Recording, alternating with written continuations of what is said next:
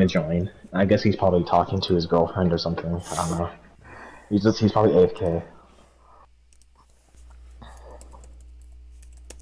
Gabriel. Nathaniel. Huh? No. That is not my name. Is your name Gabriel? Gabriel's gay. Wow, Whoa. dude.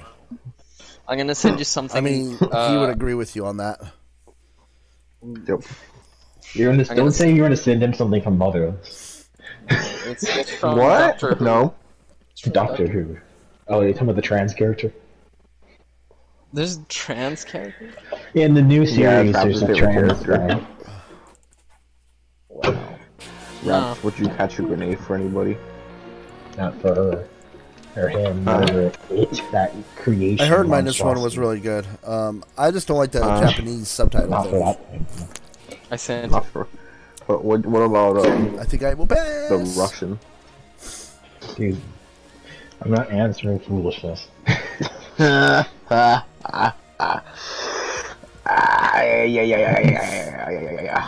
Okay, I'll look at this.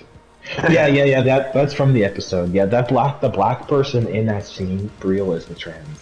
The black. the black Yeah, person is a guy. Yeah, it's actually a guy. Yeah. That's Rose, who's a Makes guy. You know what's for stupid doc- is did you just how they he mentions or whatever. Yeah. How he mentions that did you just mention its pronouns or something like that? Yeah. I mean it's probably a joke. No, it's not a joke. It's a series. The whole thing. Doctor Who is not a comedy. It doesn't have jokes like. Well, that. I It's a mean, series, David bro. Tennant kind of makes it like a joke. He's like, The "Oh whole yes, storyline. yes, The whole I storyline was forgot." based around the character being trans. They said because they're trans, they're being hated a lot, and now the monsters are coming. And at the end, to get away from the monsters, she had to keep chanting non-binary, non-binary, non-binary, non-binary, non-binary. And that went off for a minute. Raps vibes.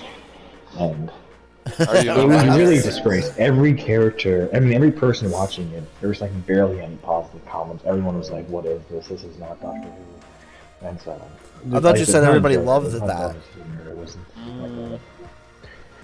In fact, the villains are the ones that said, I thought don't you said wanna everybody deal loved with your that. weird kid."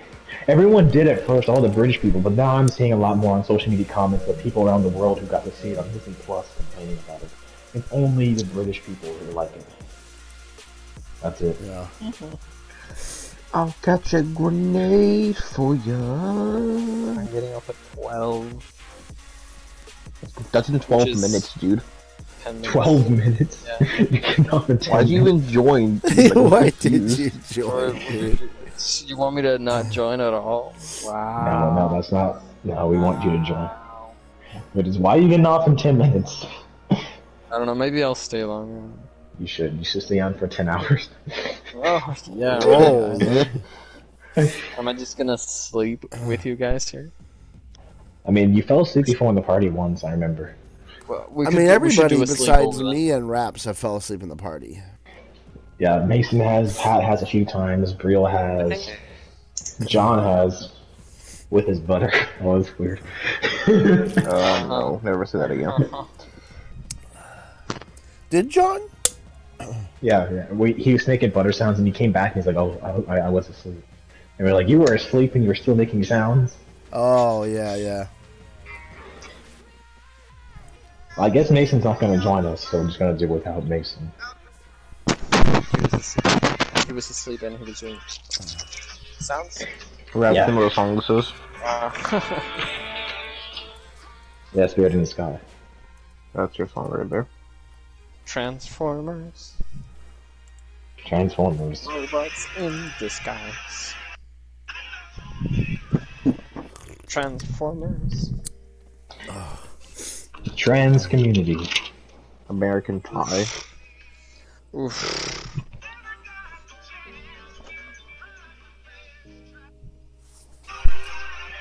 Trans community. Sweet Caroline. Bum, bum, bum. Smells. Nitto. I think my dog farted. Wow, dude. Jeff vibes. Does Bella's farts smell? Yes. Or are they... No, they smell. I see. I mean, sometimes they don't. Like, we do. How do you know, dude? Like, you don't know. Because sometimes I hear the, and it doesn't smell like anything. I mean, at least I don't get any smell. Yeah. Really, dude, you're not gonna get a smell yeah, through well. the mics, dude. No, I'm talking about my dog. Oh. Yeah, sometimes they don't smell. ¿Lo vas a llamar? Oh, I speak good English. Oh. My dog sleeps with my parents. I'm still standing. Parents. Yeah.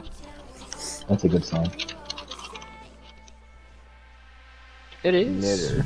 He's a knitter. Knitter. He's a knitter. What are you drinking? Tea? Coffee? Coffee and tea. I'm drinking like No. juice, sparkling What? water. You're Jeff? slurping sparkling water? Yeah, I feel like it. That classy. I'm So classy. class. Isn't the Classy, sparkling water like $3 or something? I don't know. I've heard something else. No. How much Dude, is it? dude, No Alright, wonder then. you're James Charles family. Oh yeah. What? I got a peacock bookmark. Peacock. I, What?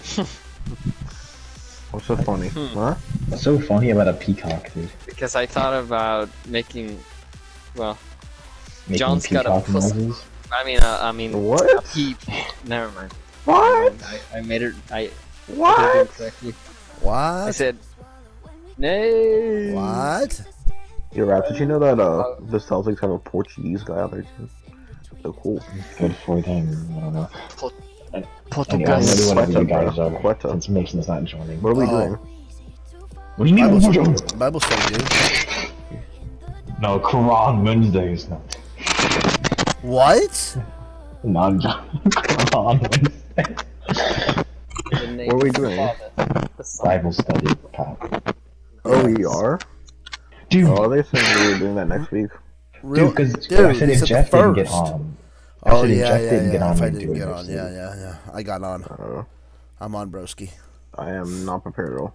Unless you want to do it Dude, next there's nothing week. prepared for it. Now we're doing this. Okay. Briel's I'm here. ready. Briel needs to join. Briel, do you have a Bible? Or does someone else you know have a Bible in the house that you can take? I mean, there used to be a lot. I think there's a lot of them, but There's a lot of them. Well, go grab one. I don't know where they are. How do you not know? You have a whole bunch of Bibles and you don't know where a single one is? I think I don't know. Great answer. Or do you have it on your phone or something? If you don't have it. Look for I'm still the standing. internet is being garbage. Well, Make sure you get yours. that isn't anything new, No, bro. Pat Internet Vibes. No. I said Pat Internet Vibes. Because Pat is So on here, the Pat Internet. let me try my phone then, since we're not really drinking my phone. So. Let's So okay, I'll get my Just got dust on it, right? Yeah, there's never any dust on this thing. If you have dust on your Bible, then there's a problem. I mean, not really, since my room was just like changed. I'm just saying for anyone. I mean, dude, Well, I mean, not I don't- dust and not used. I don't use physical. I use my digital. Well, like, when the comparison that would just be if the Bible app is not opened. Oh, yeah, well, yeah. Wait, so what are we doing? Job or something? Then going Job 23. Oh, hold on. I'm still standing. 440. 23? Why 23? No, why not on the beginning? Because that's how, dude, you don't just go from the beginning and read it like a normal book, dude. Bible study, you go on certain Yeah, topics. you just go on certain and topics, stop. broski. It's not just like, Excuse me. the beginning is this. And Which one is it? Tell me. Job 23. Job? Yeah, J-O-B. Job. Like job. Like job. Oh,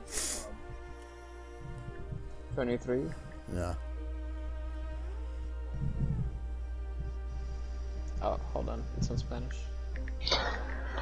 One thing I seen yesterday's Bible verse of the day on BibleVerse.net. I wanted to mention this first because this was something I always see. You know how you see all these people on social media that always say, "Don't indoctrinate your kids with religion and stuff." You always see like, "Don't force your religion on your children," all that kind of stuff. Yeah. There's so many posts about that. Deuteronomy 6, verse 6 to 7 says, "And these words which I command you today shall be in your heart. You shall teach them diligently to your children, and you shall talk of them when you sit to your house, when you walk by the way, when you lie down, and when you rise up." It's saying everything you do, every day, part of the day, you Well, talk that's about why. it diligently to your children. That's why I say Christianity isn't a religion. It was never meant to be. No, I'm just saying people. It's a way of I know life, people say so. you shouldn't force Christianity, is what they say to your children, and this is exactly the opposite. Well, yeah, for sure. It's just funny. I see Christians even saying that. Oh yeah, you shouldn't force I your mean, kid to go to church on force Sunday. is a strong word. I say first of all, teach. you're not going. You know, Having rules in your house. Rules have to come from somewhere. Yeah, that's rules not need to force- come if you're a yeah. Christian. Forcing is like you say they're like deathly ill in bed. They can't move, and you say you're going to church. Yeah. That's Which there are forcing. some people that are like that. Yeah, but I mean, like, their someone intentions like are making wrong. In that sense. Generalizing too much. having them go to church on a week. That's not force. That's just an activity. People need to be doing activities in public anyway. It's like 2 hours of your day, reading the Bible to them instead of normal bedtime stories. That's just reading stories. I mean, these things are sure. normal. It says, For sure. it says, talk to them diligently. You shall talk of them when you sit in your house, when you're just lazing around in your house. When you walk by the way, so when you're walking alongside of them, you just talk about it. When you lie down, you're lying down with them. Yeah, I mean, my mom and I do that all the time. Yeah, I mean, this is just normal stuff. It's normal. And also, stuff.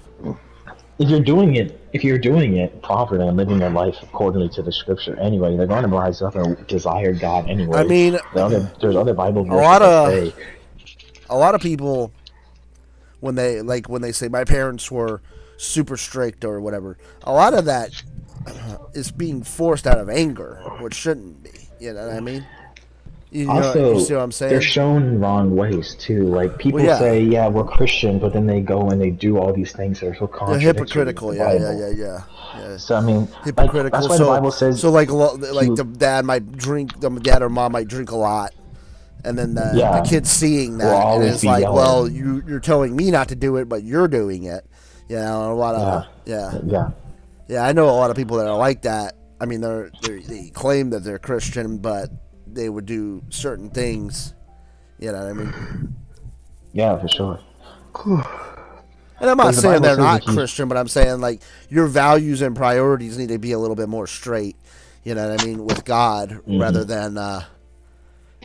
Yeah, it's also not even really about if we say someone is a Christian or not, because in the end, the definition of a Christian is what Jesus said in his own words. If you love me, you will follow my commandments. If you're not, then it's not someone else saying you're not a Christian. The Bible is saying you're not a Christian. I mean, the thing is that when you give your life to Jesus, you're of course going to have stumbles.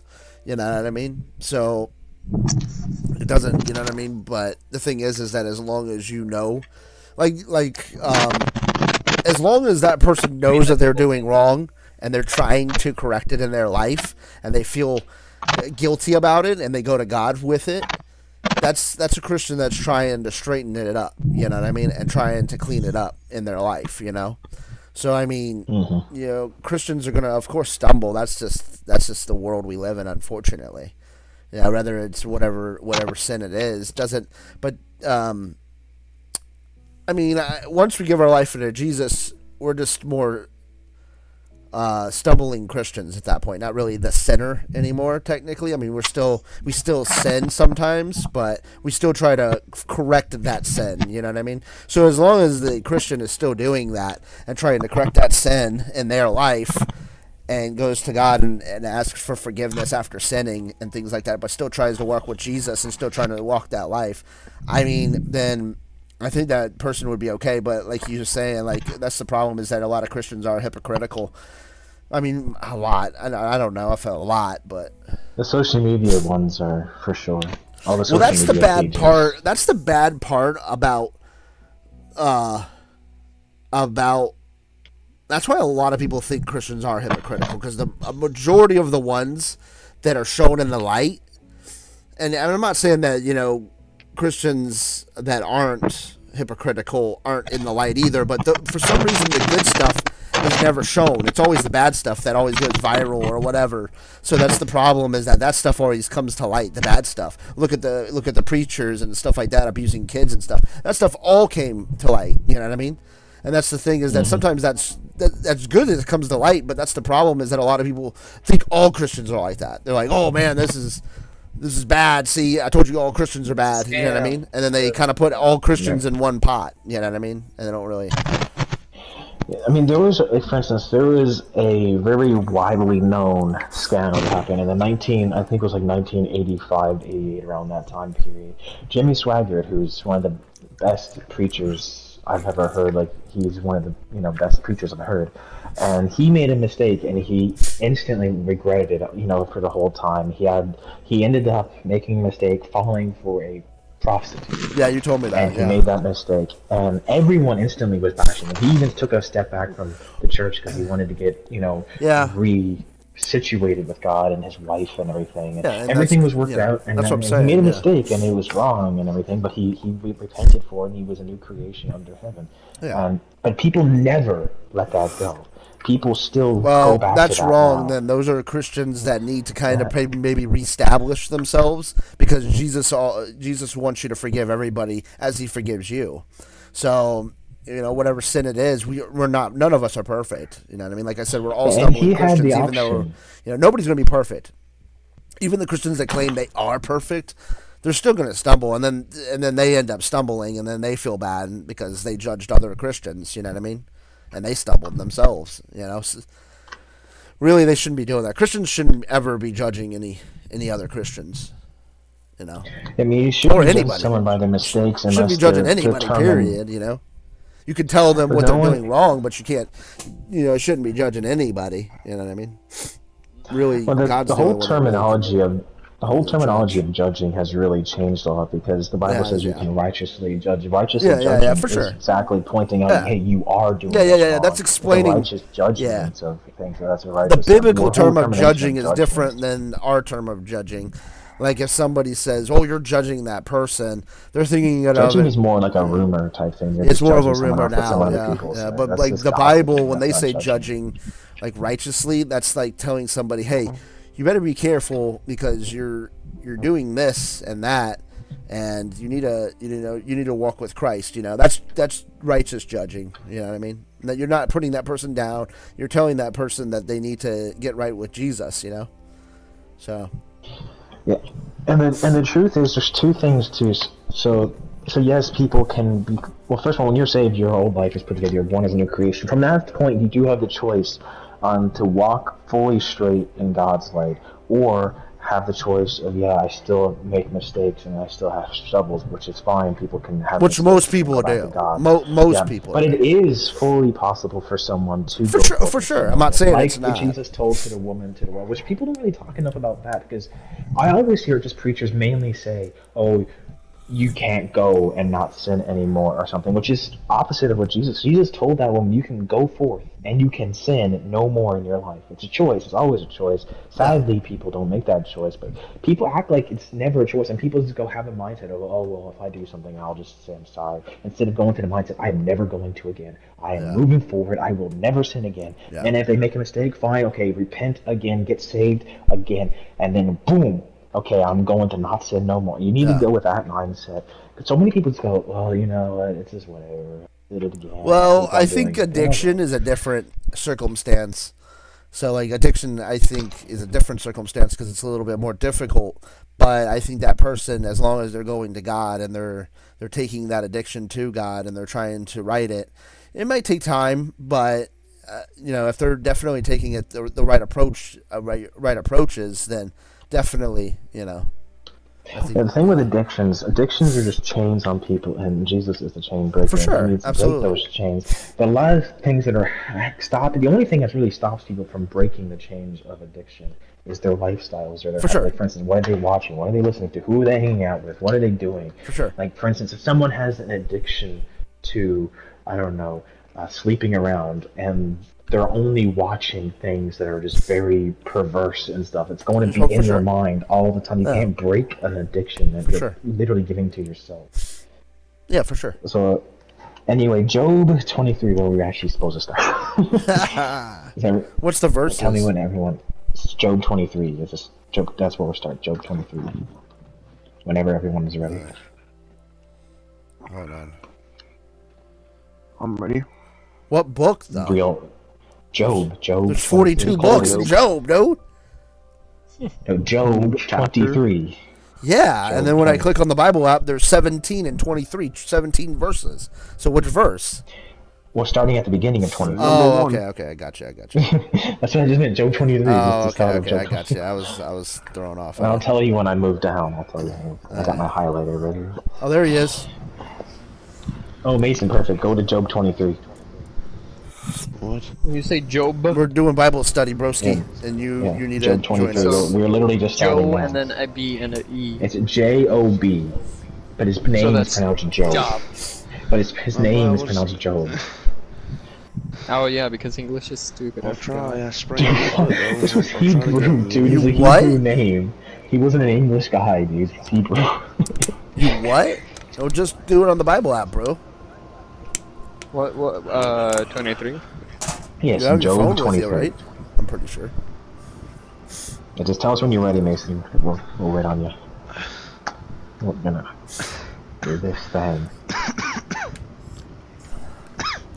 And it's gonna be our Friday tradition. We're doing this every Friday? Yeah. Oh, okay.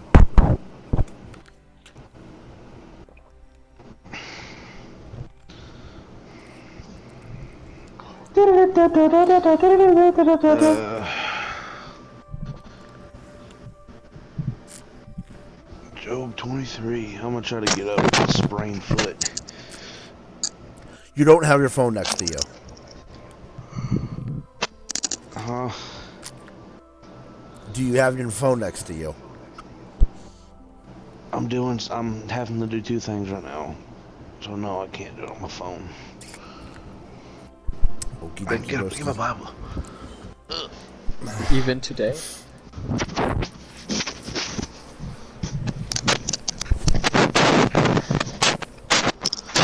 Okay. KJV. King January. Like right on So- the 23rd chapter. Yeah, chapter 23, starting at the beginning. Job 23:1. This Bible don't have a table of contents. What's the What first thing Bible you does not have a said? table of contents? I Bible's mean, like 70 years some old. don't. I The think first even thing that says, then Job answered and said. That's the first line, dude. Hold on. Raps, you have Then- NKJV, right? Yes, I'm using NKJV, which is just KJV without the thous and Yeah. Yeah, I'm vowels. using So I just make it KJV. easy. So like Elizabethan. Yeah, I just use NKJV because it's easier to talk to people Yeah, for sure. I got you. I would never go outside of the KJV family. Continue. KJV family.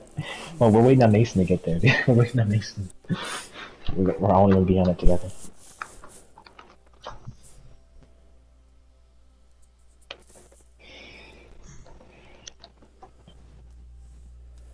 It's 12. It's past 12. Yeah, it's Dude, only you'll be 11 now. okay. You'll be okay. Bro. You'll be only okay for an Good hour, Friday. dude. You'll be okay for an hour, bro. No. Because I gotta wake up early. I do It's too. Friday. I gotta wake up early, bro. I gotta wake up early. I got a puppet show tomorrow, man, at like 8 o'clock in the morning. That's your problem. That's your problem. You gotta wake up early. Why do you gotta wake up early on a Saturday? What do you gotta do, dude? Yeah, why? Yeah, what do you have I to do? have man? to, I gotta work for the Lord. What do you gotta do, bro? I took a tuberculosis I'm test. gonna do this. I'm gonna do this. Why you got tuberculosis? You got tuberculosis in 2023, dude?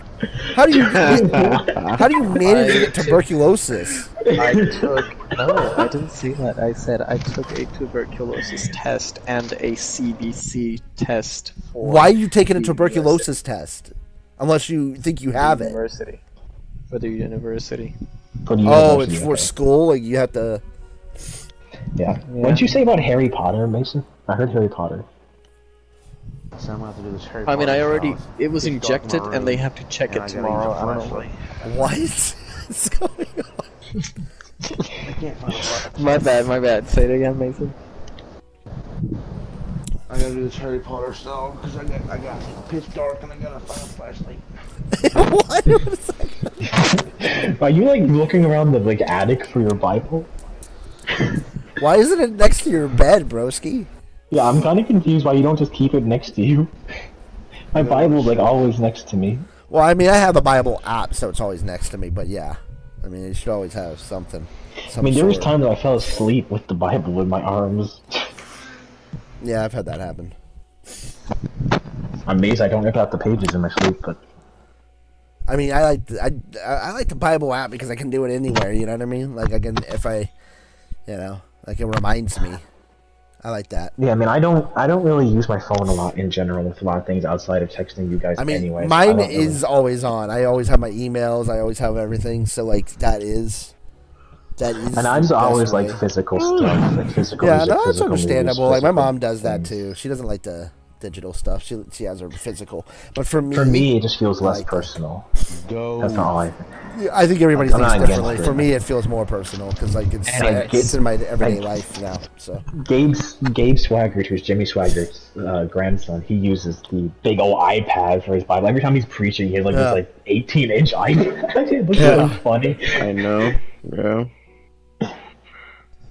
Even It's just today. so Then funny. Job answered and said, even today is yeah, okay, dude. So everybody's ready. Yeah, we're Everybody's ready. Okay, ready. Mason. Shush. Okay, guys. Don't tell God it's just I'm reading God. What you're not gonna do?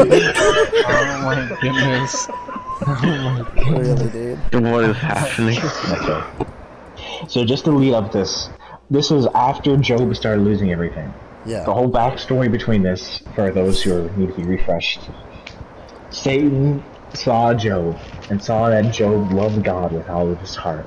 And God said, "This is my prized guy. He's the man. He is awesome. Dude loves me, man." And Satan's like, "You know what? I bet if you took all that stuff away, he'll curse you. I bet you right now." And then Satan took his kids, burned his house down, took all his possessions, all his animals, everything, left his nagging wife because his wife sucks. And he was like, you know, he's worse off with his wife than he is without it. So he left his wife, so she's just chilling with. And the whole story, the whole time, his wife was telling Job, "Hey bro, curse God. Hey bro, curse God. Hey bro, curse God." Yeah, his wife was the whole time. trash. Job was just sitting there. His friends were too. His friends were left too. His friend, His yeah. friends. Everybody Friends, that were was all bad telling for him. him was left. Yeah, and his friends were like, "What did you do? What did you do, Job? You did something. It's your fault. You did something wrong. You did something wrong." And Job was just like sitting here in immense torture. And that all led up to this point right here, because then Job answered and said, this was to a response to his friend, "Even today my complaint is bitter." He has a lot to complain about. "My hand is listless because of my groaning. Oh, that I knew where I might find him," him meaning God, "that I might come to his seat. I will present my case before him." He would say, "Man, I didn't do anything to deserve this. Why am I going to this?" That's what he's saying. He wants to present his case before Jesus. "And fill my mouth with arguments justifying everything. I would know the words which he would answer me, and understand what he would say to me. Would he contend me with his great power? No, but he would take note of me. The upright could reason with him, and I would be delivered forever from my judge. Look, I go forward, and he is not there, and backward, but I cannot perceive him. When he works on the left hand, I cannot behold him. When he turns to the right hand, I cannot see. So going on with that, when he's saying I look forward, but I do not see him there. When he's saying that he's looking to the future, what he can see in the future, he does not see a future right now. He looks hopeless. There's no reason to see a future. Yeah, He yeah. lost everything. He's laying on the ground naked with everyone telling him to curse God.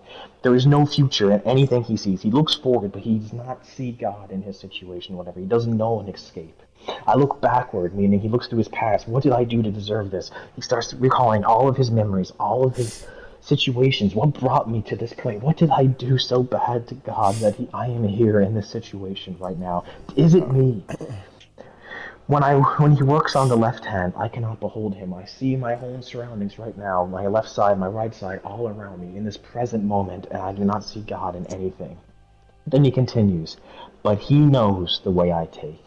When he has tested me, I shall come forth as gold. He's saying, even though I don't understand a single thing that's happening right now, I don't deserve this from my own understanding. I am so worn down, I am so beaten up, I am so depressed, I am so abandoned. But I know God will not forsake me, and he will bring me forth as gold. He has such an immense faith in God. My foot has held fast to his steps. I have kept his way and not turned aside. That in itself is so powerful. He has never once turned aside from God through all of this. I have not departed from the commandment of his lips. I have treasured the word of his mouth more than my necessary food. Hey. Yeah. I'm gonna get me my NKJV because this looks like Portuguese. So. Oh, okay. What? Hey. How does King? I've always grown up with King James. I can read it. King It's just, it's hard to like explain. All right. So, but I'll just continue with that. But Why are you there? He said, my foot has held fast to his steps. I have kept his way and not turned aside. He never once did he turn aside from God's commandment. I have not departed from his commandment of his lips. I have treasured the words of his mouth more than my necessary food. And that in itself is an explanation that everyone needs to have. They need to treasure the word of God. They need to truly hope in the true power and promises of the word of Jesus. You need to treasure his words more than your necessary food. Because in the day, food and water is temporary and it gives you temporary strength, temporary things. But God's word will provide for all. Yeah. I mean, just think, Jesus went 40 days without food and water. Yeah. And he was a human. He did not have any angels helping him, any power helping him besides the word of the Lord. Yeah. That is a miracle in itself that people don't talk about. There's a lot of miracles from Jesus we don't talk about. Yeah, for sure. Him talking to 5,000 people. Talking to 5,000 people was never considered a miracle. He had no microphone. He was just on a mountain talking to 5,000 people, and everyone heard him. That in itself is a miracle, and people don't even. He's a walking miracle. I mean, I knew of that, but like, I guess like people who are not like hardcore about reading the Bible and stuff, I guess, yeah. I mean, people just don't think of it as a miracle. They're just so used to people talking to huge crowds, like 20,000 people. True, yeah. But back then, yeah, there's no technology. It was considered like a miracle. You know what I mean? To reach that many people, for sure. Yeah, I mean, your voice cannot carry to have 5,000 people hear you. Like, that is impossible. But he is God, so I mean, he can just. Yeah, that's what I'm saying. That is a big miracle. That in itself, like, everything he did was a miracle. Yeah. Oh yeah, for sure. But he is unique, and who can make him change? And whatever his soul desires, that he does, for he performs what is appointed from me. And many such things are with him. Therefore I am terrified at his presence. When I consider this, I am afraid of him. For God made my heart weak, and the Almighty terrifies me, because I was not cut from him. The presence of darkness, and he did not hide deep darkness from my face. That in itself shows the conflict he was going in his soul. He was fearful because he recognized God's power, and he knew he was in control. And he knew if he actually did something to disturb God, what could have happened to him and God's wrath towards him. And he was having all of this stuff going through his mind. He knew all this stuff is possible. God wouldn't obviously punish him, obviously, but he knew it was possible that he could. He sees all around him, and he's like, man, I see all this, but I'm terrified because I know God can actually do something way worse than this if he wanted to. Yeah. And it terrified him, and the realness of God's power really came over him. Welcome Are back with you your are you pen. reading right now, or are you just like? No, he just finished. Combination of both. I have a pen. I'm ready to write crap down. Now I'm going to the.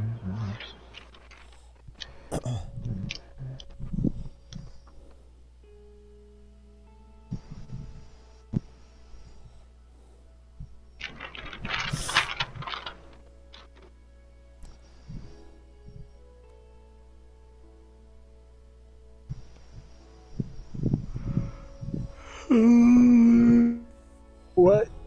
What happened? Really, dude? Wait, did we take a moment of silence? Not for real.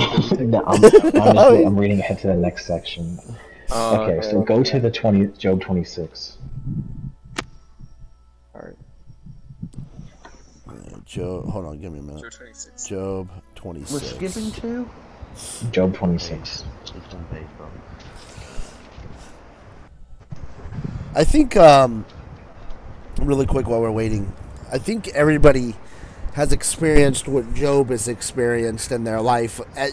Because like if you've always been a Christian, I think you've experienced something like what Job has. You know what I mean? Like for me, when I was in Florida, I felt like everything was taken away from me. You know what I mean? Even though I felt like I was doing right, obviously I wasn't, because God wasn't blessing it. You know what I mean? So.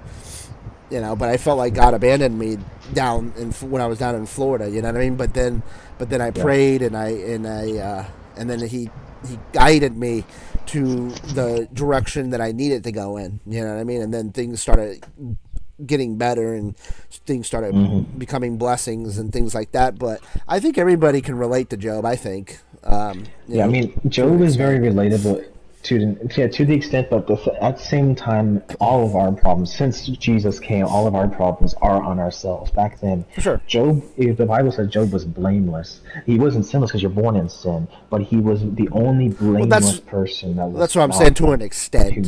Who chose not to sin, and he never went against God. Yeah, so he was confused why. Yeah, he was confused why. But I think even then when we don't when we think we're doing right, we might not be doing right with what God thinks is right. You know what I mean? So like we might not even know we're doing wrong. You know what I mean? Like what I did, I got married and stuff. I didn't think I was doing wrong. You know what I mean? So I mean, it says in Proverbs, every man is right in his own mind, his own understanding. Yeah, I'm right.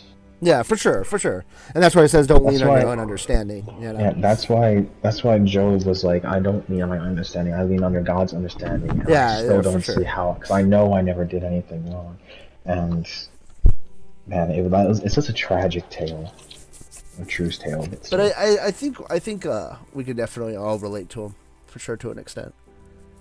I think he's relatable. So at Job 26. But Job answered and said, How have you helped him who is with power? How have you saved the arm that has no strength? How have you counseled one who has no wisdom? And how have you declared sound advice to many? To whom have you uttered words? And whose spirit came from you? The dead tremble, those under the waters and those inhabiting them. Sheol is naked before him, and destruction has no covering. For he stretches out the north over the empty space. He hangs the earth on nothing. He binds up the water in his thick clouds, yet the clouds are not broken under it. He covers the face of his throne, and spreads his clouds over it. He drew a circular horizon on the face of the waters. At the boundary of light and darkness, that's just another example of just around earth. For all you flat earthers, the pillars of heaven tremble, and they are astonished at his rebuke. He stirs up the sea with his power, and by his understanding he breaks up the storm. By his spirit he adorned the heavens, by his hand pierced the fleeting serpent. Indeed, these are the mere edges of his ways, and how small a whisper we hear of him. But the thunder of his power, who can understand? It's always a declaration of God's great power, and his realization even more so. All this made him contemplate even more of how powerful God is. Now, let's see.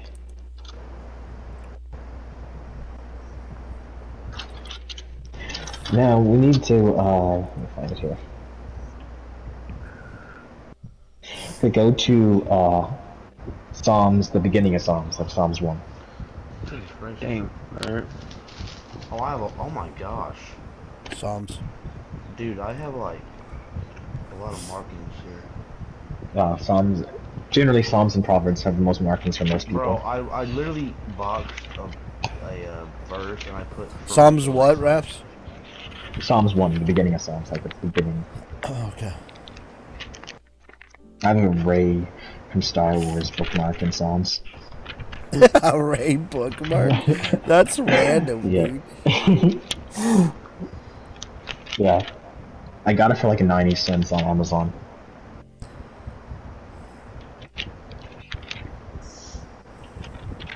SOMS. PSALMS. P. PSALMS. It's right. It's the a book after Job, so. Psalms 23. Yeah. Yeah, Psalms 1. Psalms 1. Psalms 1. Psalms 1. Alright. Yeah.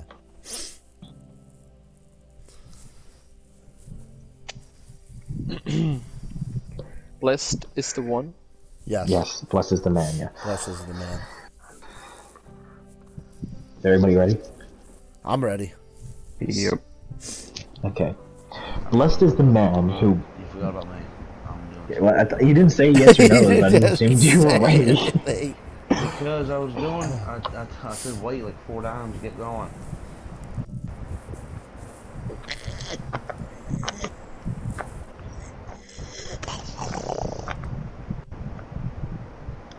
Mason. Mason. Mason. Mason.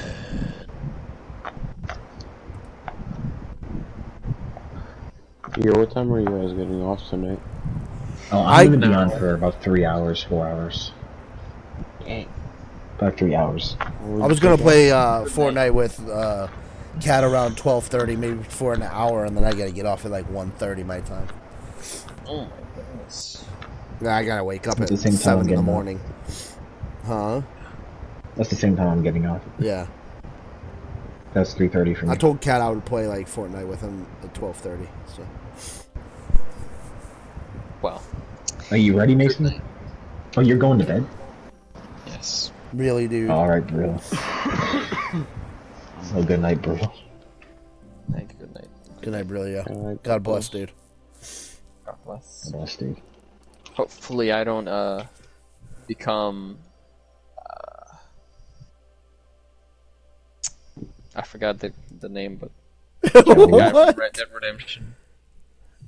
Really, dude. Arthur Morgan? Yeah, because of his tuberculosis. I thought you said you didn't have I'm just it. kidding. I'm just kidding. I don't have it. I mean, it's a test for it, but I really don't. So think I have it. random. You guys still get tuberculosis over there in Puerto Rico? But yeah. It's Yeah, I a never test heard of for the- college no, is even forcing you to do that. I never even heard of that. Yeah, that's random, dude. I've never heard that. I don't know. Anyway, good night. Good night. Wait, what's a Okay. before I go? What's a CDC? It's Do the you want- what is it? CDC is what like what does it stand for? It's like the I forget the exact. I forget what it is, but it's basically like the organization that tells you like all like the diseases and stuff like that. Oh. Yeah, like COVID, they were involved. But, It's like the WHO, World Health Organization kind of thing. yeah, Centers of Disease Control is what it stands for. Oh, alright. Yeah, CDC. Well, I will be going now. They All pretty right, much good deal night. with everything around the world, right?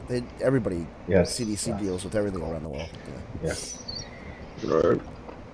Well, God bless. I hope God bless. the God bless, dude. readings You're not going to be the go next very well. Arthur Morgan. You'll be okay. Yeah, I said it just playing. But, So random. yes. Good night. Good luck on your tuberculosis test. Thank you. Good night. So at the start it says, "Blessed is the man who walks not in the counsel of the ungodly."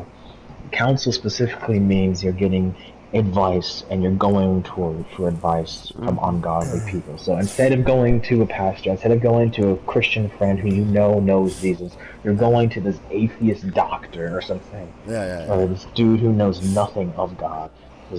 Blessed is the man who walks not in the counsel of the ungodly, nor stands in the path of sinners. So then you're going in the same path of the sinner life. You're doing all the same things as the sinners. You're walking with them, doing their activities with them.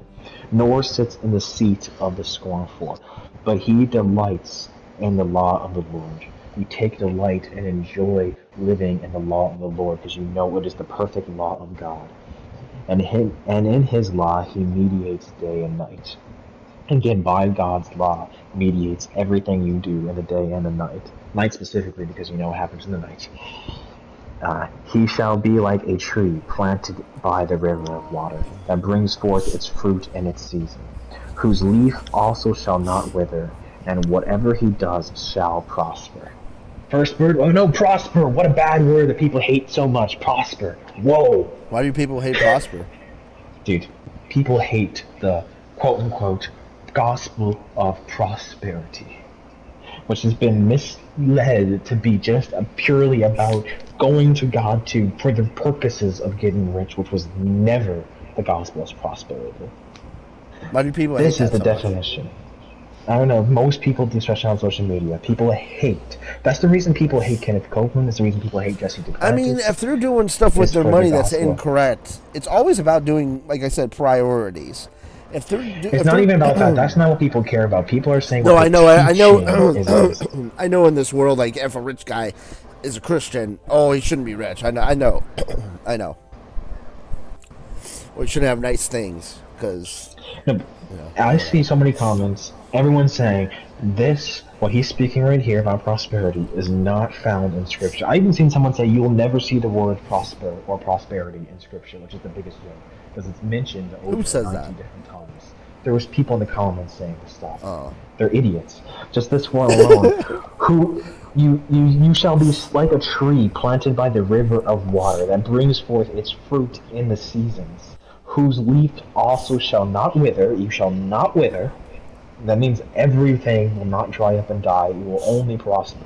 Whatever he does shall prosper. That means you make a YouTube channel and it blows up. Wow, don't get hate.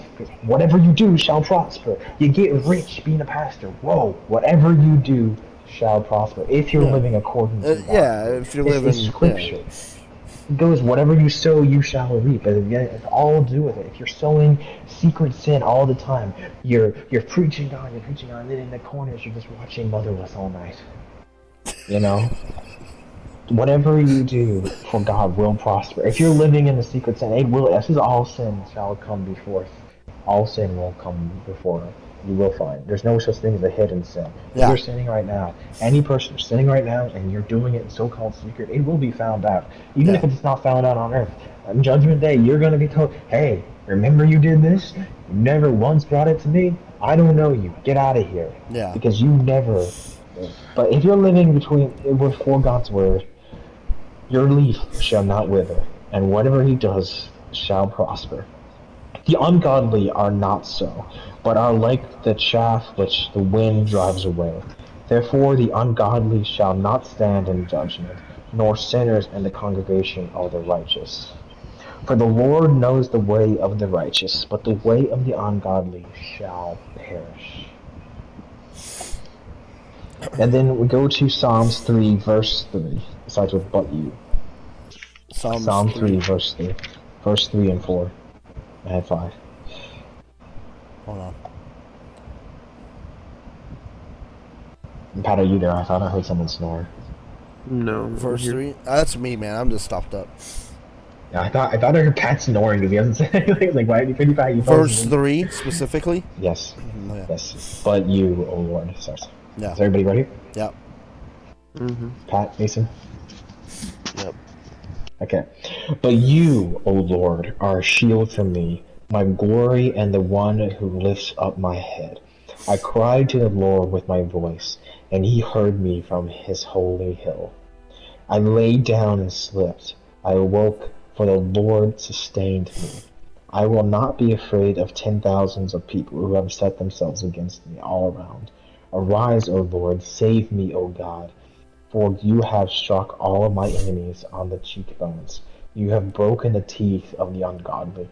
Salvation belongs to the Lord. Your blessing is upon your people. That's even talking about how God will fight for you if someone is going against you unrighteously.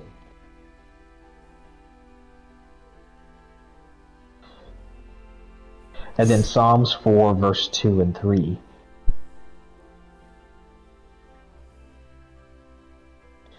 And this almost goes again with a little bit of people going against pastors. It says, how long, O you son of man, will you turn my glory to shame? How long will you love worthlessness and seek falsehood? See, all you people are doing, like, will you turn my glory to shame? They're turning all these guys, all these pastors' glory I mean, to I just shame. think Kochman's kind of creepy. I mean, he physically looks, but he had like a lot of, I think he went to like a car crash, I forget exactly the story. But physically, yeah, he looks a little bit, I mean, look at burn victims, they look like aliens, I mean, True. you know? How long will you love worthlessness? All these people just loving their worthlessness and seek falsehood, that's the big thing, they're seeking falsehood. That's what they're looking for, is anything that's false. But know that the Lord has set apart for himself him who is godly.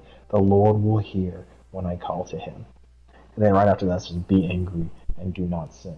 Because many people think you can't be angry, which is true. You can't be angry about stupidness or foolishness. Yeah, There's a sure. way you can be angry and sin out. There's reasons to be angry. If your kid is wanting to transition and is yelling at you saying, I need to be a female, I'm not a boy, I hate you, be angry. You need to set them straight. You need to set them straight. You need to be angry and do not sin. Yeah. Mediate within your heart on your bed and be still.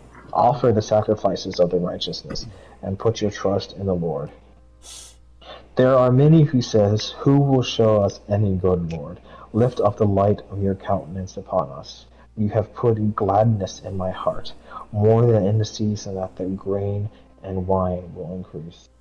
I will both lie down in peace and sleep for you alone, O Lord, and make me dwell in safety. And then this Psalms 5 is about a prayer for guidance. Give ear to my words, O Lord. Consider my meditation. Give heed to the voice of my cry. My King and my God, for to you I will pray. My voice you shall hear in the morning. O Lord, in the morning I will direct it to you, and I will look up. For you are not a God who takes pleasure in wickedness, nor shall evil dwell within you. The boastful shall not stand in your sight. You hate all workers of iniquity. You shall destroy those who speak falsehood. That's another thing. If some preacher is speaking falsehood, he will be dealt with. He's not going to be a preacher He's for much like, longer. oh, All these transitioning's people are, fine, blah, blah, blah. yeah, and you see them. They get destroyed. They get found out. They get arrested. Yeah, a lot of things are going on. You see, Jesse has a ministry for like 30-something years, still going stronger each year because he's not speaking falsehood. Yeah. You can tell the pastor speaking falsehood by what's going to happen to them after. Yeah. The Lord adores the bloodthirsty and deceitful man. But as for me, I will come into your house in the multitude of your mercy. In fear of you, I will worship towards your holy temple. Lead me, O Lord, in your righteousness. Because of my enemies, make your way straight before my face. For there is no faithfulness in their mouth. Their inward part is destruction. Their throat is an open tomb. They flatter with their tongue. Pronounce them guilty, O Lord. Let them fall by their own counsels. Cast them out in the multitude of their transgressors, for they have rebelled against you. But let all those rejoice who put their trust in you. Let them ever shout for joy, because you defend them. Let those who also who love your name be joyful in you. For you, O Lord, will bless the righteous with favor. You surround them with a shield. Those are some powerful, powerful, powerful words. Now go to Psalm 149, verse 6. What was it? Psalm? Actually, Psalm 145, verse 16. I'll go there first. Okay. I'm there. Mason and Pat, tell me when you're ready. 145, verse 16. It starts with you open your hand.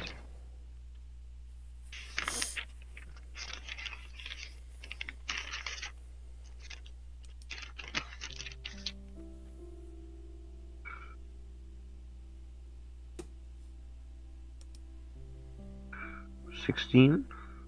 145, Yeah, verse 16. Mason, are you ready? Yeah. Okay, you open your hand and satisfy the desire of every living thing. God grants the desires of your heart, assuming the desires, pure and not wicked. But those are not desires; those are lusts. Yeah. That in itself, you open your hand and satisfy the desire of every living thing, not just humans, but every living thing. That means creatures, animals. They have desires too. He Yeah. satisfies the desire of every living thing. The Lord is righteous in all his ways, gracious in all his works. The Lord is near to all who call upon him, to all who come upon him in truth. He will fulfill the desire of those who fear him. He also will hear their cry and save them. Another verse about desire, we're back to back.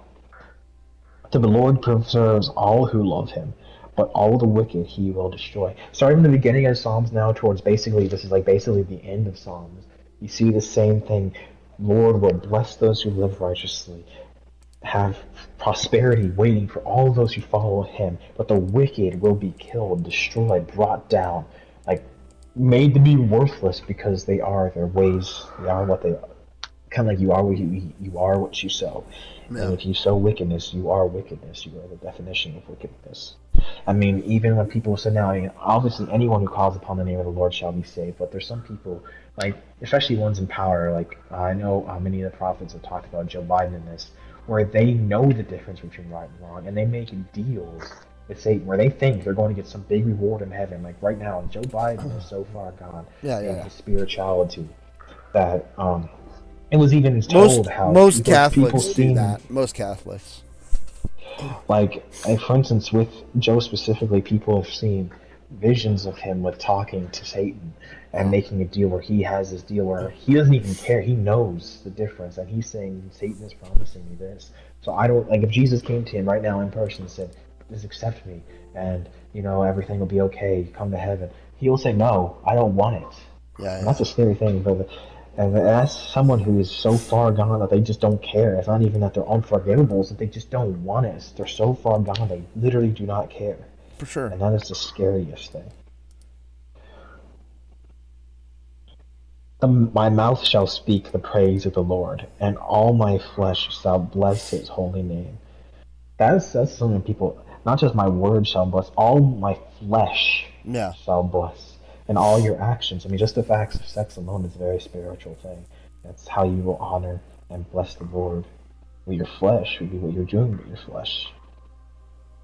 I know there's even some I've seen before trending and people talking about it. How there's like adult videos about nuns and people like dressing up as nuns and everything, like are Christians. Like they're having a Bible study, but then they say, "Oops, my pants slipped off" and stuff. And that's how the video, and that's just, oh my goodness, it's so wicked. It's like, man.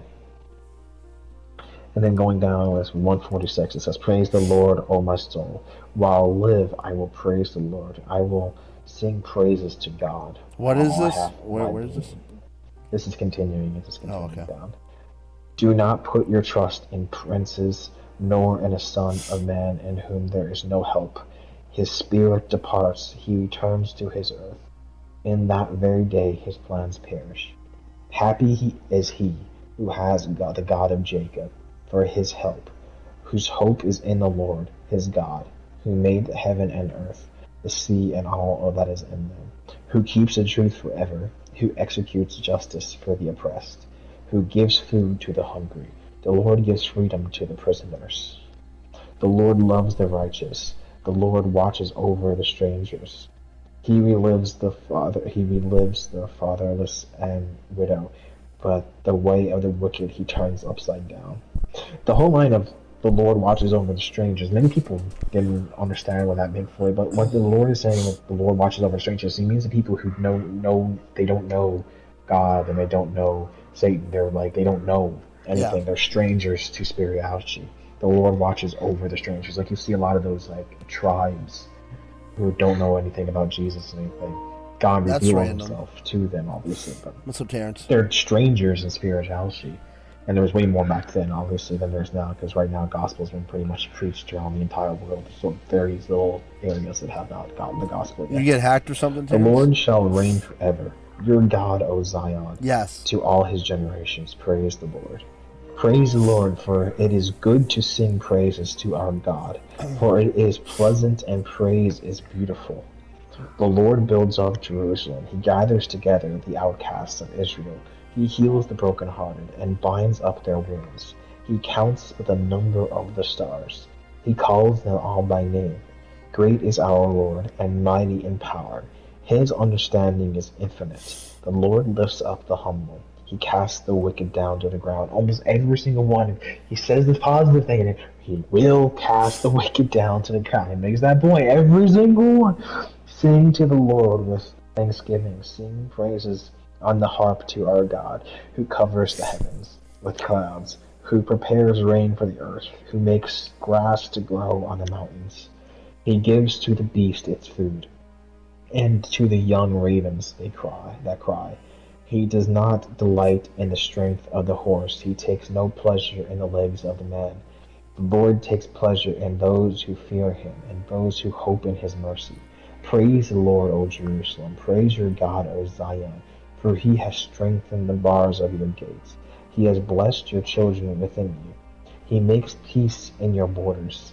He makes peace in your borders. That's going to happen right now. He's going to be making peace in your borders, just like he promised, and fills you with the finest wheat.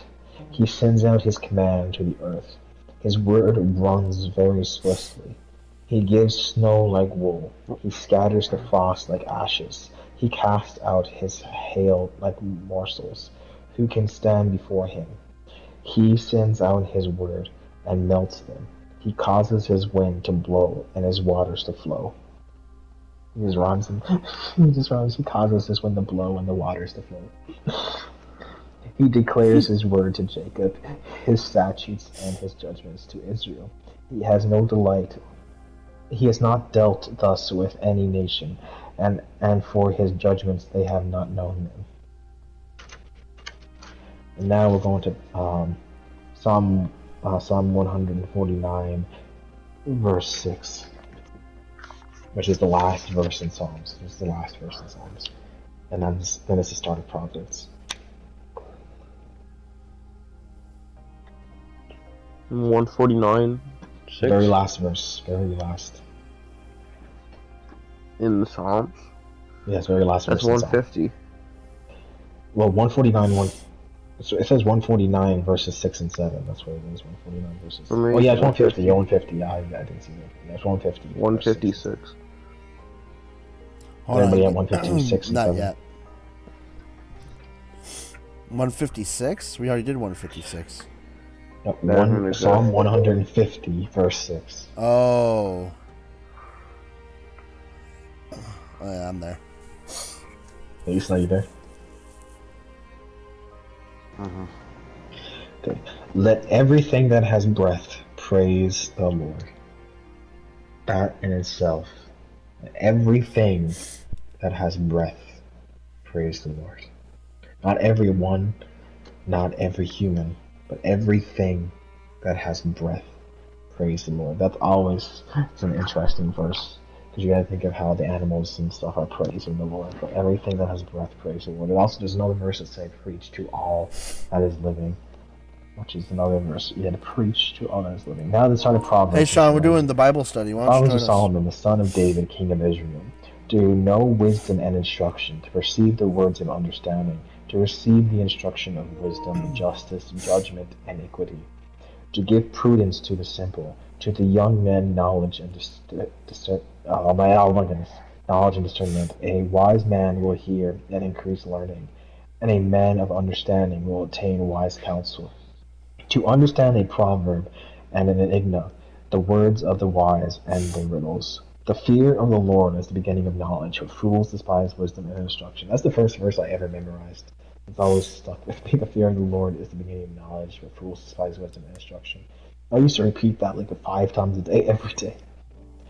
My son, hear the instructions of your father, and do not forsake the law of your mother, for they will be a graceful ornament on your head, and chains about your neck. My son, if sinners entice you, do not consent. If they say, come with us, let us lie in the vault to shed blood. Let us lurk secretly, for they're innocent without cause. Let us swallow them alive like Sheol, and whole like those who go down into pit. We shall find all kinds of precious possessions. We shall fill our houses with spoil. Cast in your lot among us. Let us all have one purse. My son, do not walk in the way with them. Keep your foot from their path, for their feet run to evil, and they make haste to shed blood. Surely in vain the net is spread in the sight of any bird, but they lie in wait for their own blood. They lurk secretly for their own lives. So are the ways of everyone who's greedy for gain. It takes away the lift of the donors. Wisdom calls aloud outside. She raises her voice in open squares. She cries out in the chief concourses, at the openings of the gates in the city. She speaks her words. How long, you simple ones, will you love simplicity? For scorners delight in their scorning, and fools hate knowledge. So then you see all these people who try defending their knowledge, and as soon as you put fact with them, they hate it, and they just walk away, because fools hate knowledge. Yeah. Turn at my rebuke. Surely I will pour out my spirit on you. I will make my words known to you, because I have called, and you have refused. That's something else right now that's going on politically. God had this plan, politically speaking, and Mike Pence was called to continue after the whole Donald Trump era. He was called to then take his 8 years. That was God's original plan, and still is his plan. But Mike Pence declined that. He started bashing his own party. He started bashing the man that God put in place. And because I called you and you refused, that's the whole thing. He refused it. You can refuse God's plan for your life. And that's just one modern example. There's other examples in the Bible of people refusing God's call. Mike Pence refused God's call in his life, which is really unfortunate that he missed out on that. But this happens. You see, you gotta listen for what God laid out. You gotta listen for what God is calling for you to do, and not refuse that call. I have stretched out my hand, and no one regarded, because you disdain all my counsel, and would have none of my rebuke. I also will laugh at your calamity. I will mock when your terror comes. When your terror comes like a storm, and your destruction comes like a whirlwind. When distress and anguish come upon you, then they will call on me, but I will not answer. They will seek me diligently, but they will not find me. They're saying it's too late. You declined the call of God, and you said, no, I don't want it. You went your own way. But then after the fact, you see everything is going to crap, then you call on God, but I will not answer. They will seek me diligently, but they will not find me. It's too late. There's a time period for everything, and there's a season for life and a season for death. If you don't accept the season of life, the next season is not another season of life. It's a season of death. What you sow, you shall reap. Because they hated knowledge and did not choose the fear of the Lord, they would have none of my counsel, and despised my every rebuke. Therefore they shall eat the fruit of their own way, and be filled to the full with their own fancies. For the turning away of the simple will slay them, and the complacency of fools will destroy them. But whoever listens to me will dwell safely, and will be secure without fear of evil. My son, if you receive my words, and treasure my commands within you, so that you incline your ear to wisdom, and apply your heart to understanding. Yes, if you cry out for discernment, and lift up your voice for understanding. If you seek her as silver, and search for her as for hidden treasures, then you will understand the fear of the Lord, and find knowledge of God. For the Lord gives wisdom, from his mouth come knowledge and understanding. He stores up sound wisdom for upright. He is a shield to those who walk uprightly. He guards the path of justice and perceives the way of the saints. Then you will understand righteousness and justice and equity and a good path. When wisdom enters your heart and knowledge is pleasant to your soul, discretion will persevere you. Understanding will keep you to deliver you from the way of evil, from the man who speaks perverse things, from those who leave the path of righteousness to walk in the ways of darkness, and who rejoice in doing evil and delight in the perversity of the wicked, whose ways are crooked and who are devious in their paths, to deliver you from the immoral woman. Just right out of nowhere, and deliver you from the immoral woman. Not everyone's talking about women, and then boom, to deliver you from the immoral woman, from the seductress who flatters with her words, who forsakes the companion of her youth, and forgets the covenant of her God. For her house leads down to death, and her path leads to death. None who go to her return, nor do they regain the path of life. So you may walk in the way of goodness, and keep to the path of righteousness. For the upright will dwell in the land, and the blameless will remain in it. But the wicked will be cut off the earth, and unfaithful will be uprooted from it. My son, do not forget my law, but let your hearts keep my commands. For the length of days and long life and peace they will add to you. Let not mercy and truth forsake you. Bind them around your neck, write them on a tablet of your heart, and so find favor and high esteem in the sight of God and man. Trust in the Lord with all your heart, and lean not on your own understanding. In all your ways, in all your ways, acknowledge him, and he shall direct your paths. Do not be wise in your own understanding. Fear the Lord and depart from evil. It will be health to your flesh and strength to your bones. Honor the Lord with your possessions. That's a big one right there. Honor the Lord with your possessions, and with the first fruits of all your increase. So your barns will be filled with plenty, and your vats will overflow with new wine. That section right there needs to be preached way more. Not just honoring God with your possessions, which is a huge thing. Yeah, for And sure. with the first fruits of all your increase is saying the tithing and the offering of your income. That's what it's saying for those who don't understand. The first fruits is like the before you do pay bills, before you buy things, before you do anything, God first, the first fruits of all your increase. So that your barns will be with plenty and your vats will overflow. So God can bless you with that. My son, do not despise the chastising of the Lord, nor detest his correction. For whom the Lord loves, he corrects. That's a big thing right there. For who the Lord loves, he corrects, just as the Father, the Son, in whom he delights.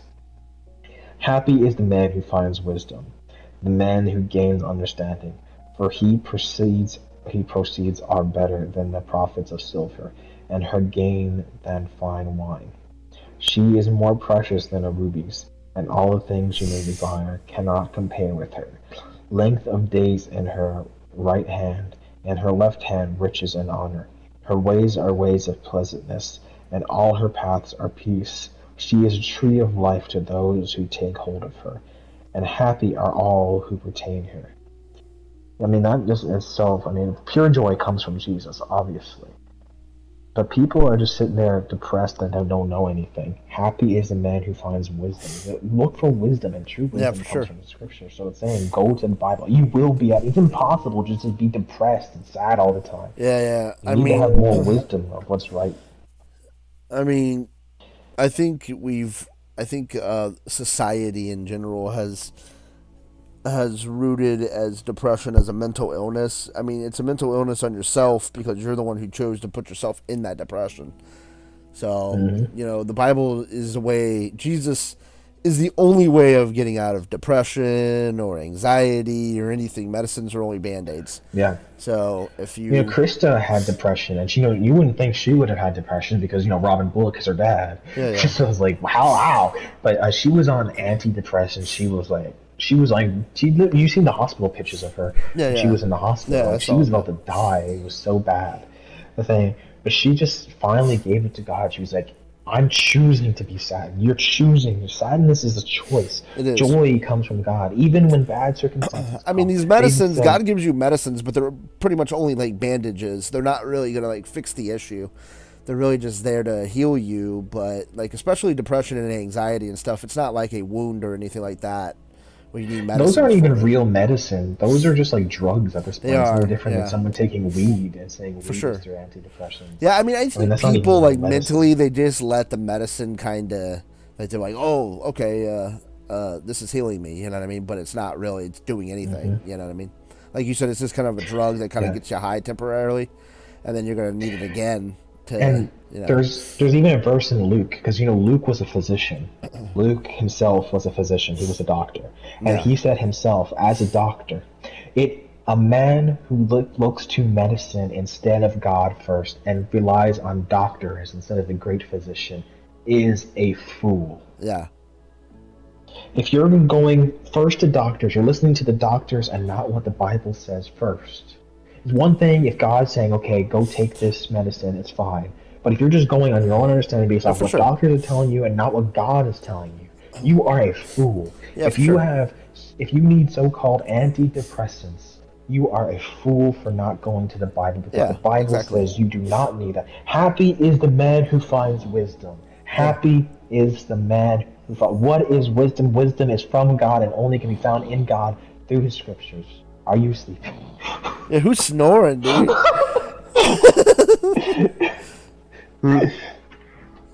Was that Pat? Oh, patio. No, I'm listening this whole time. No, so there is no reason to ever be in sadness. Like I said, weeping comes for the night. If someone dies, especially if you're really a close to Christian. him, If you're a Christian, you shouldn't be in sadness for sure. Yes. For instance, Jesus said, weeping comes in the night, but joy comes in the morning. Is one thing, for instance, someone close to you dies, like say your grandmother dies.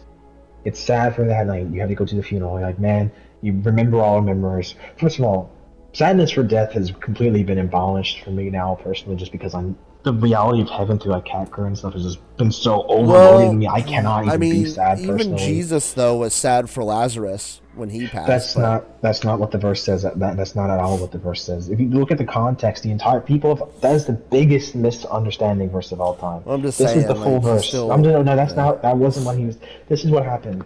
Jesus said 3 days before that Lazarus, go back. Lazarus is going to be healed. Yeah. They went back. He died.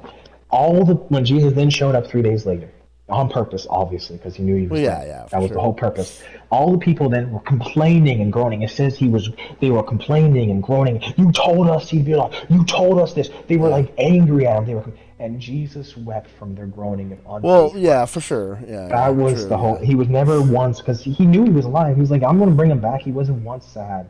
And they got, oh yeah, Jesus wept for his friend. No, he never. Jesus wept from their unfaithfulness. It says it 2 times before and after that Jesus groaned in his spirit and wept from their unfaithfulness in him, because they were so angry that he let Lazarus die. And then he said, Lazarus, get up. And all of them like, oh, we're so sorry, we're so sorry. And then he continued saying, if you only had faith in me, imagine what you could do. Yeah. He was not once, because that was the biggest misconception. Many pastors even teach that. And they don't even read the full verse. They just say, Jesus wept because he missed his friend. And that is just, it's leading people to the wrong thing, because that's not. And he said, it's fine, you can mourn for the night. He said that, but joy comes in the morning. He's not against people mourning for their loss. And it's not saying that either, but Jesus didn't mourn for people like that. He groaned in spirits. He mourned in the sense of their unfaithfulness, because he's like, why would you not believe me? I told you this. You know who I am. And you're going to criticize me? You're going to berate me? Yeah. And he's like, man, it just hurt him. Like, oh my goodness. It was so hurt. Just like if you promised your friend, and you go to your friend, he's just like saying, oh, look, you're a loser, you're lame. It's like, I came here to help you, man. You know? So that I hate that pastors. I've seen so many pastors. That's the only thing I ever really criticized Joel Osteen on, is Joel Osteen. Well, I do think it's very misinterpreted a lot, though. Yeah, it is. And there's no reason, because it's not like there's like no context. Like before and after, directly before and directly after, it says it. So it's like you have to a hard thing to skip over it if you're reading it where it says. So I remember one of my original pastors was even saying it. I started reading it, and I was like, wait a minute, that's not right. And then I started Yeah. looking into it more, and then I heard other people saying, yeah, it's not right. That's not what people are. And I was like, yeah, like, wow, what in the world? Okay, so we were on. Okay, happy is the man who finds wisdom. Blah, blah, blah, blah. The Lord by wisdom founded the earth. By understanding he established the heavens. By his knowledge the depths were broken up, and clouds dropped down the dew. My son, let them not depart from your eyes. Keep sound wisdom and discretion, so they will be life to your soul. So sound wisdom is life to your soul. So if your soul is lifeless, you're in depression, you need sound wisdom. Wisdom is equal to happiness. And true wisdom is through Jesus. And grace to your neck. Then you will walk safely in your way, and your foot will not stumble. Your foot will not stumble. When you lie down, you will not be afraid. Yes, you will lie down, and your sleep will be sweet. Do not be afraid of the sudden terror, nor of the trouble from the wicked when it comes. For the Lord will be your confidence, and will keep your foot from being caught. Do not withhold good, do not withhold good from those whom it is due, when it is in the power of your hand to do so. Do not say to your neighbor, go and come back, and tomorrow I will give it, when you have it with you now. Do not devise evil against your neighbor, for he dwells by you for safety's sake. Do not strive with a man without cause, if he has done you no harm. Do not envy the oppressor, and choose none of his ways. For the perverse person is an abomination to the Lord. That verse is not talked about enough either. The perverse person is an abomination to the Lord. That's a big accusation against the perverse person right there. He's an abomination. That's like one of the strongest words you could use back then.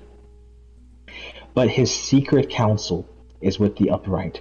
The curse of the Lord is on the house of the wicked, but he blesses the home of the just. Surely he scorns the scornful, but gives grace to the humble.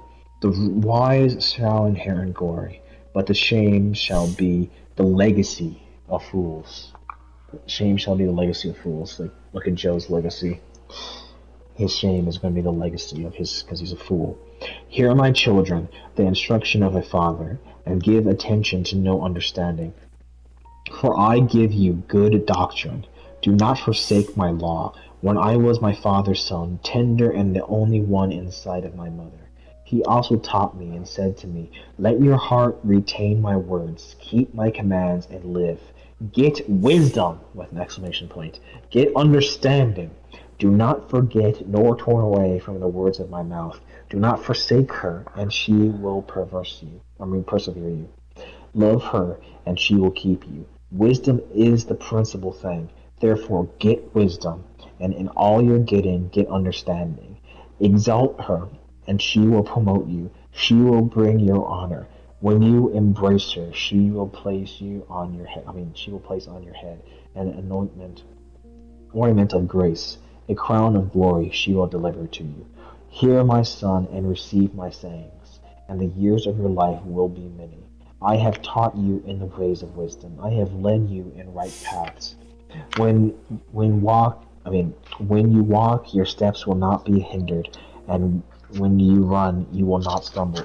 Which is another proof. If you get enough godly wisdom about you, and you're living purely in the wisdom and understanding of God, you will not stumble. So the people who are stumbling with things like addictions or just things in general, if they're having a hard time, whatever thing, they just need to get more wisdom. That's the answer to it, is just wisdom.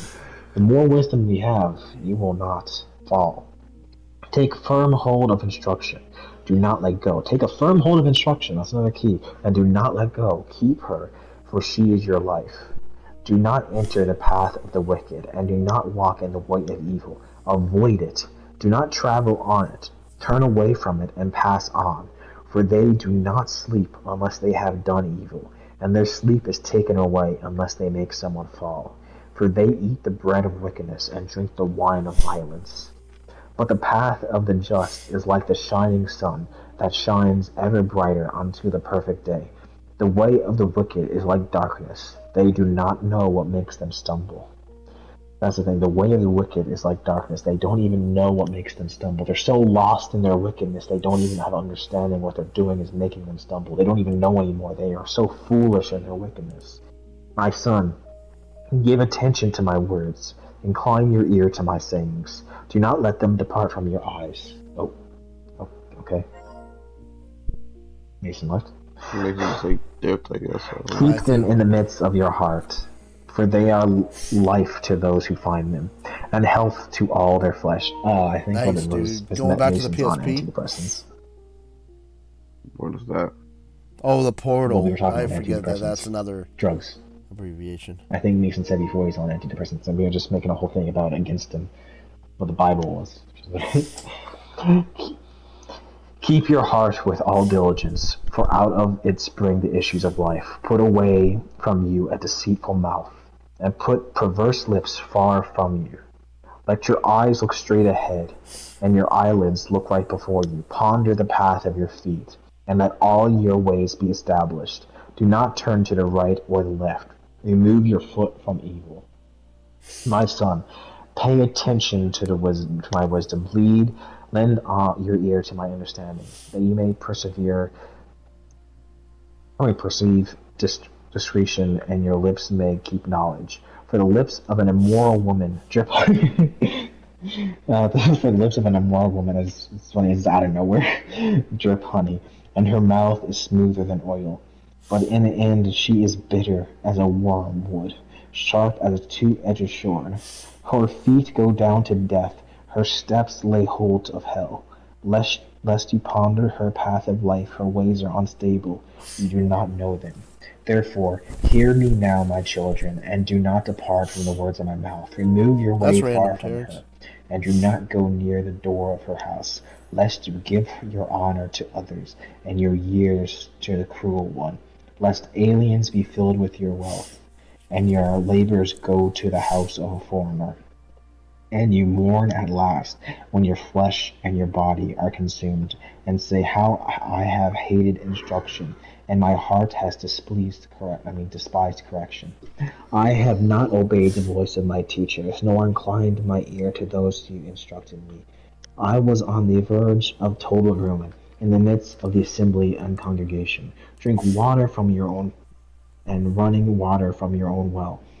Should your fountains be dispersed abroad, streams of water in the streets, let them be only your own, and let not for strangers with you.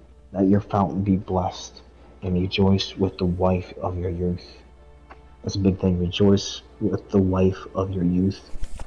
As a loving deer and graceful doe, let her breast satisfy you at all times. Jeff, is that your favorite verse? Is that your favorite verse, Jeff? Mine? Wow. Dude. Let her breast satisfy you at all times. It's just funny. It's just that always makes me laugh because all these things about correction, and then you just add let her breast satisfy you at all times, and always be enraptured with her love, which is just meaning sex. For why should you, my son, be enraptured by an immoral woman, and be embraced in the arms of a seductress? For the ways of man are before the eyes of the Lord, and he ponders all his paths. His own iniquities entrap the wicked man, and he is caught in the cords of his sin. He shall die for lack of instruction, and in the greatness of his folly he shall go astray. And 6 will be the last one we'll end on. My son, if you become shortly for your friend, if you have shaken hands and pledged for a stranger, you are snared by the words of your mouth. You are taken by the words of your mouth. So do this, my son, and deliver yourself. For you have come into the hand of your friend. Go and humble yourself. Plead with your friend. Give no sleep to your eyes, nor slumber to your eyelids. Deliver yourself like a gazelle from the hand of the hunter, and like a and like a bird from the hand of the fowler. Go to the ant, you sluggard. Consider her ways and be wise, which having no captain, overseer, or ruler, provides her supplies in the summer, and gathers her food in the harvest. How long will you slumber, O sluggard? When will you arise from your sleep, a little slumber, a little folding of the hands to sleep. So shall your poverty come on you like a prowler, and you need like an armed man. This is going to be a big one right here. A worthless person, a wicked man, walks with a perverse mouth. He winks with his eyes. He shuffles his feet. He points with his fingers. Perversity is in his heart. He deceives evil continually. He sows discord. Therefore his calamity shall come suddenly. Suddenly he shall be broken without remedy. These 6 things the Lord hates. Yes, 7 are an abomination to him. A proud look, a lying tongue, hands that shed innocent blood, a heart that devises wicked plans, feet that are swift to running to evil, a false witness who speaks lies, and one who sows discord among brethren. My son, keep your father's command, and do not forsake the law of your mother. He's repeating that from the very beginning. Bind them continually upon your heart. Tie them around your neck. When you roam, they will lead you. When you sleep, they will keep you. And when you wake, they will speak with you. For the commandment is a lamp, and the law of a light. Reproofs of instruction are the ways of life, to keep you from the evil woman, from the flattering tongue of seductress. Do not lust after her beauty in your heart, nor let her allure with your eyelids. For by means of a harlot, a man is reduced to a crust of bread. Don't get too tempted by that, pal. And an adulteress will prey upon his precious life. Cast a man, take fire to his bosom, and his clothes not be burned. Can one walk on hot coals, and his feet not be seared? So is he who goes into the neighbor's wife, meaning, he has sex with his neighbor's wife. Whoever touches her shall not be innocent. People do not despise a thief if he steals to satisfy himself when he is starving, yet whom he is found he must restore 7-fold. So that's another thing. People do not despise a thief if he steals to satisfy himself when he is starving. That when he is found, he must restore 7-fold. Not just return the item, 7-fold. That's a big thing people don't remember. 7-fold, return 7-fold. He may have to give up all the substances of his house. For whoever commits adultery with a woman lacks understanding. He who does so destroys his own soul. Wounds and dishonor he will get, and his reproach will not be wiped away. For jealousy is a husband's fury. Therefore he will not spare in the day of vengeance. He will accept no recompense, nor will he be appeased through your give many gifts.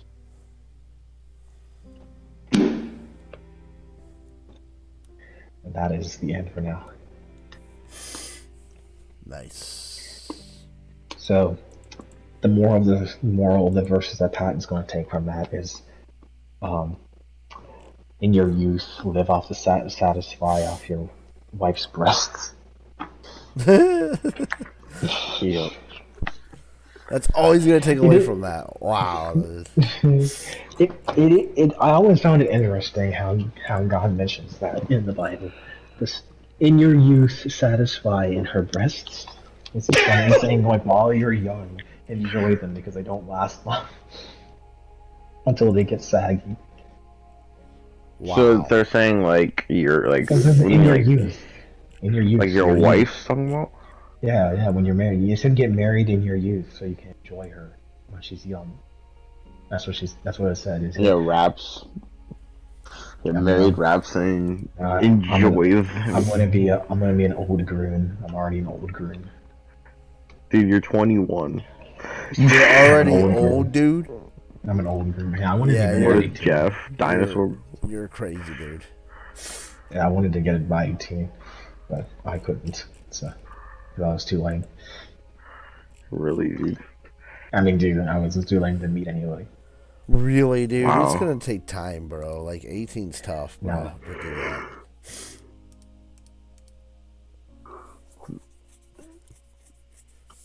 I mean, I Pat, think what do you want to 18. do? I think 18 is young. I think that's too young, in my opinion. But that's just me. I mean, it depends on the person. Like people, like for instance, Cash and Kate on the LO podcast are very immature. I'm surprised that they got married just because they're so modern immature.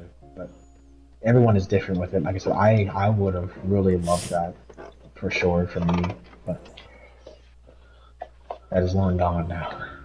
I'm almost 22. Long It's almost gone, 4 dude. years. Dude, just Dude, it's almost 4 three years. years ago.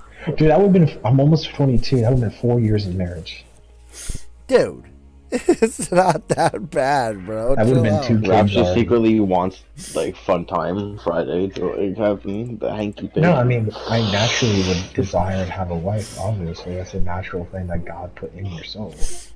You're gonna want to All right, I'll be right back. enjoy those Decide what you guys breasts. want to do. I'll be right All back. right, Pat, decide what you want to do. I'm not gonna lie, I was kind of planning on getting off. All right, we will. What? This early? Yeah. We will return. Why? Bible studies ended. Why We'll I play gotta some wake games. up technically in At 3:30 8 p.m. hours? What? No. I mean, first of all, I usually wake up at 9, so. So sleep in, dude. It's Saturday. It doesn't matter. Yeah. I mean, dude, I just wake up myself, dude. I can't stop myself from waking up. Well, just go back to sleep for a few hours. It doesn't matter. You don't got anything I to try do. to, sometimes it doesn't work like that, dude. I can't do that.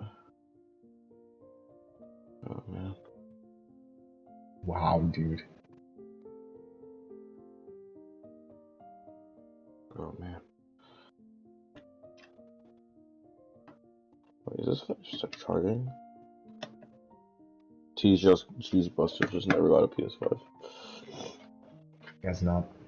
Yeah, I was planning on going. Alright, dude. You guys can go do your, I don't know, Baldur's Gate. I don't know what you guys are doing, but you said you're not gonna be on tomorrow, right? Though, but you're looking for a car. Nope. Or why are you looking for a car so like early? Dude, I don't just wait for later on in the day. That's a waste of time. I heard that. What are you talking? Yeah.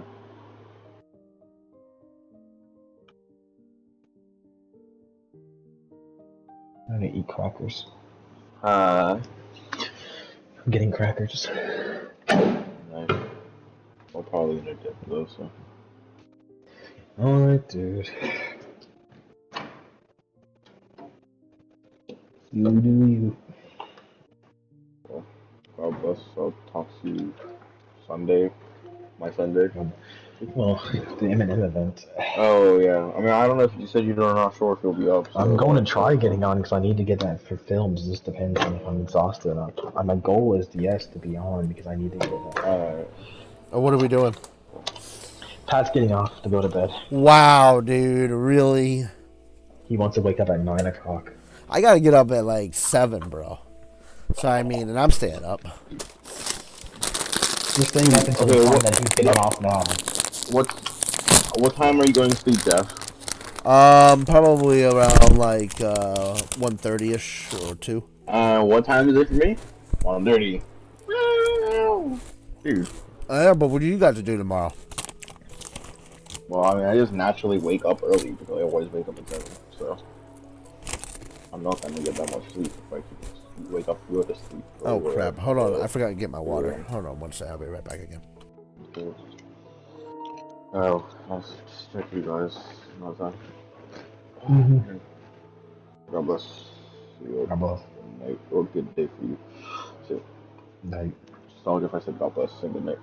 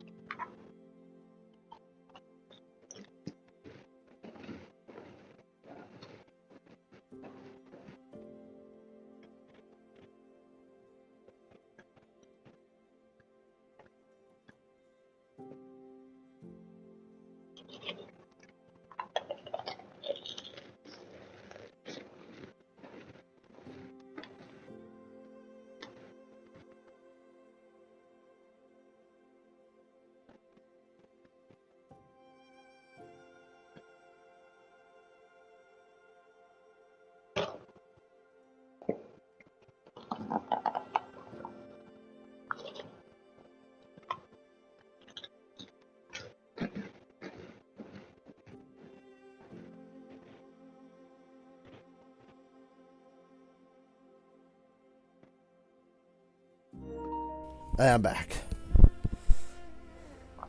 Welcome back. Well, since he's going to sleep, you want to play a little bit of Fortnite? I can play a couple matches before I get tired of it.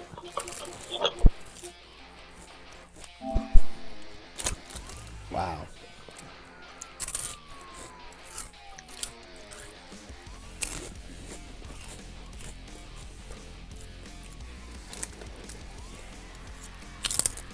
I won't be able to get on tomorrow.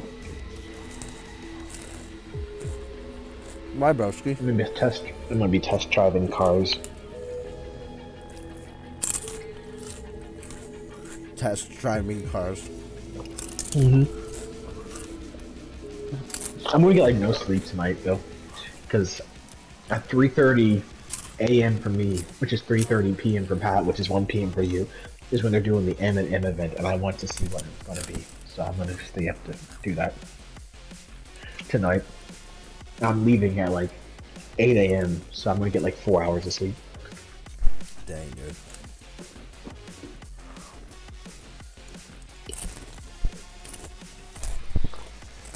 All for M&M. Invite Catio.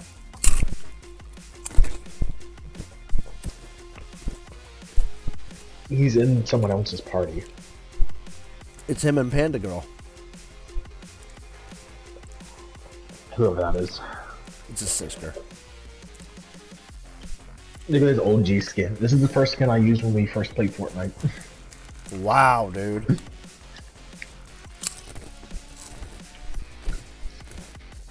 Do you remember this skin? I do remember that. Oh. I do remember that skin. Did you invite Catio? It looks different now. Yeah, but he never joined, so. Oh well. He's lost. Wow. Wow, dude. Already, Sean, did that snow plow thing work? Snowplow. Yeah, Sean was wanting to play the snowplow, but I don't have premium or extra anymore. I stopped. I told him, I said, I can't pay the extra $80, man. If it was $120 a year, and then give you like the Black Friday deal like I did last year where it was $80, I would have done it again, but because they took away the Black Friday deal, and now the Black Friday deal just adds up to like what, $160 to $10 off. It's still expensive. Yep. So that's why I told him, I said, he wants to pay me the $80, I'll do it, but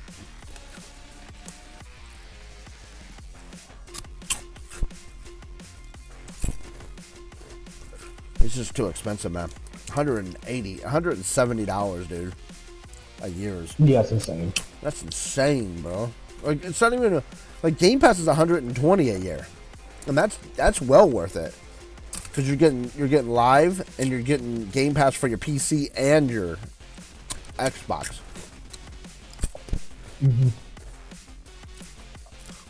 I don't know why PlayStation thinks that that's a good deal. $170 a year. Like, they don't nearly have the library that Xbox does on their Game Pass. Well, they think that the library is phenomenal. That's the thing.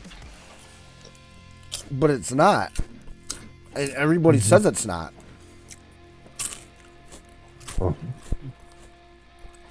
Xbox is still trying to get Game Pass on PlayStation. I know. I heard about that. They're still trying. Or you I watched? would do that I'm just for guessing. the Xbox 360. I'm guessing you watched Mystic's video. I seen part of it. I didn't see the full thing. That was like one of the stories he talked about today. Yeah, I seen that part. I didn't see the rest. I mean, the rest was kind of throwaway. That was probably the most interesting. Yeah, for his videos, he has like them all like time organized. I just look at the time titles and I just get all the ones I don't care. Because most of his stuff is just like random that I don't care about. So I watch like 2 minutes of his video and then that's it. I still watch the full thing. Yeah, he's just boring to me. People just talking about like gaming news and it just bores me. I like finding out specific. I like finding out specific information for something that I'm particularly intrigued about. But that's really it.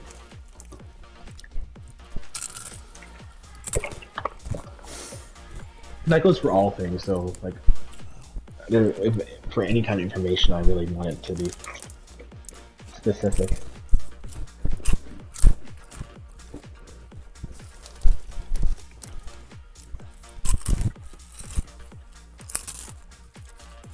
Yeah, I mean,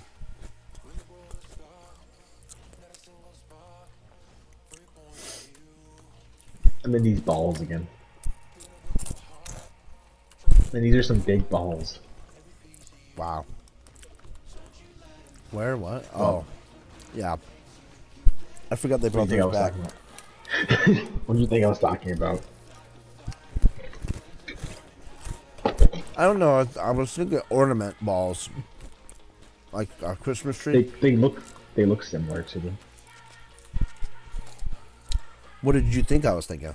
I didn't know what you were thinking. Wow, dude.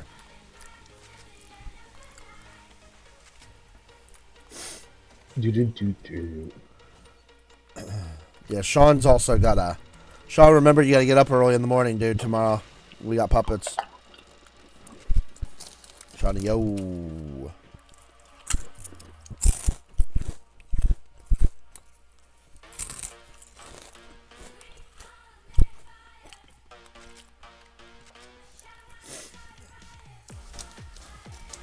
So Patio is just gonna.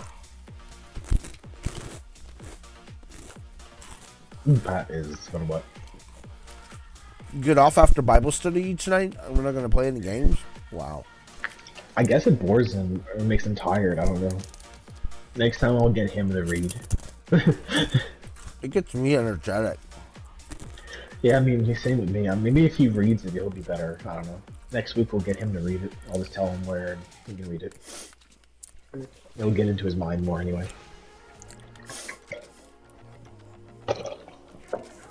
Because he just got like really tired. And Mason was like, I don't think Mason fell asleep. Mason was snoring. And then he left without saying anything. Mason fell asleep, bro. I think he half woke up and then he turned his PlayStation off, forgetting that he was in the party.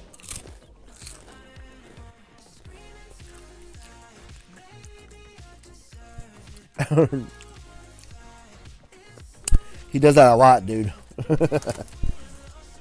Yeah. Real left before it even really started. I'll probably get on Real earlier doesn't really next care. Friday to do Bible study. I was staggering. Tonight. I took a nap on the couch. Yeah. And I don't know why they seem to. I mean, I don't think Pat was bored. I just think Pat got tired. I think Pat gets tired just hearing people talk, and he's not like engaged in it. I think he gets I tired. told you. Like, I told you, Sean. I don't think DLC goes over on accounts, does it? Like you can't game fly DLC. I mean, you can't game share DLC. I don't think. Can you, Reps? I think you can with anything, that any purchase of the item. You It can. won't let them do that. I bought the maps, all the maps for the Game of Life. Mm-hmm. It won't let them play the Game of Life maps on. I mean, certain DLC are like attached to people's specific account, but not all DLCs. Maybe that one's attached. Though. Maybe that one is just attached to an account. Yeah, but I really don't know. Me neither. Because like I think like the Witcher DLC, I'm pretty sure I don't know, somebody Sean. game shared those. So I'm pretty sure somebody game shared those. Huh? So I know someone, at least back in like 2019, who game shared the Witcher DLCs to somebody else. So. Yeah, I mean, But those are I like game share all the expansion time. levels. But remember, I bought Avengers on Tommy's account, but the stuff they came, the pre-order stuff didn't go over to my Yeah, account. those remember? are cosmetic things. Those are cosmetic stuff. That's what I'm saying. I think it depends on the DLC. Cosmetics and those kinds of things. The game of life one could be considered like a cosmetic. Cosmetic, yeah. map. It might be a cosmetic pack. Yeah, I didn't even think about that.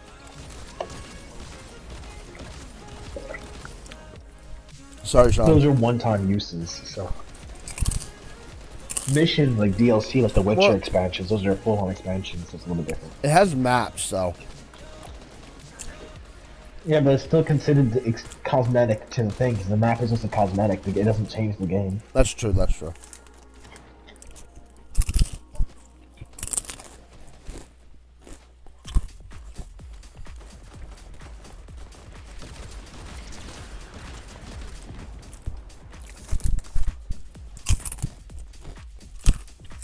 I don't know, Brisky Bro.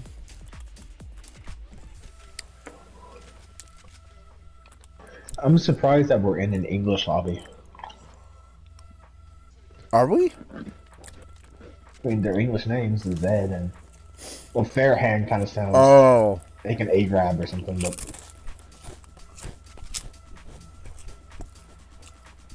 A-had A-rab. Oh, yeah, I'm shocked we're not in Philippine stuff, dude. I'm pretty sure he's an A-rab. Fairhand I Daffy. I mean, that sounds like a Middle Eastern name. If I was to guess. This doesn't sound Asian, but it sounds foreign. Zed could be anything, I guess.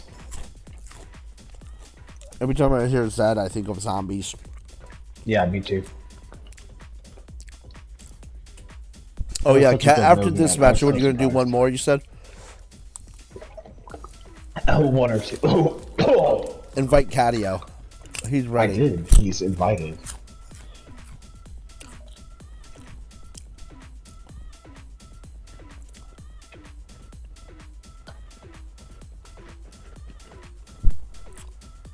He never declined the invite, so it's still there because it always pops up where he declined invites.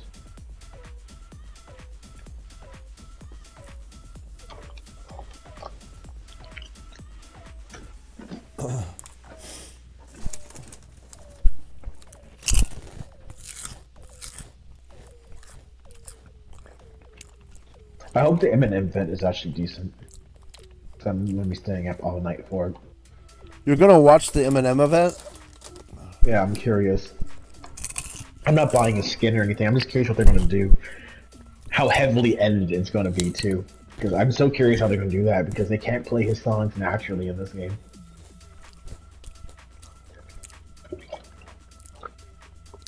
Every word almost is like explicit, so like, I'm really curious what they're gonna be doing. Everything's gonna be like, I'm done.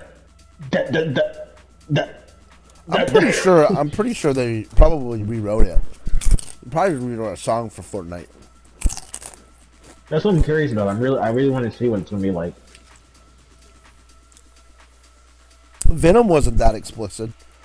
The song Venom. Venom for the movie. Yeah, but they're gonna do his hits because they have the skin called Slim Shady. So I mean, yeah, if it's rewrite one of his those, hits. then yeah. That's what I'm curious about. That's why I'm curious. Like, I don't like Eminem, and I don't listen to. I have one of his albums because I got the radio edit for the album for free. So that's the only reason I mean, own one it. of his best songs is, and that's not that explicit, is the one for 8 Mile. That's not that explicit. I mean, I know they can do songs like that pretty easily and just reword it, but like his big hits like Rap God and stuff. I mean, that's gonna be hard. I don't think they. What's the- Thank you. I don't think even when it's his biggest hits. I mean, they still had them on the radio. Like Slim Shady was still on the radio. Yeah, but it has to be even more edited for here because radio still allows like the big D word and stuff. And using hell in the inappropriate way. Like they still allow that on the radio. Fortnite, you can't have even a tiny bit because it doesn't even say mild language on it. It only says violence. They gotta re-rate it to do that. So they're literally not allowed legally to include anything. Radio has some things where they still allow minor stuff. I personally wouldn't rate this game a T, but it's just... I'm saying that's what because they don't even have mild language in the rating. It purely just says violence and nothing else. So they can't even include a tiny language to it, right? So that's why I'm really curious to see. That's the reason why I really want to see it. Which I'm really shocked it's T for violence. To be honest with you, it's not that violent. I don't think. Yeah, I mean, I would rate this game E. I would just rate it E. I mean, dude. I mean, if this was a PS2 era game, it would be rated E. Ratings have kind of changed a bit over time. I mean, Mario, I think the original Marios would probably rated T almost now, if this is violent. All Marios are E, though. All current Marios are E. Yeah, but I don't know. I feel like, I don't know why they're not rated T if this is, I don't know. That is really weird, because he smashes guys and stuff. Mm-hmm. Bowser kidnaps. I mean, kidnapping is not violent. Like, that is putting true. women in a cage is not violent. That is true. Yeah, it is weird. I don't know. I think Mario gets an E. Now I have to check. Yeah, it does. It's E10 plus for cartoon violence. And that's the other thing. This doesn't say cartoon violence. It just says violence. So, like, what's the difference? This is cartoon because violence. this is cartoon, but it doesn't say that on the thing. It just says violent. Yeah, that's strange. I mean, dude, I wouldn't even. This is definitely not on any level of violence. Like, it's really this strange. Is an E game. Yeah, this is an E game. Definitely an E game. There is no, I don't know, man. I had a friend who wasn't allowed to play Mario Strikers on the Wii. Because of what? Because it was apparently too violent, and I brought it over. Soccer, dude. Yeah, I brought it over to play on his Wii. They took my copy of it and they threw it out. Oh my gosh. I was like so mad. poop. I know. I mean, I didn't like soccer. I wasn't like too. I just bought the game. I love Mario Strikers. Mario Strikers is fun. I mean, I wanted to play with him because I never had anybody to play it with, and I brought it over. I didn't really like the game anyway that much, so I didn't really care too much. But I was like, really? You threw it out? Crap, dude. So you got me just in time. I'm shocked that they threw it out, though. Yeah, his parents were like insane.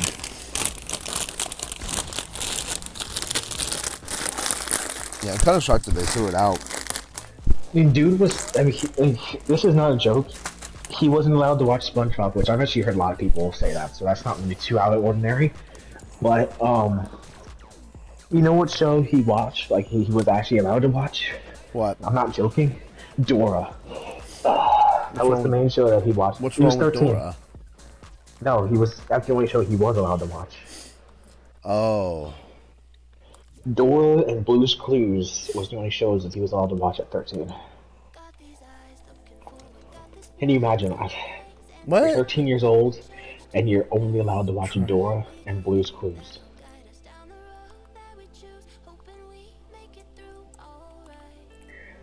I always felt bad for him.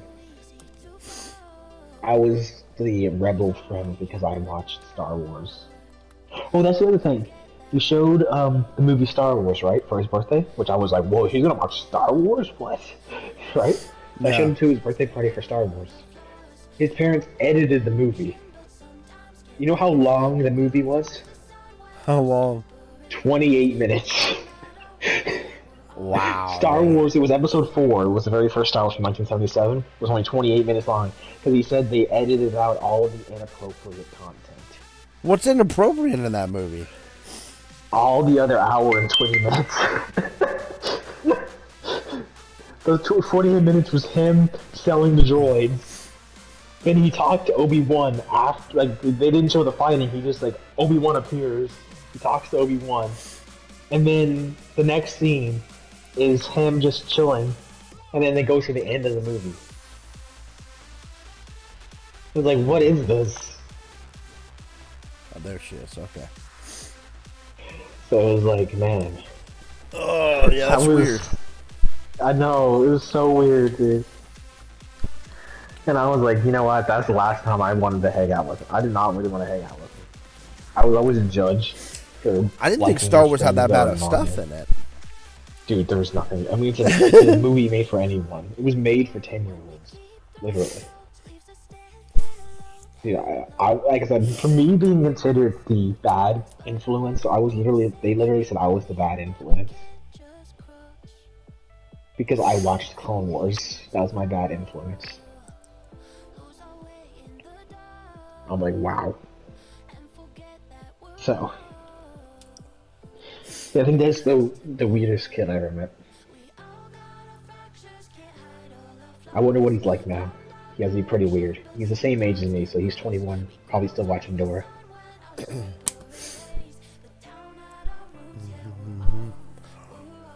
Dora the Explorer. I mean, he's probably got kids now. I don't think, no. He probably still doesn't know what sex is. Whoa.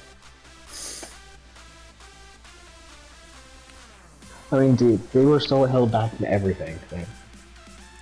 Yeah, I mean, I think that I know people that are like that. I just don't know how you do that. Like, it's a little. I think that's what that means. Like by forcing, like that's a little much. You know what I mean? Like that there. But that's not even forcing Christianity. That's just forcing like not having anything in life. Like, well, that's what I'm saying. I think that's really what people mean by like forcing that. But that's nothing even really to do with it, because I mean they were barely even Christians, honestly. Like they didn't even really talk about God at all. Like, what was the point? What's the point of them doing that? Only that they had a bunch of parenting books. Like they had a library full of parenting books. Oh well, that's liberal parenting books. That's their first problem. And it was more of the mother. I think the father was more chill and just went along with whatever the mother said, because the father was a big Star Wars guy and had his Star Wars VHS tapes locked in a safe. So his wife couldn't get him. Wow. When you have to lock your Star Wars VHS tapes in a safe, you know there's something wrong. So, yeah, that was like, okay. They weren't allowed having pillow fights because that's too violent and promotes violence. Yeah. It's kind of weird. Apparently, most sports are too violent too, so they wouldn't allow you to watch soccer or basketball even. That's random. Yeah. I guess superheroes they were allowed to watch Dog too. With a Blog. Oh yeah, no. They were allowed to watch Dog With a Blog, which is kind of random, but they watched Dog With a Blog. But then they didn't like it because they thought the humor was too inappropriate. So they watched Dog With a Blog once, and then it was too inappropriate. You ever see? I mean, there's some strict people, man, like out there. You ever see the? I've seen a lot of people. About it? Well, no. On there's some Christians that are like that too, because you ever see on the Chosens, man, there's a lot of crazy people on the Chosen stuff, like the Chosens thing. Mm-hmm. The social media, the Chosen social media. Yeah. I know what you're talking about. They posted. I remember like a year ago. I think it was like a year or two ago. They posted, okay, kind of as a joke. It wasn't even serious. Like, I don't know why people took it seriously. They posted you remember when they posted like kind of like a poster of like in-game and all the actors on the characters? You ever you saw them do that? There's a lot of people that are like, "Oh, you shouldn't promote superheroes because they're not they're self-righteous and stuff." It was really weird. I was like, "What?" Like, it's really weird. Like, if you actually I mean, if you actually like, not the movies, because like Hollywood does try to steer away from more Christian stuff, but like the comics, like the original Superman and stuff, and Spider-Man, and all still biblical principles. Like, they were all written biblically. Like they always had God and Jesus. No matter if Stan Lee says he was Christian or not, he still wrote biblically. You know, like there was times that Stan Lee all was of Christian. media was like that. I mean, all media had a biblical influence. It did, yeah. That was the moral standpoint for all media. I mean, Superman in the comics and stuff would talk about Jesus and God and all that all the time. Yeah. Someone even called him a god once, and he corrected him, "I'm no god." Yeah, he did. Yeah, it did. I mean, so it was it's kind of weird to see how people like. That's the way I've always been growing up because I've read the comics and I've read, you know, back in the '90s and the early 2000s and stuff. Like you said, everything was like more a biblical aspect. But now seeing things change, it's kind of crazy. But yeah, for sure. I mean, Robin Bullock put it best with this kind of stuff, and he was like, anything that's phenomenal is from God. If you know this is a phenomenal concept, and not just like, oh yeah, this is just enjoyable, but the whole overall concept of it is a phenomenon. It's a phenomenal thing, and you know it has good intentions, and it's from God. Yeah. He loves the Avengers movies and stuff. Like, yeah, I mean, they always Star Wars and everything. They always promote good. Like I was telling you earlier, like Hollywood might try to take it out, but they can't. You can't. Superheroes were written biblically, so the problem is that when you're trying to take it out, you still can't take it out because you still got to write the biblical morals of superheroes because that's the way they were created. So I mean, that's just the way they've always been created. So even if they try to take them out, they can't. They would never be able to take out the biblical aspect of superheroes. Yeah, I mean, Robin even went into talking about like the Mandalorian and how the seasons and the storyline of the Mandalorian. Really Yeah, my mom and I were just talking about that too, watching.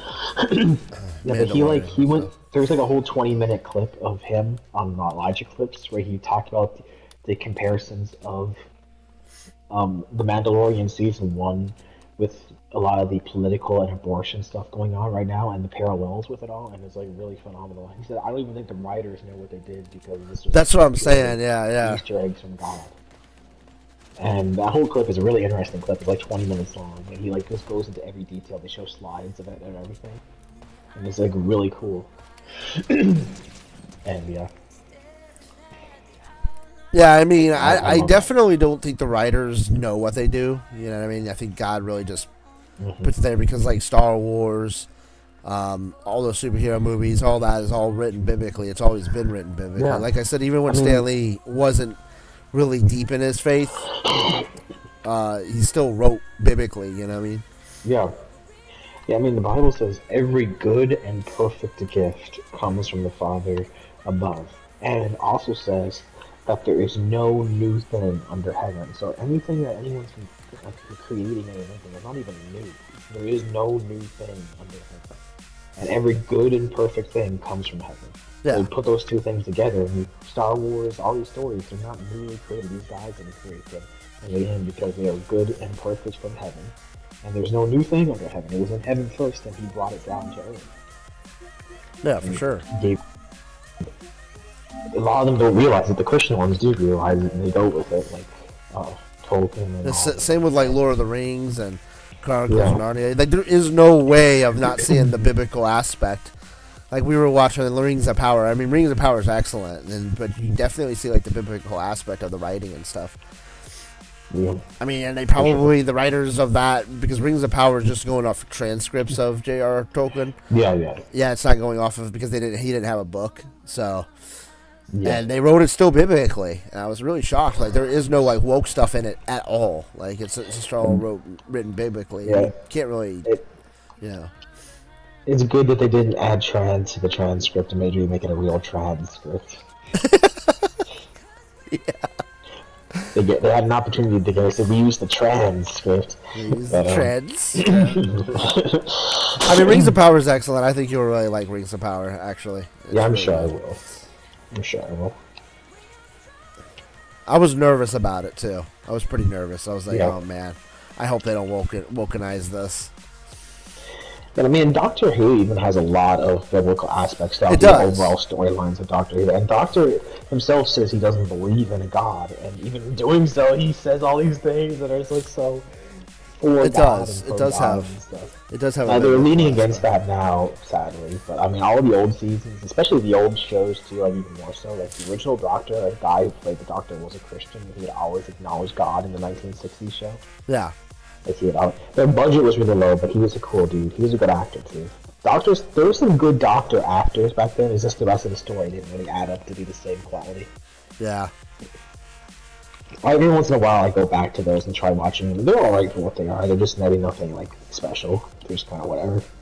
They would have been really cool for the time period for sure, because there's nothing else. Well, like yeah, of course. That's why it's so popular, because it was popular back then. People criticize New Who a lot. New Who is like the David Tennant, Matt Smith stuff, and Peter Capaldi stuff that we're watching. That's called New Who.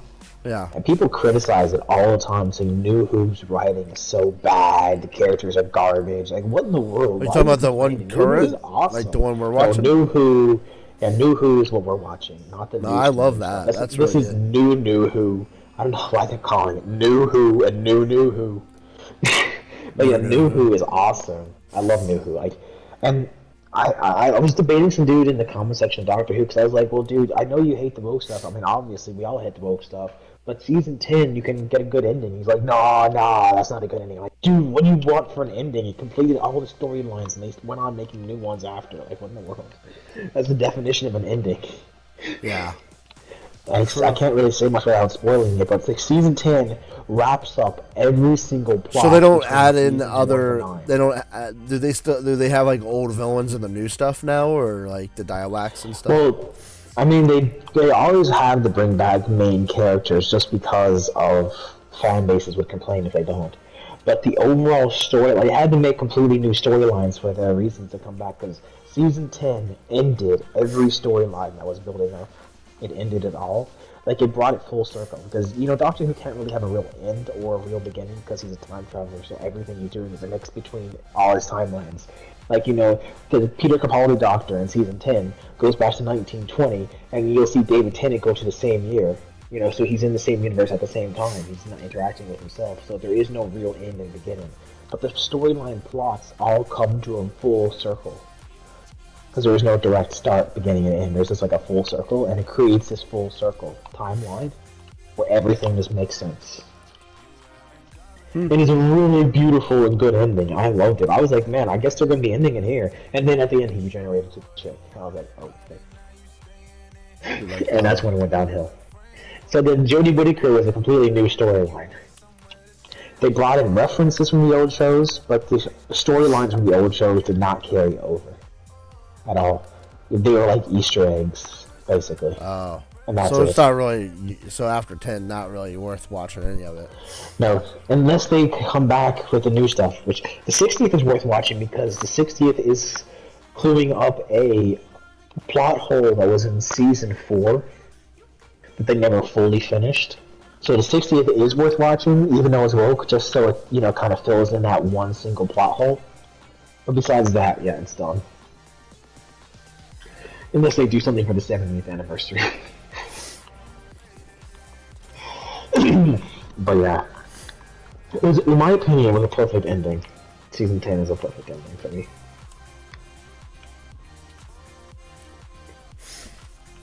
A lot of people don't agree with it, though. I mean, I would like them to continue it if they're doing it good. It's just, I have no faith in the next. I mean, the Christmas special everything with right the now, new like Doctor's coming out. I was saying, Rings of Power, that kind of shocked me because they still stuck to the old.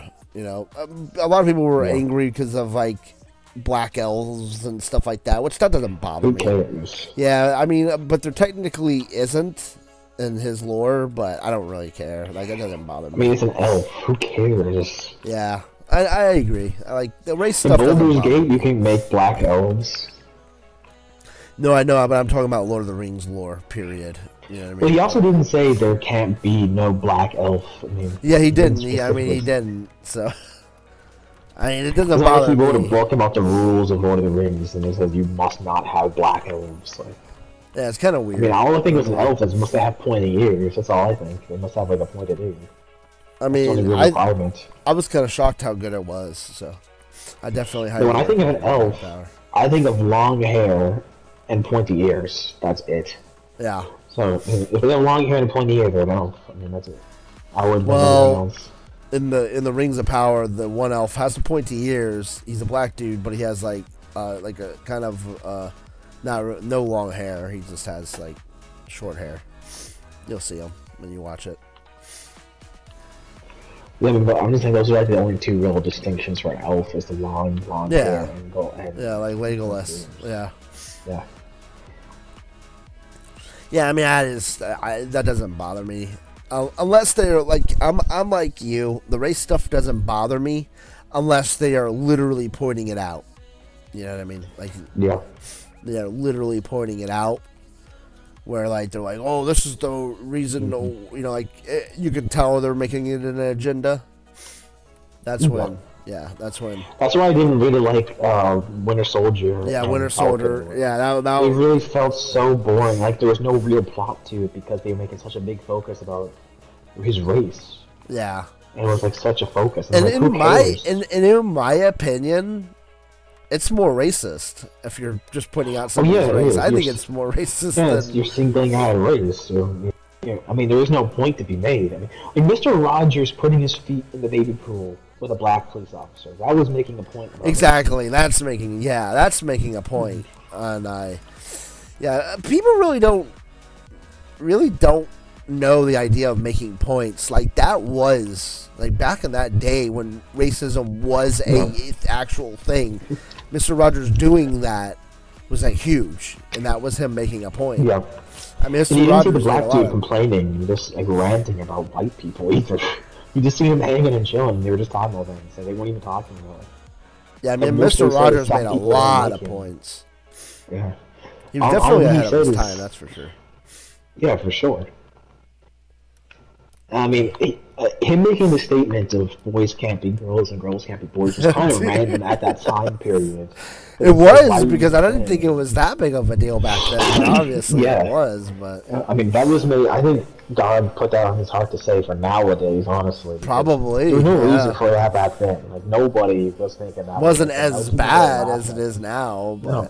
I mean, there might have been like 5 people who thought that way. Like, there wasn't many. And they were all in Europe. There was no Americans thinking like that. yeah, that was really weird. When I saw that clip, I was like, wow, that he was way ahead of his time, like way Yeah. ahead of it. Mr. Rogers is a cool dude. Oh yeah, Mr. Rogers. Tom Hanks did a good job playing him. He in the did. movie. That was a good movie. Tom Hanks did it really good. That was a good movie. I really enjoyed it.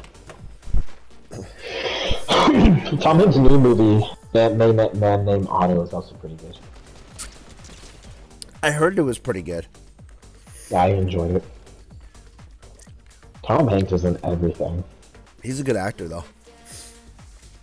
I'm just kind of tired of just seeing him in everything at the same time, though. Like, I get tired of just seeing the same people and everything.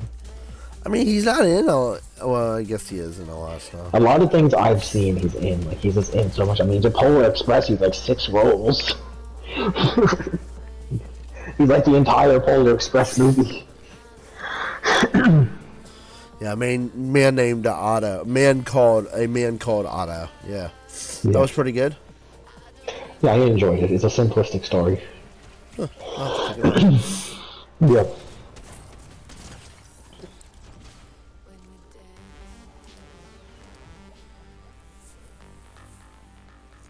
It's a good family movie. I can see a lot of old people liking it.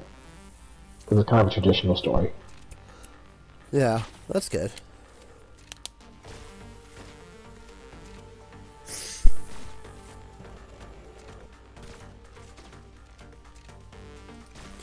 I think my biggest gripe about movies these days, or any entertainment in general these days, is the use of GD. They really need to go away from that. Oh, yeah, for sure. I really just hate that. Like, I just don't like that. For sure. Like, cussing in general needs to kind of fade away. Like, I mean, Yeah, like it's dumb movies. writing. It's Like, poor writing. it is. It's lazy. Like back in the day, like in the 90s and early 2000s, like there was barely. I mean, you had movies, Mm-hmm. but those movies are not that great. That had a ton of Yeah, cussing. for in sure. them. But like I mean, anything that's all like that Ted relies on, for instance, is just like foul language. That's the whole movie. I just seen the trailer for that new Ted movie. The whole trailer is just them cussing 24/7. oh yeah, That's Ted, the yeah, humor of the yeah. movie. And Yeah. that movie could have been funny if they didn't rely on just cussing. Yeah, it's really weird. I don't know. It kind of turns you off. Yeah, for sure. And it's not just like Christian morals; it's everybody. Like nobody Yeah, really what's the likes it. point? You know, nobody really likes It's like it. WAP. Who wants to hear WAP? My wet AP. Like, really? Yeah, no, for I sure. don't want Like to it's hear really about strange. it. You doing another one? Network connection lost with what? You lost your connection. Damn, Fortnite just glitched me. I really have to win. No, for sure. I find it lazy.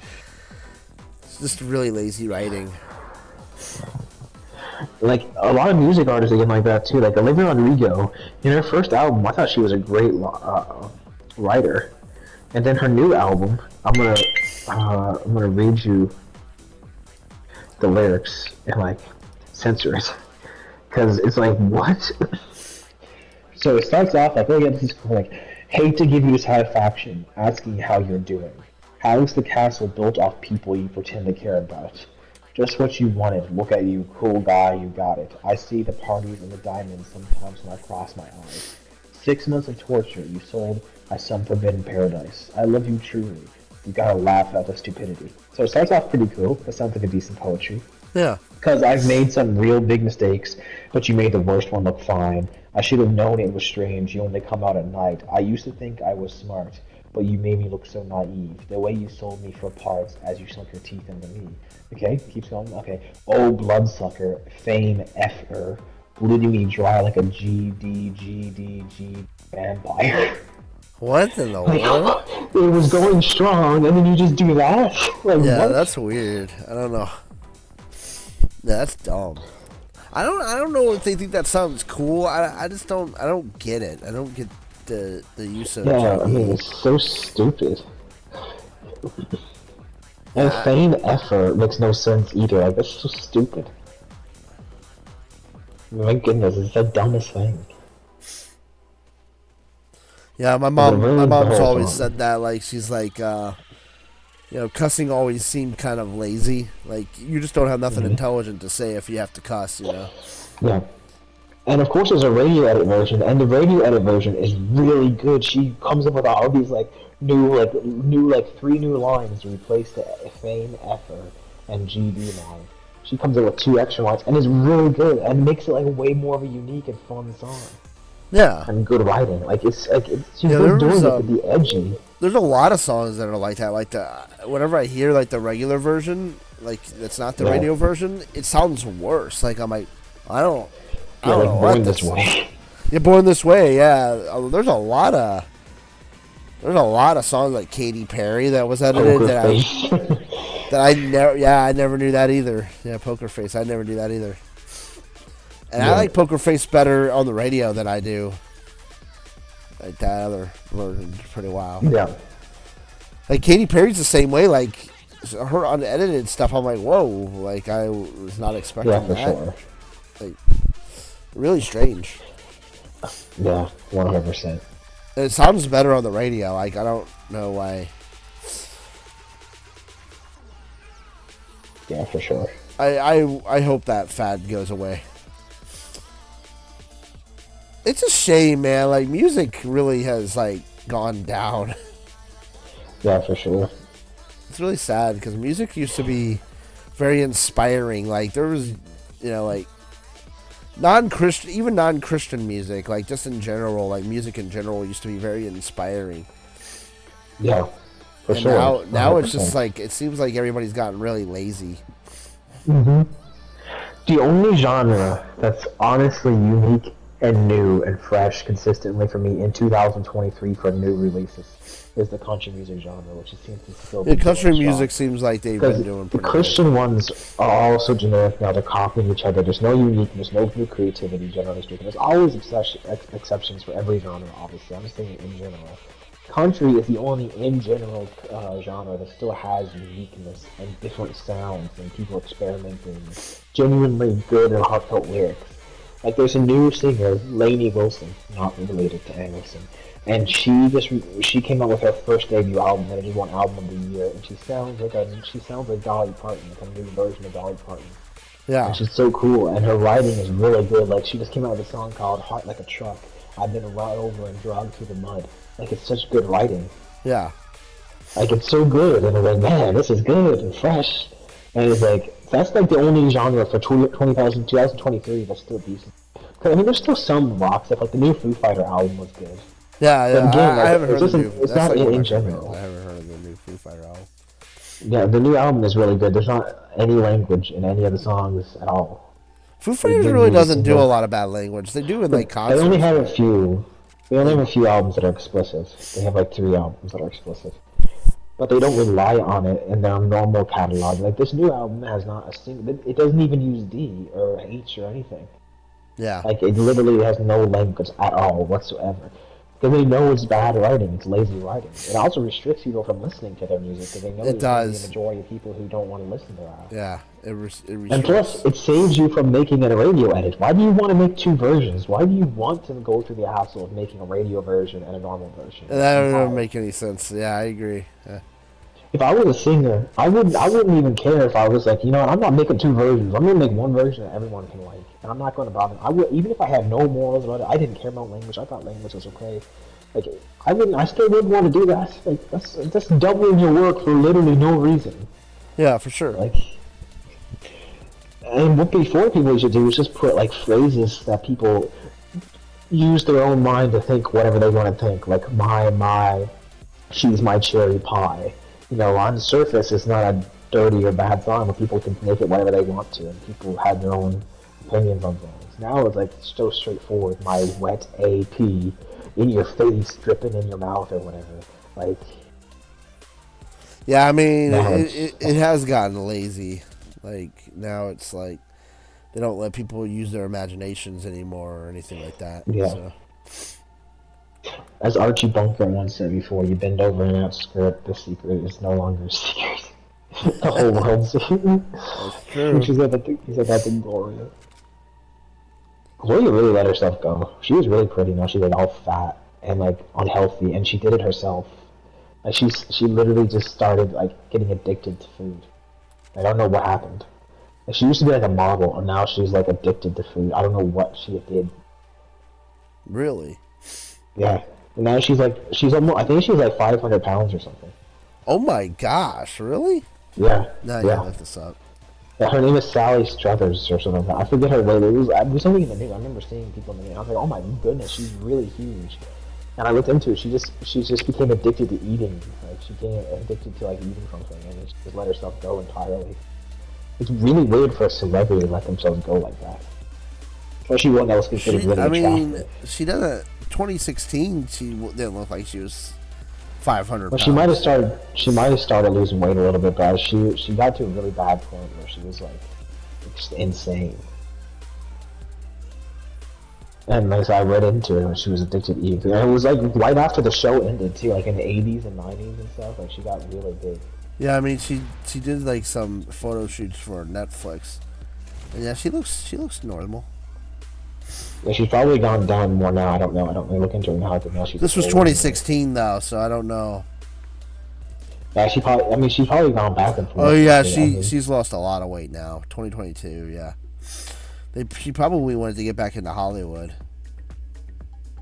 Yeah, but now it's not too late. I mean, she kind of wasted her prime by getting that because no one really wanted to hire her because she was supposed to be like a model Baywatch type girl. And Because she's in a new... Yeah, she's like lost a lot of weight, yeah. This is 2022. She's definitely not as big. And that was just pure laziness. Like she just got addicted to just eating desserts or something. I think it was like cake. I forget the reason. She just got addicted to eating. And she would let herself go and she didn't care. That's just a definition of laziness. She made her money with a show and she stopped caring about herself. Yeah. Stopped caring about her career. I mean, she wasn't even working out to stay in her show. She was just like naturally fit and stuff. Like she was blessed with a naturally nice fit body, and then she was like, "Oh, I'm gonna ruin it by just eating all day every day."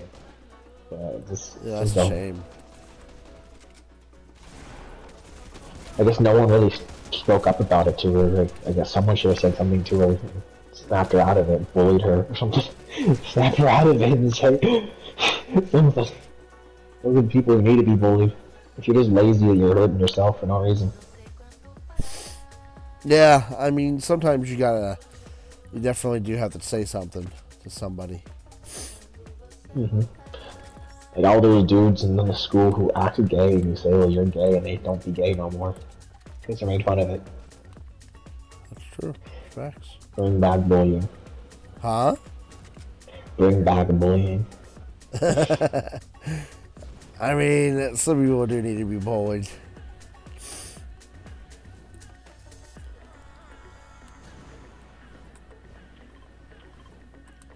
I mean, bullying always motivated people. Like, back in the day, like, it always motivated people. Like, oh, okay, For I'm sure. going to do this and that to motivate myself, you know? And some of it was unneeded and wrong, but there was a lot of it that had truth to it. Especially when it came to things like if it was someone's like laziness or their weight or whatever, and then they were able to get better. They went to the gym and they became ripped, and you see them in their 20s and they're like a bodybuilder or something. You know, like Gibby became like, I think Gibby became like a bodybuilder type guy. I'm pretty sure. I think Gibby did. For Mike I Harley. mean, look at Josh Peck. He was huge, and then he. Oh yeah, you're right. Yeah, he lost a lot of weight. Yeah, and that was during Drake and Josh. He didn't even wait till after. Like season 1, he was like a pumpkin. Season 2, he was like a pencil. Like that just happened. Like boom, boom, Yeah. boom, bang, bang, bang, bang. Yeah, it happened quick. Yeah. I was like, actually, to be honest with you, though, it kind of made the Josh character, though, him being chunky, because I always thought he was funnier when he was chunky. Yeah, I mean, a lot of times the fat people are funnier because they rely more on their humor. Popular. Yeah. And when he kind of, that was kind of his thing. It's like if Jack Black was like skinny, people wouldn't look at him the same. No, for sure.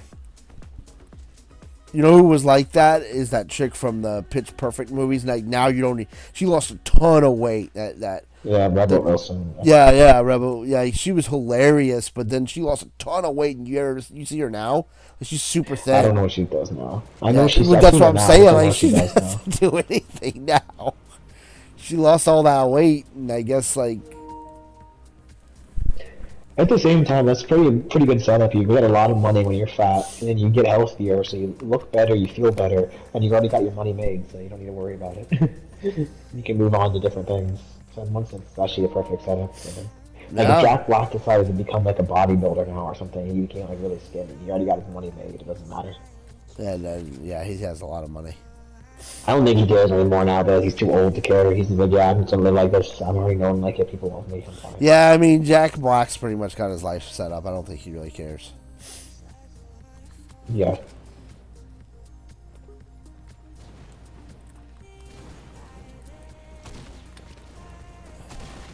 And then there's just like the weird community of like those feeder kinks and stuff. People with that's weird. That's a mental illness right there. That's a mental illness.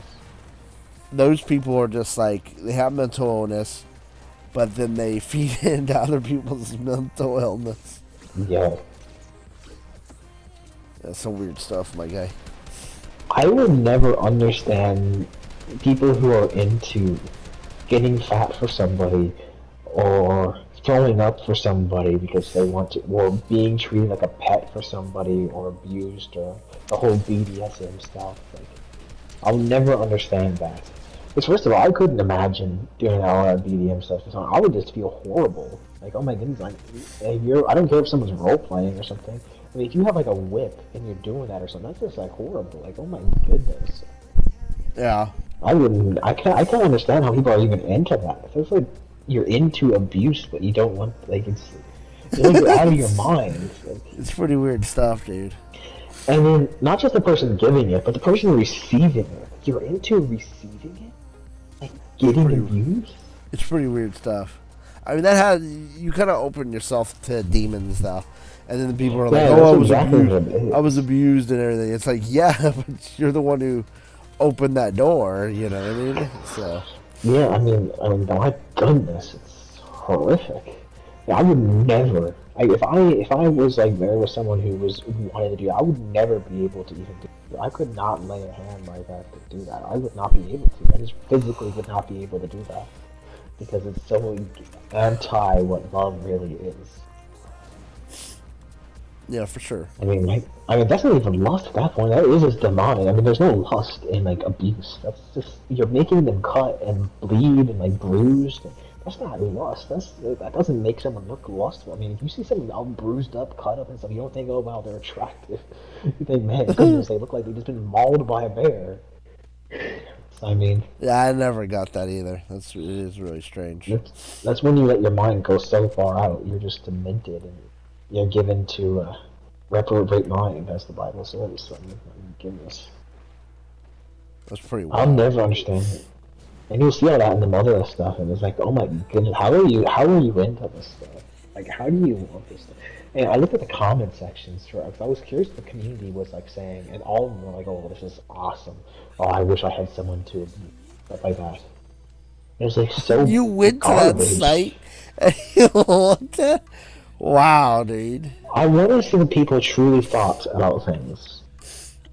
And that was what they were all saying, and they were all supportive of it. They were all like, you know, because there was like a community wall where you don't have to actually watch it. There's like a community wall of people commenting on posts.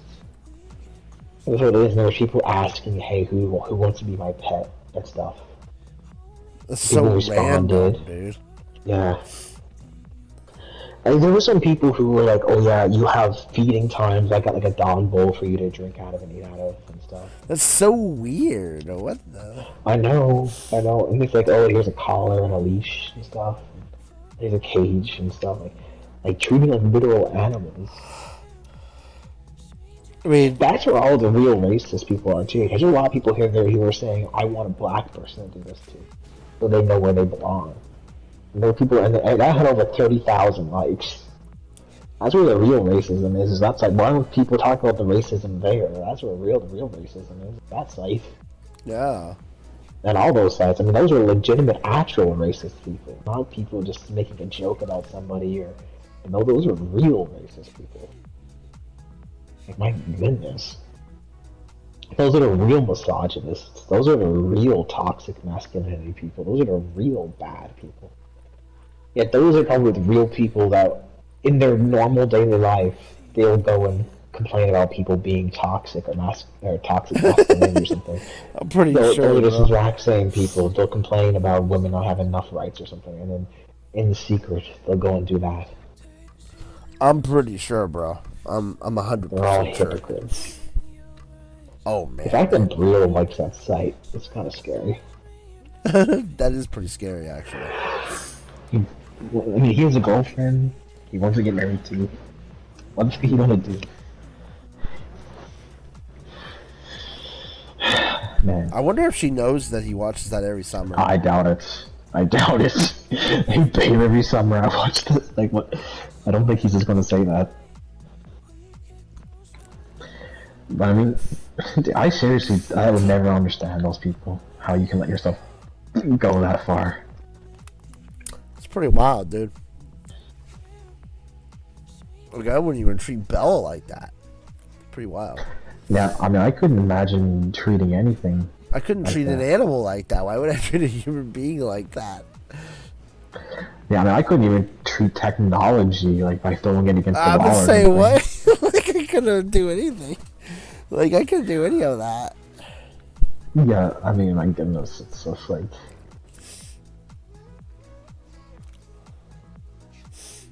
It's pretty wild. I don't never understand. I don't understand it either, Brusky. And the people being into like receiving is even weirder again. Is like, why do you like receiving that stuff? It's not just doing the stuff, but receiving it, like being the person or recipient of it, and like being, man, that's awesome. Oh yeah. Like, It's really weird. seriously. It's I pretty mean, my strange. goodness. I mean, dude, there was people who said they wouldn't mind death Just to get if it got off? to that point. Yeah. Yeah, I mean, it's really... Lust is really a weird thing, dude. I don't know. That's like some Ted Bundy Dahmer stuff. Yeah. Where did you see that? Where they said That was death? all a community. That was a community wall thing that was on the site when Brill shared it that time. I looked at the community wall. Oh my god. I scrolled through it for like 5 minutes and I was like, yeah, that's evil. And look at that. Brilliant. And the thing is, that site is more open about these things. So all of these sites are doing this stuff. All those sites are like they rebrand things. Some of them try making them look more innocent, like the hub and stuff. But none of them are innocent. None of them are nice. None of them are okay. None of them are justifiable. They're all equally bad. Sure. That one is just not hiding it. Yeah, I mean, I don't know. I never went to it. Man, it's just. It's some weird Wow. stuff, dude. Too weird for me. Yeah, for sure. Oh, I'm coming. Okay, yeah, I got you. What? How did you die? I was revived and killed at the same time. I got to 100 health and one-shot it at the same time. Oh, crap. Dude, well, I got your card.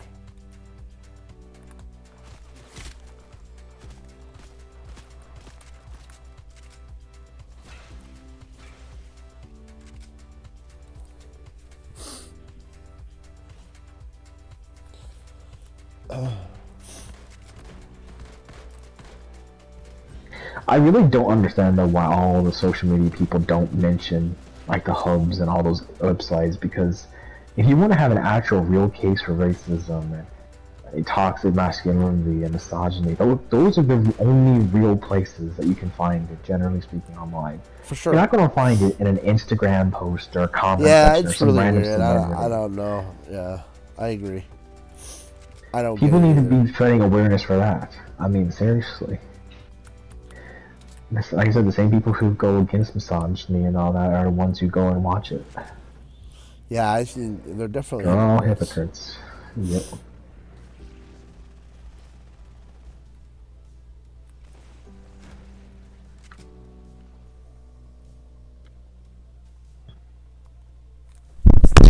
I wonder who even made those sites. What guy made those sites? That's what I'm really wondering.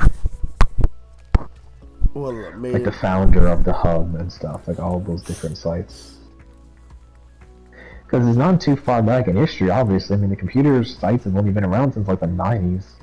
So it's I modern mean, history. they've always been like kind of misogynist dudes. I mean, oh, Victorino, Victorino.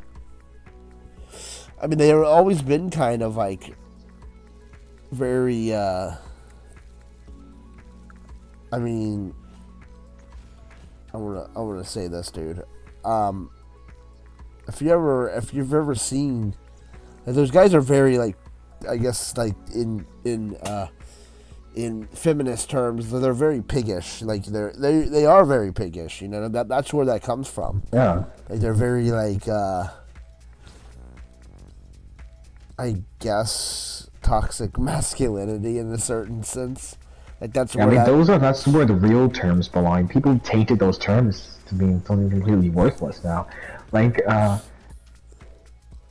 of those terms, like prejudice and all that stuff, they've lost their real meaning because of people just, every time you hear the word now, you just go, oh, because people say it about everything. But I mean, that's where the real stuff comes from. Yeah, I mean, they're very abusive. Like, I don't think any of those guys who have made that stuff really can hold like a relationship.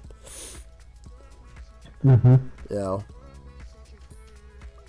because they just see love as lust more than they do. Yeah. And I've always wondered like how hookers have always been illegal, but then that gets legalized, and I never understood And that. OnlyFans and stuff. Because what is the difference? I never understood that, like how that all kind of goes through the system and is legalized. Like there is no difference. So like I never understood. I seen a meme about that. I seen like, someone saying, like there was a meme of them getting caught doing it, right, with a hooker, right? And he got in trouble. He said, "No, guys, wait, look, I'm filming. It's okay." Like, okay, Yeah. I heard about that story too. It's really weird. Like I don't understand it because like I mean a guy who buys a hooker is still doing it for his own pleasure. So like he's not like technically hurting anyone per se. You know what I mean? Like Yeah. for the illegal aspect of it. So like He's hurting himself more than anything. Yeah, he's hurting himself. Disease. Yeah, he's hurting himself. But that's what I'm saying. Like same with corn and all that stuff too. Like, there is no. Like, they're not hurting anybody else. They're hurting themselves. There's no. Yeah. So like, and from our standpoint, there's no legal. Like, yeah, I don't understand where the legal, not the moral, the legal aspect is of it. Yeah, the hooker and those corn sites and stuff. I really don't understand. Now, I fully believe they all should be not allowed. For all sure. Of it should just not be I allowed. agree. But if you're going to allow half of it, why? Yeah, that's what I'm saying. If you're going to allow half of it, I mean, I don't think it should be legalized, period. But if you're going to allow half of it, then you might as well just allow the rest of it.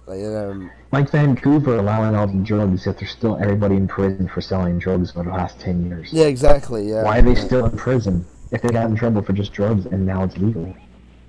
Yeah, like, it doesn't make sense. Yeah. Yeah, it doesn't. The legal system really doesn't make any sense. I don't get that either. I did hear about that story though, where the guy got caught with a hooker, and then he was like, "I'm filming, guys." So yeah, and they just walked away. They just didn't care. It's really weird. There's an actress. It's really weird. Like, I don't get that. It's really strange. I don't know. Yeah, how does that make it okay? Like, seriously. All that's teaching people is okay. Just bring a camera with you and you're fine. Which half the time people want to do anyway. I mean, I think you have to have like documentation, right? Like maybe a documentation. No, I don't think so. I think you just have to say that they agreed, and they'd say, "Yeah, okay, I agreed." And it'll just be known as you're casting for your home movie, your student film or whatever. That's your, whatever, so budget strange, film. dude. Your demo tape.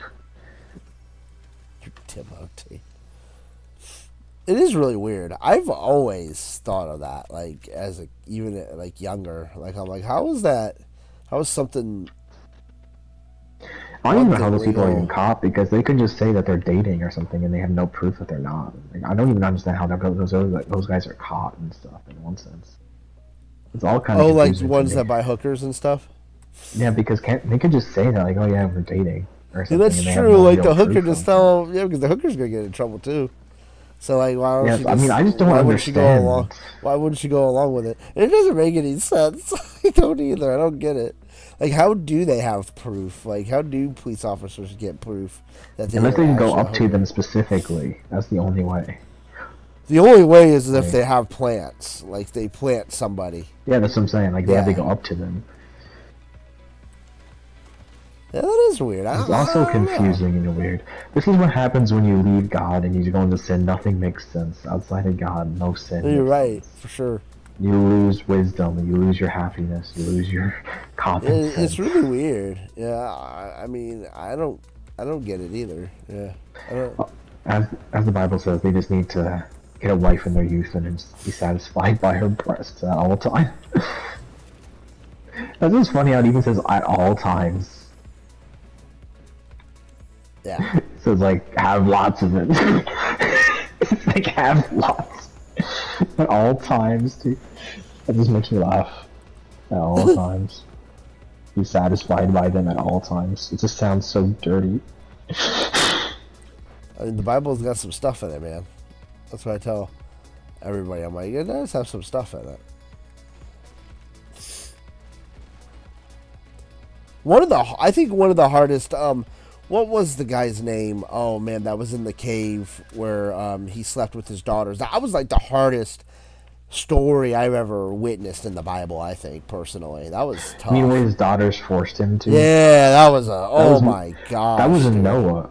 He got drunk after leaving the ark, and his daughters made him do it when he was drunk. Yeah, that was tough. That was tough to read, dude. I was like, oh my gosh, dude. Yeah, he didn't want it because like, he was drunk, which was wrong in itself. But he got drunk out and passed out right after God let the rain stop.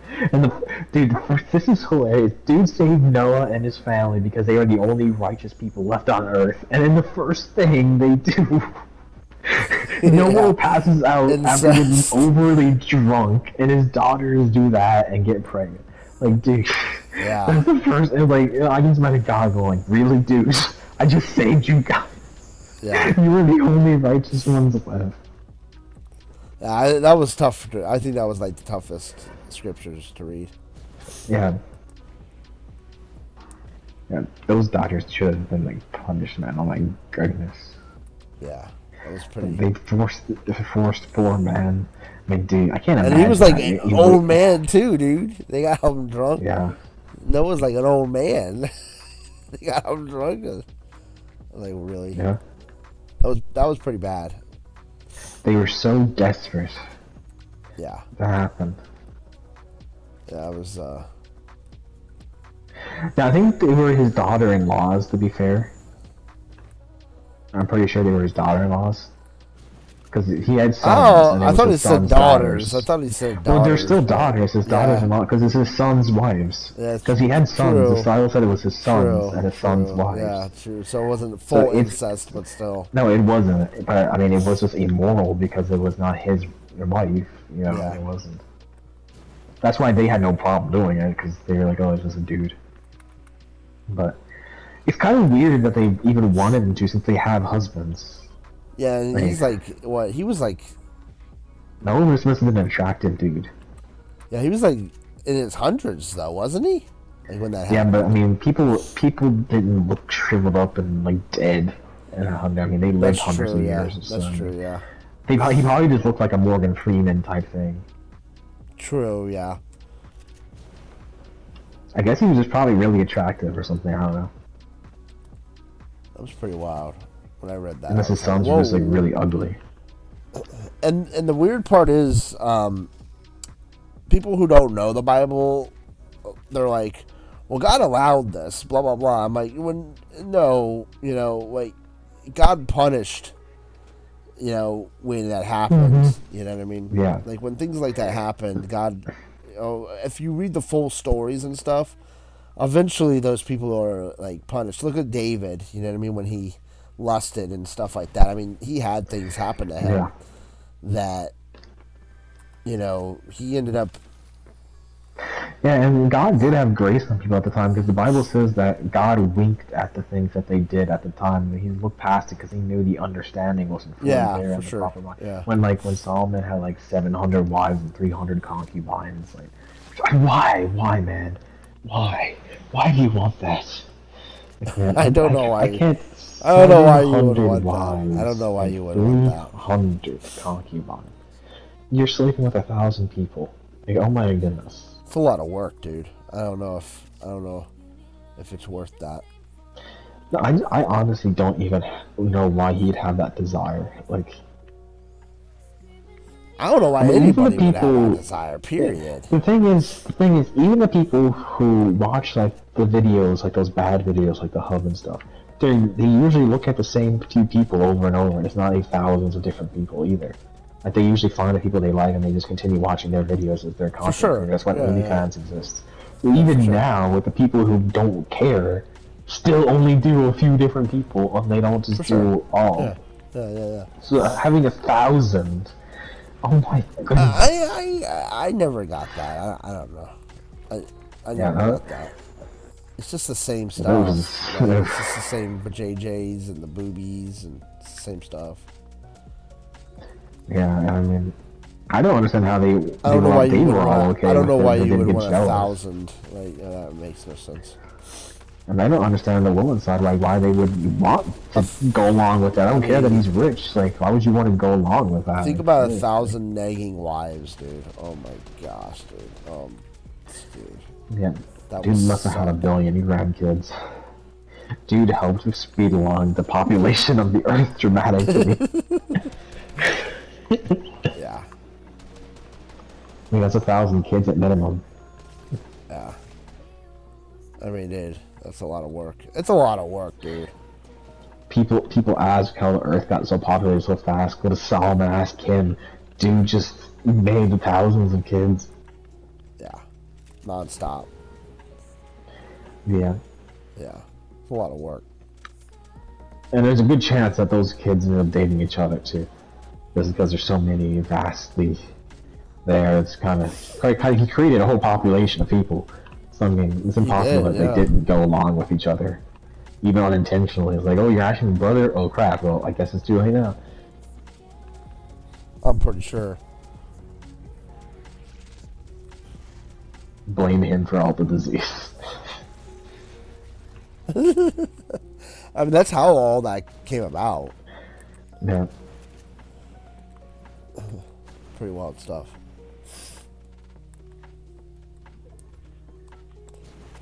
Pretty wild. He took the verse and ran with it of enjoying what he just misread it, and instead of wife he read wives. Enjoy your wives and your youth. And I mean, there's still people that believe that stuff stuff today. Like, I just don't know how they do it. Yeah, I know, like a lot of the Middle Eastern religions especially believe in it. I mean, how could you? I mean, how can you deal with that? I just don't get it. Like, how can you deal with like 4 or 5 wives, dude? Like, I would the most I can understand is 2. Which is still wrong, but I can understand to a point. Nuts, I can understand someone even saying morally it's wrong, but even the moral aspect out of it, like even in their aspect of their religion, I couldn't even do that. Like I can't even deal with one. I mean, I can understand like so like if you got talking to 2 different people at the same time and you had to make a decision, like in like Boy Meets World. He had to choose between Topanga and Lauren. Like, there's times where he's like, oh, he has to choose between the 2. I can understand, okay, man, I like them both. I don't know which one's better. Yeah, for sure. So he goes with both of them. So I can understand, too. Just because it doesn't make it right, and no one should ever do that. But I can understand the reasoning of desiring to at the same time. Yeah, I guess. I never have done that, but I guess, yeah. Yeah. But once you get past that, there's like no excuses. Like, there's no way you'd even want a third. Like your mind and your heart can only like so many people at once anyway. After that, it just becomes a lust thing.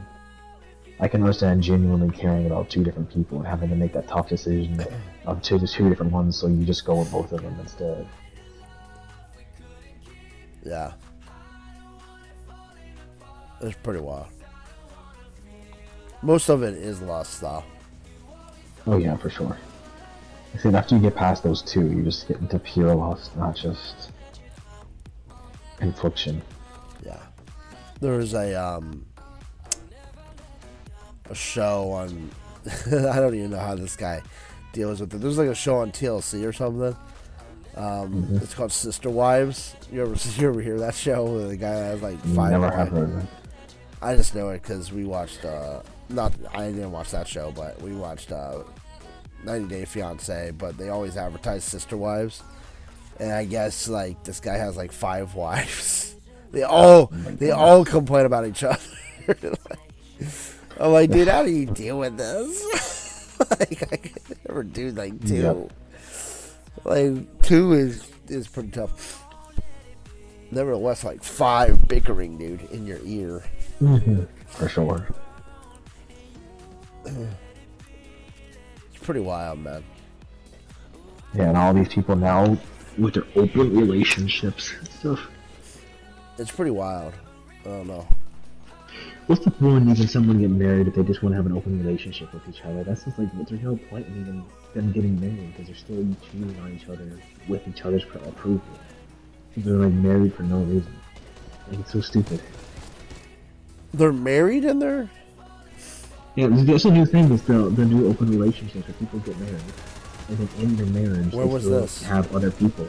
Oh, this is a new trend, dude. Everyone's doing this, dude. I've never heard of this. Open marriages. They're called open. I've heard of open marriages, but a lot of people are doing this. Oh yeah, it's a huge trend on TikTok. It's the polygamous or whatever. I mean, that's where I've heard it was TikTok, but out of TikTok, I don't know that many. Yeah, it's a lot of people. It's thousands of trends. I looked it up when it was trending, and there's thousands of posts about it. Who? There's thousands of posts about it. I looked up the hashtag, and there's thousands. It's like, it was trending all over. It's a new big thing. And it's like, people get married because they love each other, but they still want to have sex with other people. That's so dumb, dude. What? Yeah, there's literally no point in them getting... The whole point of marriage is because you're separating yourself from any other person. It's literally the point. Making a commitment. It kind of beats the purpose, dude. That's literally the whole point. So you're saying you're married to them, yet you're not married to them. Like, what? You're married to them except for their body. It's your body. Like, oh my goodness. That's the whole purpose. That kind of beats the behind purpose of that. Yeah, I mean, it was stupid. It was really stupid. I've never, like, I've always been one, like, even a girlfriend, like, I'm loyal to. Like, I've never been one like that. I've always been one, like, a relationship is a relationship. You know what I mean? Oh yeah, for sure. For sure. Like, I wouldn't even a think of girl, something like, even like Kim and I are boyfriend and girlfriend, I still see my girlfriend as, like, you know, a spouse. You know what I mean? Because, Yeah, like, sure. it's still in a relationship. And I've built that relationship, you know what I mean? Like, I don't see it any differently than anything else. You know, I mean, you're still committed to that person. You know what I mean? A relationship's a relationship. If you're love that person and you're trying to build a relationship up with that person, period, a relationship's a relationship. You know? That's the way I've always looked at it. I always thought a boyfriend and a girlfriend was kind of like the first courses of marriage. I've always saw it that way. Sure. You know what I mean? Like, that's the whole point of courtship. Yeah, I mean, I never understood, like, people dating, like, tons of people. Because, like, I've always just seen, like, I mean, of course, like, dating, but I'm talking about, like, sleeping around. Dating. Yeah. Like, I'm talking about, like, dating, sleeping around. Like, if you go to, like, you know, a restaurant with somebody or something like that, that's different. I'm talking about, like, I never understood, like, people dating, but then sleeping with that same person and then leave them, and then they go with another person and sleep with them and all that stuff. I like sleeping around like that. I never understood that mindset. Mm-hmm. For sure. Because I've always saw, like, a relationship as being a relationship. You know what I mean? Yeah, definitely. Look, there was this YouTuber named Justin Stewart. I mentioned Brittany before. I used Brittany for that troll. Yeah. But Justin and Brittany met each other in the 3rd grade, and they said, "Okay, you want to be my boyfriend, girlfriend," like people do in the 3rd grade. Yeah. And they stuck to it their entire life, and then they got married, like when they were like 21. Yeah. And they never dated anyone else, and never talked about anyone. And that was since the 3rd grade. I mean, they were. That's pretty impressive. Serious about it. Yeah, I mean, that was. I think that's more impressive than anything, because that's a lot of. Yeah, that's for sure. That's massive commitment. That's before they even really knew what they were going to look like, too. I mean, it's not like you look like yourself when you're in 3rd grade. Oh. So that was even before they would have matured to look, because, you know, there's so many stages of how you look when you're growing up, and like teenagers to even adulthood, you look so different each time. You want to do one more? Awkward stages. Yeah. So, like, that's really impressive. And I think that's very commitment, yeah. That's tough to do. That's definitely tough to do. Like, I think I really can say they knew each other all their life. You know, like, people that get impressed by, you know, I've never been impressed by, like, numbers of, like, how many people sleep with people and stuff. Yeah, I think I'm more impressed with. I'm more impressed with, like, marriages that last, like, 50 years. Like, my parents have been married for, like, 50 years. Like, I'm like, oh. Oh yeah, pretty for impressive. Sure. Like, definitely. You know, I think I'm more impressed by that than I am anything. Like, I'm like, crud, you guys dealt with each other for 50 years. Like, for sure. It's pretty impressive. But now Justin and Brittany is basically, they've been a couple together now for about like 18 years now, 19 years, like, and they're only like 28. So, yeah, that's like, pretty impressive. That's impressive stuff. Yeah, I mean, they're going to be like in their 20th anniversary when they're like 30. So it's like... Who is this? Justin, well, he has a channel called JSTU, Stu. He's a Christian dude. He used to do vlogs, now he does like challenges and stuff. But it's him and his wife, Brittany. He's a Christian dude too. He's always talking about Jesus and everything he does. Like, on social media, every day he's like talking about Jesus. They're both Christians, obviously. They both grew up in Christian homes too. They in the vlogs they should show like their parents and stuff. Their parents are really chill and funny too, and everything. But it's cool how they kept that relationship going all their entire life. Like there's barely a time that he can even remember that it was without Brittany. Literally, just because he was so young. Well, that's pretty neat though. Yeah.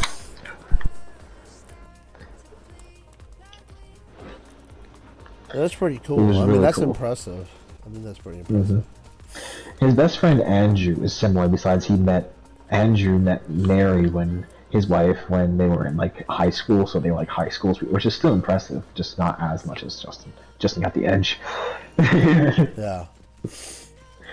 But they both like had their wives for a long time, and then they got married. Now they have children and stuff. Justin and Brittany have like 3 kids now. Andrew and Mary have like 2. I've been watching them before he even got married, and I started watching him when they were just engaged. Now they've been married for 10 years. It feels weird seeing him as a dad. That's pretty crazy. Yeah, it was really cool seeing the journey and stuff. Like, he was also really like a kind of a lukewarm Christian when he was like 18, 17. Like, he had a porn addiction and stuff while he was dating Brittany, which made Brittany really feel betrayed, obviously. Brittany, like, they had a whole thing. Brittany was like crying her eyes out when she was like 19 because of Justin. She never once suggested ending the relationship, though. She stood strong and supported him and forgave him. He was really good to him for that. Well, that's good. He never once suggested ending the relationship.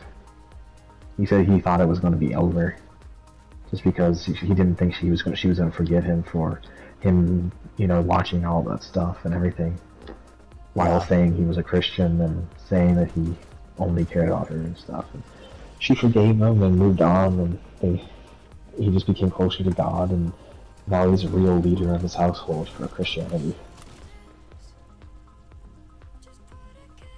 Oh. And they never speak negativity about each other, or they're very positive about each other. They never once ever said anything to harm each other. They even said that they would never let an argument keep them up. They would never go to bed without solving whatever problem they had. So they never let envy or jealousy I mean, his relationship is like a standard that people need to go off of. Yeah, It's that's like good. solid. Yeah, I mean, Brittany is definitely a definition of a good woman for him, that's for sure. Just for her forgiving him and stuff. I mean, not many nowadays were like that. Her parents deserve an award. For sure. Oh. For sure. Yeah, I mean, women these days don't forgive very often. Mm-hmm.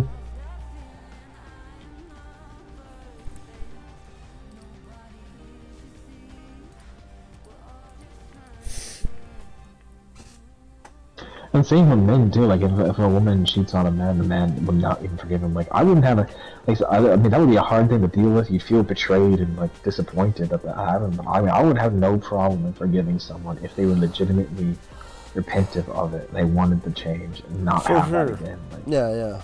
people need to just let things go. Like with the whole Jimmy Swaggart thing. His wife didn't leave him.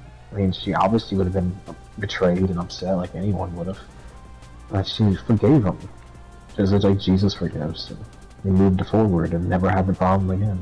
And Justin never had the same problem again. He gave it up and truly rededicated his life to Jesus. And that's how people should be. I mean, I've seen posts where people admit that they made a mistake. It could have been even like an awful, evil mistake, and then their friends leave them and their family leaves them, and they're just like left to themselves.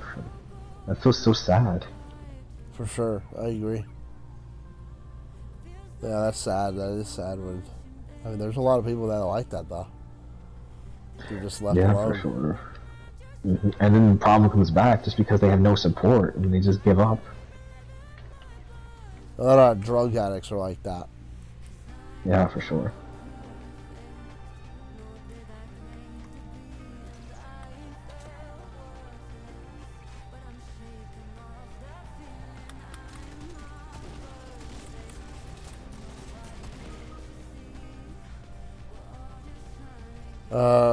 Crap. How am I in this purple thing again? I know. I don't know. I think it's a weapon. I'm pretty sure it's a weapon. Yeah, because it's not showing that I'm in the storm. I think it's a storm bomb. It is. Yeah, dude, it's a storm bomb. Great. Well, I'm dead.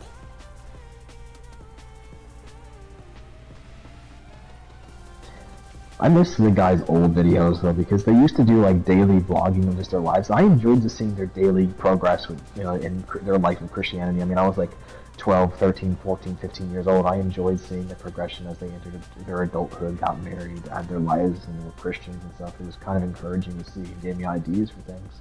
They kind of stopped doing that, and then they started doing like challenges and stuff just for views, which makes sense for their business-wise. I just missed their old videos because I liked seeing it. So it's kind of sad. Yeah. Well, now they're doing like challenges and stuff. They do like random things like $25 versus $1,000 overnight fort or something. I don't know. Like just randomness, which gives them views. And like I said, it makes sense. I understand it because like it's their job at the end of the day. But I just miss their daily vlogs because they were special to me growing up.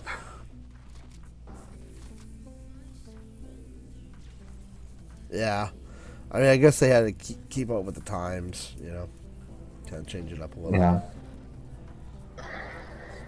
I just wish they had like a secondary channel or something where they even just did like a few minute long vlogs of like what they did that day or something, or random conversations or something. I mean, that doesn't. Yeah, I don't see why they couldn't do like vlogs. Yeah, especially now that he has like children and stuff. It's like home videos at that point. It's like making home videos for their children to look back on. Oh. I mean, I would have more encouragement to do just so the kids have something to look back on.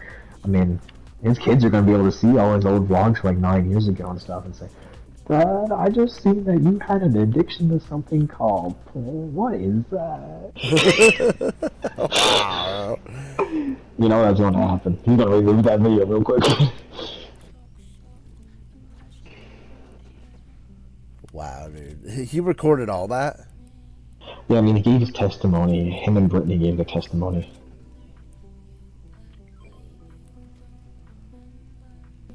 But you can really see the progression of his like attitude, the way he talks, like his maturity level as the years go by. I've been going back.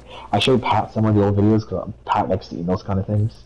Yeah. So I was like, I've been showing the videos from like 10, 9, 8 years ago, and it's just like such. You can see such improvement each year with him and his lifestyle. And they were so fun and like they were just young and enjoying life. They were my age now, or back then, because he's like 8 years older than me. So he was exactly my age in those videos.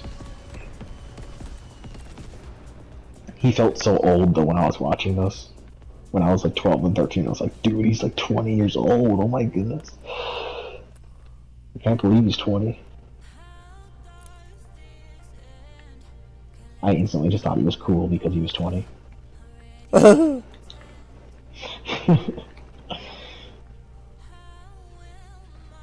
How old were you when you started watching me? I forget. I mean, that was 2017, so I would have been 15. Yeah, 15. That's pretty wild. Time flies, dude. Yeah. That was also, it was about a year later that they stopped vlogging. It was 2018 that was their final year of vlogging. Oh, really? So when I was 16 was their final year, so.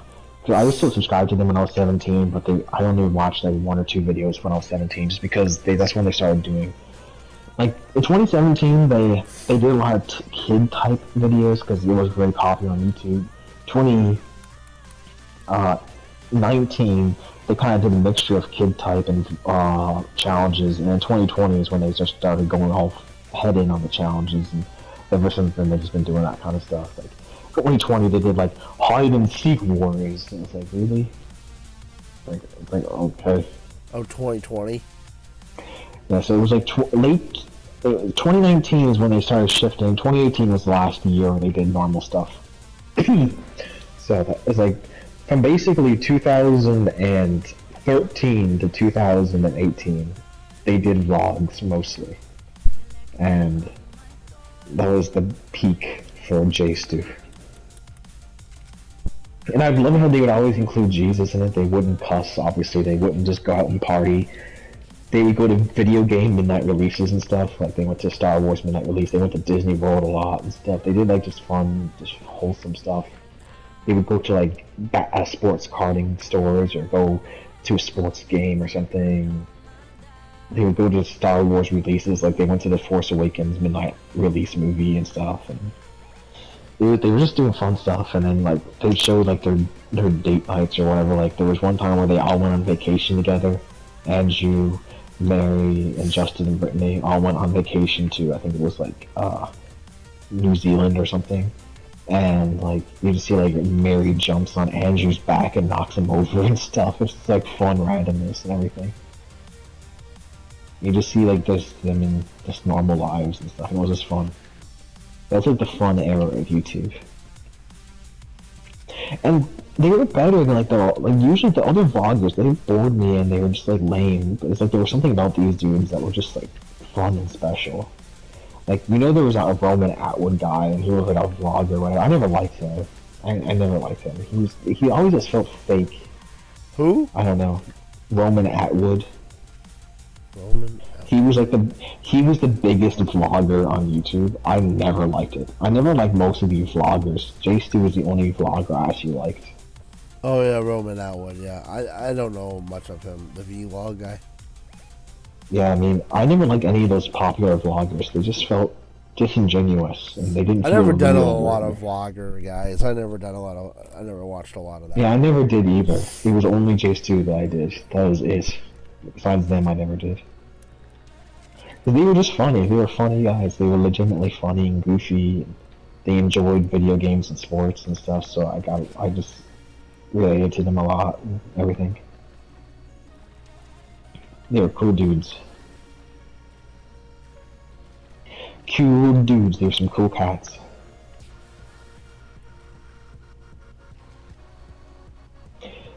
They love dogs too. They had like a whole bunch of dogs.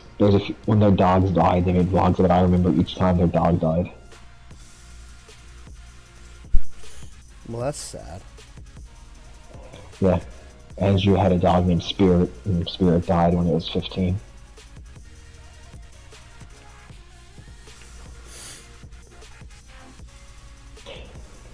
It was funny, Andrew's mom hates PlayStations. So Andrew got his brother Aaron for his 16th birthday at the time a PS4 and hid it in a different box so his mom wouldn't know. Why does his mom hate PlayStations? She just hates them. She says video games are awful and stuff, and she was always against them. She was like old-fashioned that way. Like the really old-fashioned values and stuff. Yeah. And Andrew especially is a big gamer guy. He loves video games. They actually ran a gaming channel for a little bit called Goof Squad Gaming, but they didn't get a lot of views, so they kind of stopped it.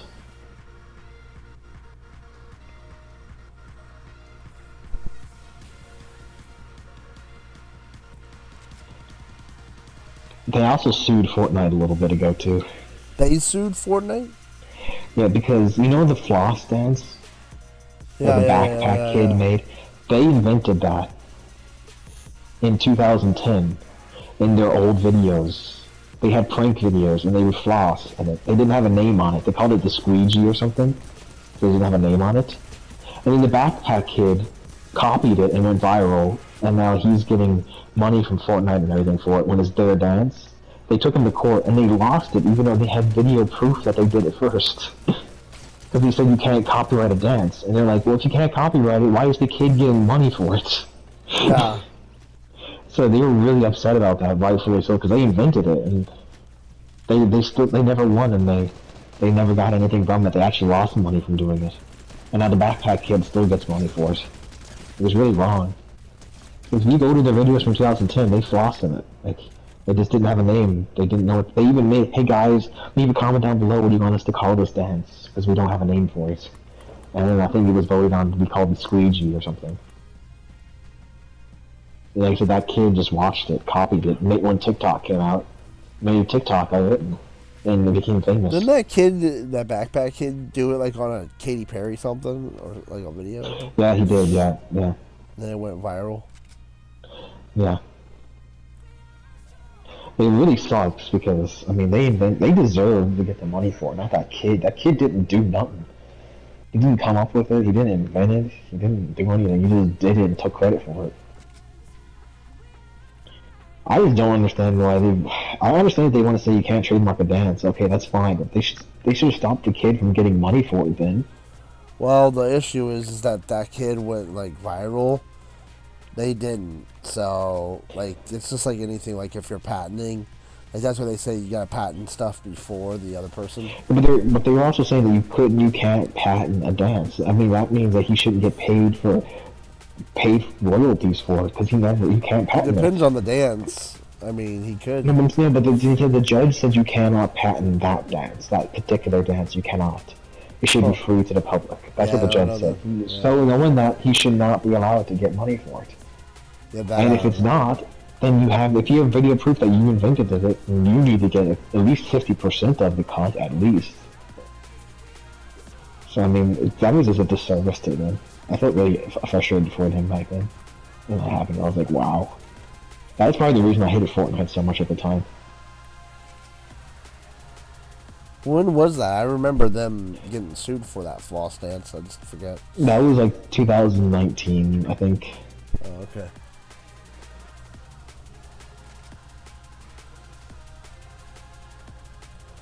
And they still play Fortnite. They like Fortnite as the game. They were just like upset that they weren't getting the money that they like deserves because they invented it and stuff. And they just thought it was not really fair.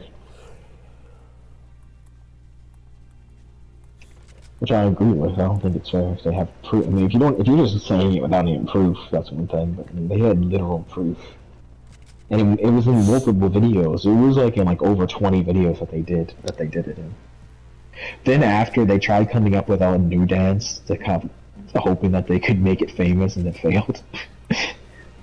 After that, like in 2019, yeah, and it just failed. I don't even remember what it was. They tried making a new one. It was just so dumb. It was funny, and they were like telling everybody, "Hey, everyone in the comments, start doing it on social media so we can get traction." No one did. Their attempt failed. It was so funny. But they were nice dudes. How many subscribers do they have now? Now they have like 4 million or something. Oh wow, they're big guys now.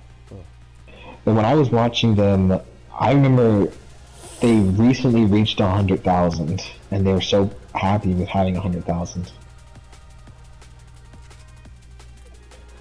Most of the time they were watching it, they were under 100k. I remember they had a whole thing road to 100k and stuff, and they were like, man, if we could get 100k, that'd be so encouraging. That would be a sign from God for us to continue doing this channel. And then they reached 1 million after I stopped watching it, 2 million, and 3 million, now they're up to 4 million. Every once in a blue moon I'll check out what they're doing now, but it's just not the same anymore since they're not doing vlogs. They're still nice dudes, and they still have the same kind of... What's the name of the guys? JST. JST? J-Stu.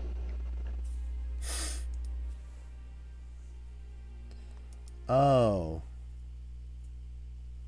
They got 7.87 million. I thought they had 4 million.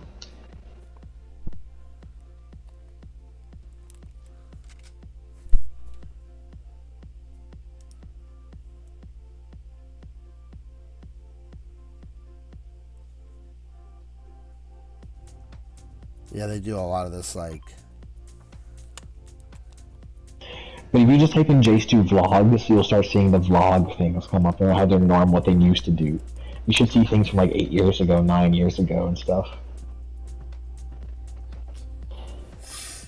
Yep, 7 years, yeah. Yeah. The simplistic videos, they were fun. Pat likes watching them too.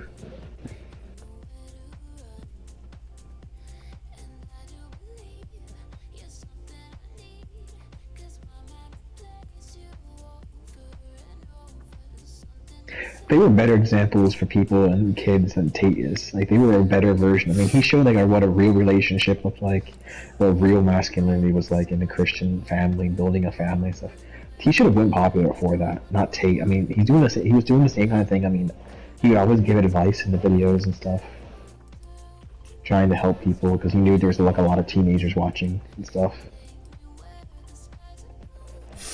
He was, like, a way better version of Tate, both of them were. Of who? I said they were a way better Andrew version of Tate. Yeah. because they were always giving advice and stuff, but it was like they showed the example of leading a family and stuff, and the proper ways of dating and everything. Like, Yeah, I mean, Andrew Tate's not somebody I would role model after, but yeah. And they would make thank you videos for the fan mail that they got and stuff. They would open all their fan mail into videos and they would say a genuine thank you and stuff. And they would send autographs to people who gave them fan mail for free, just out of appreciation and stuff. Like, they were just genuine dudes. They truly appreciated everything. They were just nice.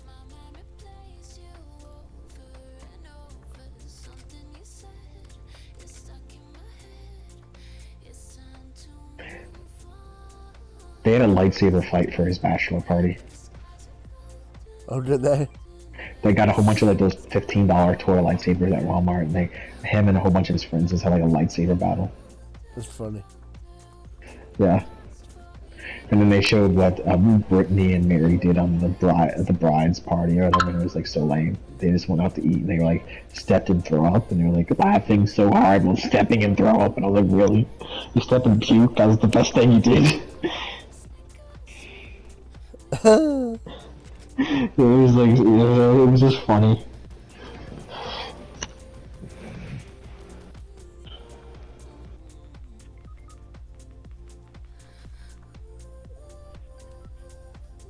That was back when YouTube was like not all copies of each other. Everything was different and fun and unique. Now everything is like just copies of each other.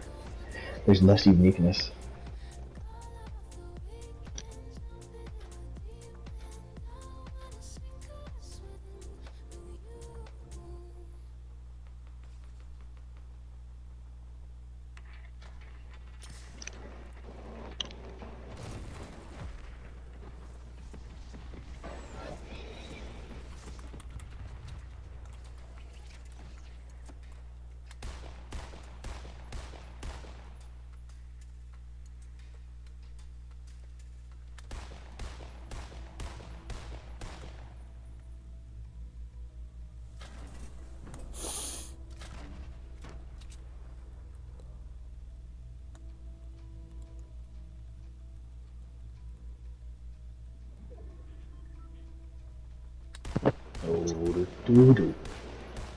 I wonder what happened to YouTube. Like, I don't know why all the videos that go popular now are all like just copies of each other rather than uniqueness. You would think people would get tired of it.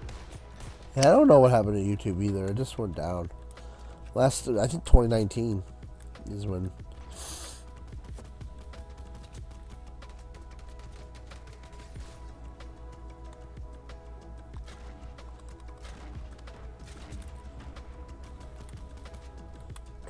Was the last I can remember YouTube being like good. Crap! Sure. I'm down. Cat and I are both down. Oh, you're down too, Raps. Shoot, dude. Oh. I think the closest thing to old YouTube does still exists is that LOL podcast. They're not amazing. They're just kind of whatever, but they're like the closest thing to that 2016 YouTube era. That's the reason I think they're kind of fun. Because like even most of the podcasts now are just kind of generic. I say let's leave it on a win. That's it. Well, we just got 2 wins in a row. We should try getting a third. You can't just leave on 2 wins. Yeah. I mean, that's like sacrilegious. Wow, dude.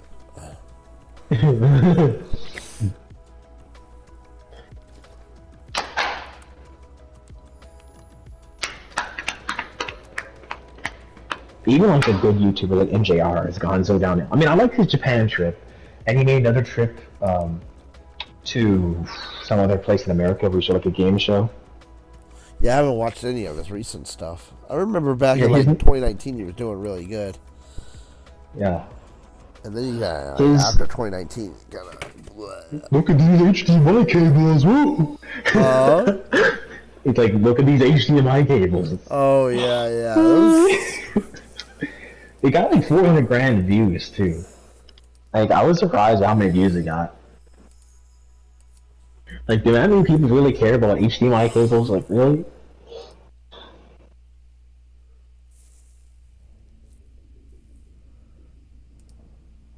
I just don't understand why people care so much about retro gaming, honestly. I really don't understand. I understand as a small community, but I don't understand the huge obsession over retro gaming. Yeah, I haven't watched any of his videos for about a month, so I haven't watched any of the Konami stuff. His trip to Japan, I didn't watch that. I haven't watched. Well, the trip to Japan is really good. You'll enjoy the trip to Japan. It's like classic MJR. I think. And Kinsey's in it too. Yeah, that's your girl. No, that's yours, dude. She's the bigger one. Kelsey is mine. Kinsey's the one that you don't like. I know. I don't like Kinsey. You like Kinsey, dude. But she was legitimately fun. She's now married to that dude. The dude who looks like John Hancock, but he isn't John Hancock. I always liked when he showed his like. I mean, they started doing. I like the Reggie stuff. I like the pickups. I always like the. Yeah, I mean, I like those, but now they're just getting stuff that's like, why? Like they're not even getting good stuff anymore. They are getting stuff like, why? They used to get interesting stuff that I was intrigued by, and now it's just like it's either only anime, turn-based anime stuff, or it's like some sort of weird cringe game, or it's like some old retro game, and it's like that's it. It's like nothing fun. Or he's just getting another like snowboarding game or something because he's always buying like these extreme sports games. So it's like I don't know. And Reggie by himself is just kind of too dull for me. Yeah, I mean, he's only good with MJR. By himself, he's kind of dull. Yeah. I'm actually kind of surprised at how many subscribers he got just because he is really dull to listen to. Yeah, I mean, MJR kind of helped him out. For sure. MJR really came out at the perfect time for him to do his channel. He was like the only dude who was like doing collecting at a massive scale on YouTube back 14 years ago. He was like the first dude to do that. It's kind of sad though, he doesn't have more subscribers. Dude kind of just capped off at like 800k. And he's just kind of slowly climbed up and down after that. That's kind of his job, isn't it? Oh no. Oh yeah, that's the only thing he does. His wife is a real estate agent too, but that's his job. Yeah, his wife makes good money though. Yeah. His wife is the breadwinner. His wife's the breadwinner. I mean, I'm sure he could probably just survive just fine on his YouTube income. They want to live a richer lifestyle of always going to Japan and stuff too, so it's like he can't support doing a whole bunch of trips probably, like he does, and supporting buying all these expensive games. Like he was showing off, oh yeah, I bought this game for like 150. It was a good deal. Yeah, no, there's no way, dude. There's no way. So he's supporting. He's leaning on his wife to buy games. He has to bring her chocolate. Like, can I buy this game? He has to ask his wife. Yeah, that's the good thing about CD collecting. It's cheap, generally speaking. I'm doing it before it goes up. I mean, these things just like any other collection. Game collecting is cheap, but you gotta be thrifty. You know. Well, it's not cheap to collect for complete consoles. Like you can collect complete artists' libraries and it'd be cheap, but true. Yeah, no, console libraries is not, because there's always going to be some games that are like rare or something. And there's gonna be other games you buy and they're worth nothing later on, and you regret buying them because they were worth nothing. Like Mystic bought a whole bunch of Hannah Montana games. I don't know why. Mystic's investments in games. What does he do for a living? That's it. It's just YouTube. He makes that much money off of YouTube. Mystic does. Mystic makes. Yeah, I mean, it's honestly pretty easy to make money on YouTube if you have a steady flow going. It doesn't even matter if you make millions or not. I mean, if you have a steady flow of like 100k views or something on a video and it's consistent like that, you're fine. I mean, unless you're like a bit extravagant or something. But... Plus, I mean, people usually get sponsorships too and stuff, which I think he's been sponsored a couple of times, so that's kind of extra. But yeah, I mean, so he's able to really support himself on just his channel. So I'm saying, I think MJR is too. It's just MJR is more extravagant, so he kind of has to have his wife work as a real estate agent. Oh, I don't know how guys do the YouTube thing because they have to pay for their own insurance and all that stuff if they want. You know? I mean, it just depends on the dude. I mean, they don't get health benefits. They have to pay for their Yeah, own but health benefits and stuff. Yeah, but it's like, unless you're living an extreme mindset where you're gonna get injured a lot. Like, for instance, me, I've never had to go to the hospital. Even when I tore my ACL, I True. It just snapped depends. it Like back I'm in the place. same way. Like I'm not constantly getting hurt where I'm in the hospital all the Yeah. time. I don't So, care about health benefits whatsoever. Like, I mean, I have that's the health least of my benefits. concern. Just Yeah, in I'm case. just, I don't care about them. Like, I really do not care about them. My only health thing would be my eyes, which I just buying glasses. Wow, what do you do? Like, Yeah. you know, that's it. I mean, the only other health benefit would be pregnancy, which is not anything. I mean, I can go to Canada and my wife can give birth for free in Canada. Just, okay, baby, we're going to Canada for a week so you can give birth. Yeah. So I mean, 'cause I'm not paying like 20K in America for birth or something. So, whenever my wife gets pregnant, when I get a wife and she's pregnant, she's going to Canada. Yeah. There's no ifs, ands, or buts. You're going to Canada. What about Philippines? What does the Philippines charge? Well, I think they're free too, but for a low expense. I don't think it's much. Yeah, I was like, Generally, from nothing's what I know, free. hospital Something's gotta come from somewhere. hospital things here are very cheap unless you're having like a major surgery done. That's it. That's the only time it's not. But Canada is free for Canadians. To an extent, or- nothing's free, bro. It's always gonna come from somewhere. No, but it comes from your tax, your year-long taxes. Yeah, your taxes. Pay money I mean, goes from you it. still but I gotta mean- pay taxes. The thing is, like, for instance, if I was, say, working in America, I don't pay taxes in Canada because I'm not earning any money in Canada. So I would just be going there, Canada, give birth for free. It would be free. Everybody else would be paying for it. That's just the way the system works. That's what a lot of people do. They get jobs in America, and then they pay American taxes if they're dual citizens. And they're not earning a single dime in Canada, so there is no Canadian taxes to pay. Yeah. And then all the other taxpayers are paying for their childbirth. It's great. It's kind of shady, man. I'll be like, thanks, Anthony, for paying. Wow. No, but that's the advantages of having two citizenships. Yeah, that is. That's pretty good, yeah. Yep. Disadvantage, I had still signed up for the American draft. It sucks. Huh? I still have to sign up for the American draft sign up thing. That sucks. I was really hoping I wouldn't have had to do that since I'm both, but you still have to. They still What? make you A draft do that. for the army? Yeah, for America. If you're even on Yeah, the but that's not dual, gonna I still happen have- anytime soon. No, it's not. I'm not. It's annoying. I didn't want to go through that because it's just annoying. I hate government stuff. I've always hated government stuff. I don't think that should even be forced for anyone anyway. I mean, that's the one thing I really disagree with America. Because first of all, they even had no history of people not wanting to go to war. Every war America's had, there's been more than people trying to get in. When did you have to sign up for the draft? When you're 18, you have to sign up for it. When you're Really? 18.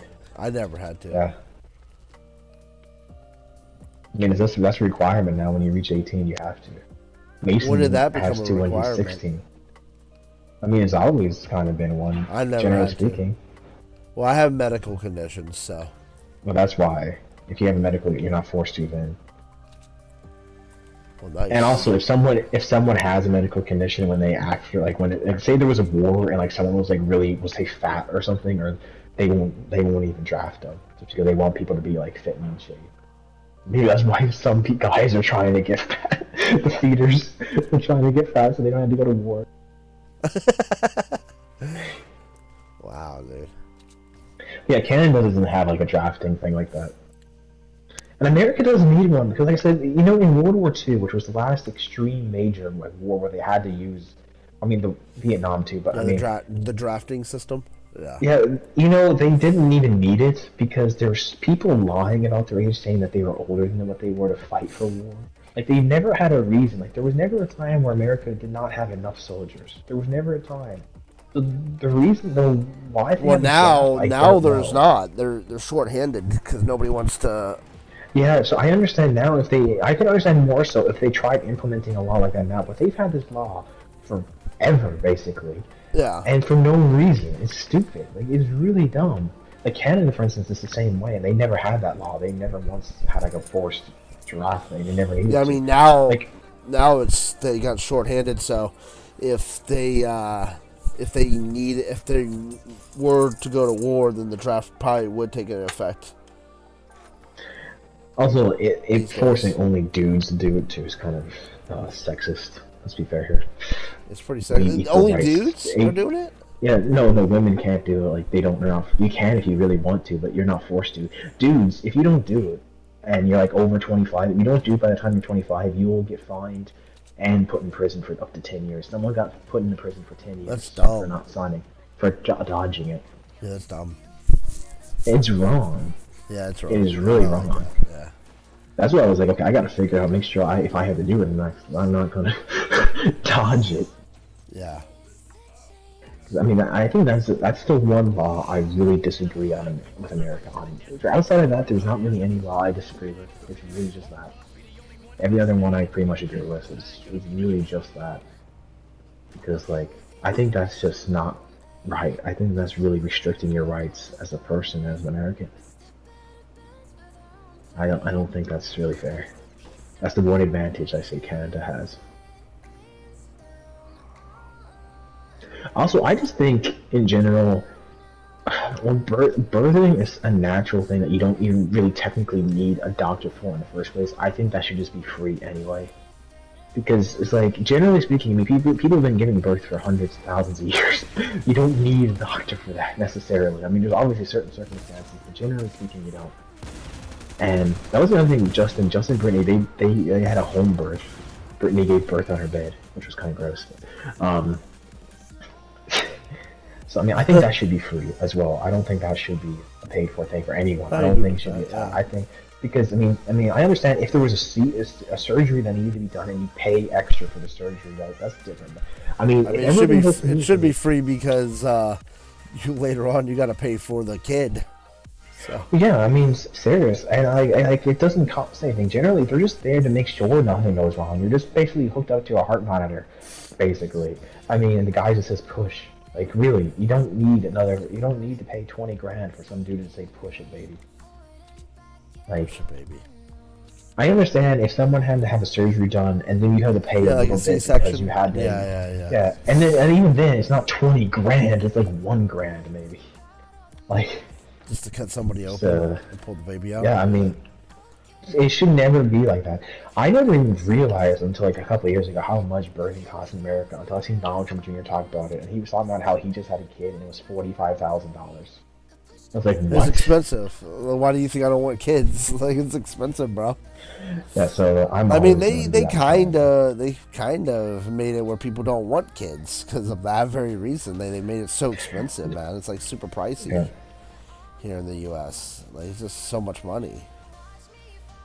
Yeah, I thankfully will never have that worry. Huh? I'll never have that problem, thankfully. Yeah, I mean, that's a blessing, yeah, sure. I think, assuming you're generally a healthy person, I think more people should consider home birth anyway, just to save the money. I mean, if you're unless you have medical history where you think something's going to go wrong, if you're generally a healthy person, you think it's all going to go healthily, I don't think there's anything wrong with someone doing a home birth. Because it was done for thousands of years. So. Animals do it in bushes, right? That's true. Animals do it. Yeah. I mean, homeless people do it in the streets. I mean, it's not like it can't be done. People act like you have to have the hospital.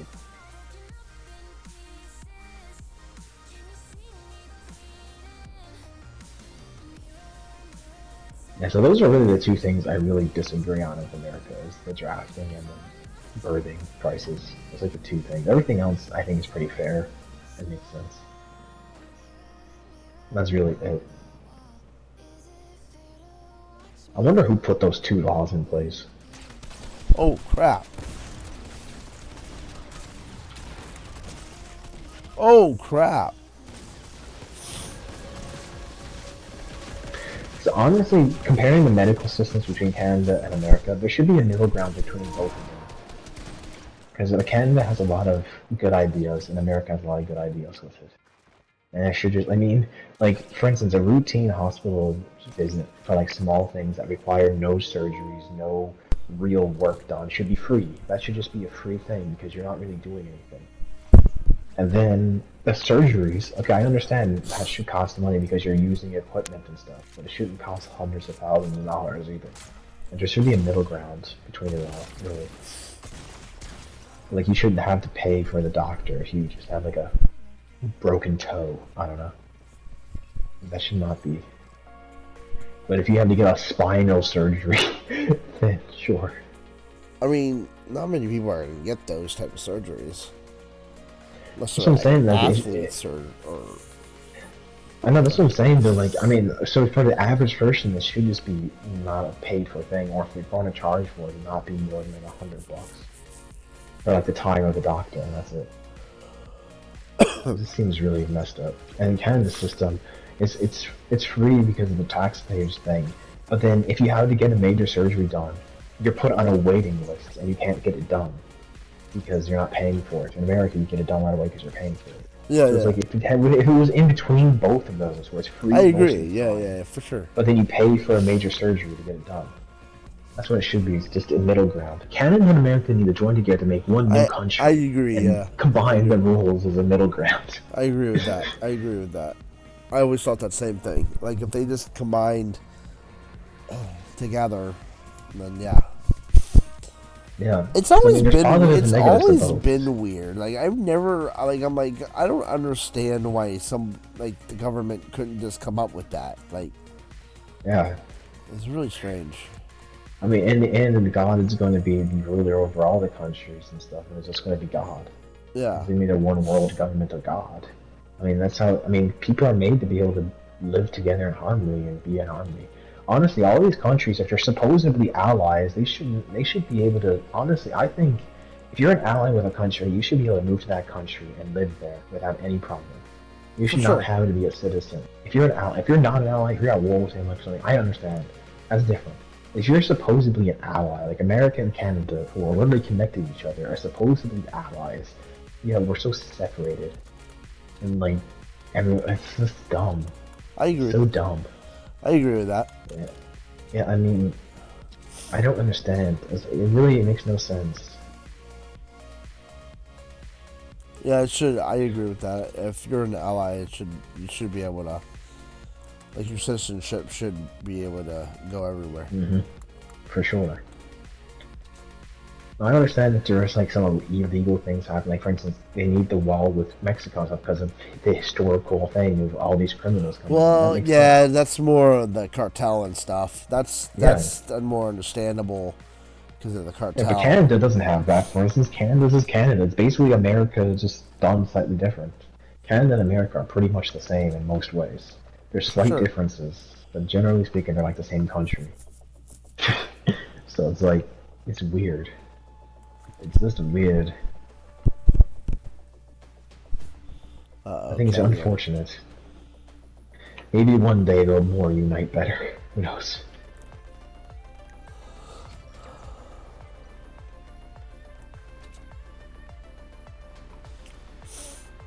So I think that'd be a pretty cool country mixed together because there's like uniquenesses in Canada and uniquenesses in America. They join together, the cultures join together.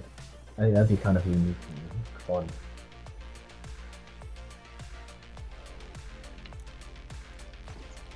Crap.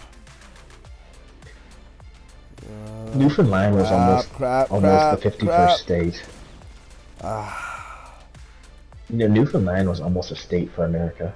But one vote overturned it for it to be Canadian. There was a vote that was held of what country we were going to join on to, of either Canada or America. And one single vote made it a province for Canada instead. So I'm pretty sure some rigged stuff went on in that election. Because winning by one vote is very suspect. Like, careful, dude. That sounds kind of sus. Yeah. So I think Newfoundland should have actually been a state, not a province. It's just based off that. Oh, dude, run!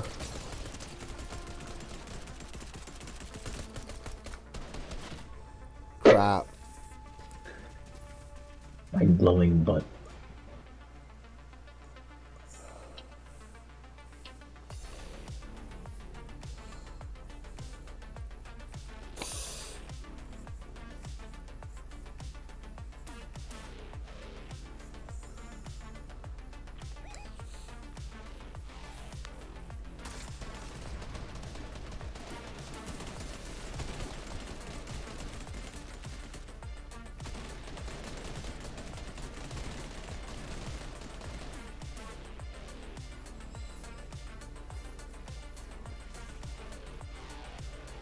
Did you see that clip trending of Kim Kardashian's kid finding Kim Kardashian's tape that made her famous?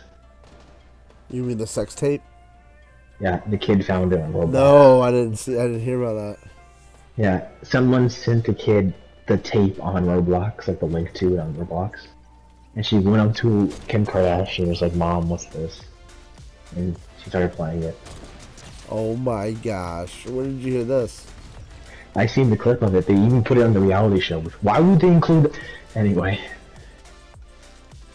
The clip went trending. I was like, what in the world?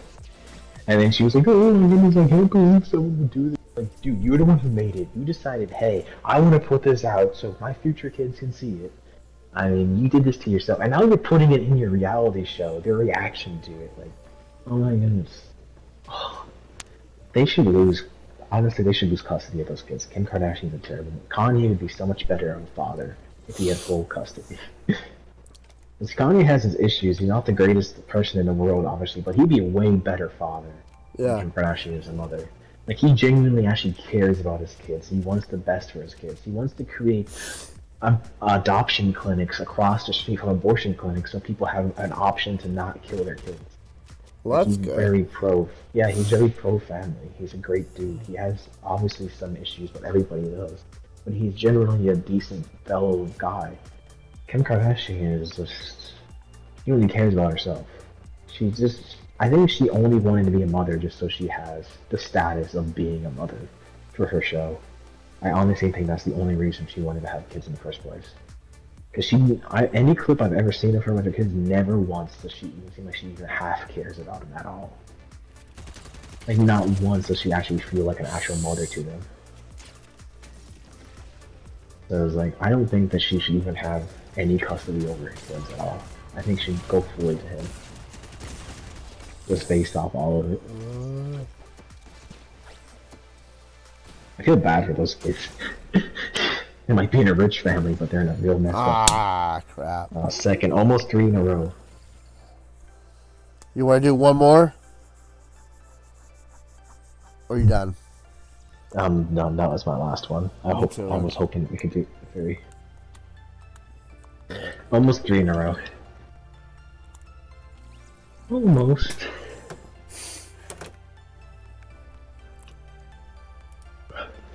I'm really curious what this Eminem event is going to be like.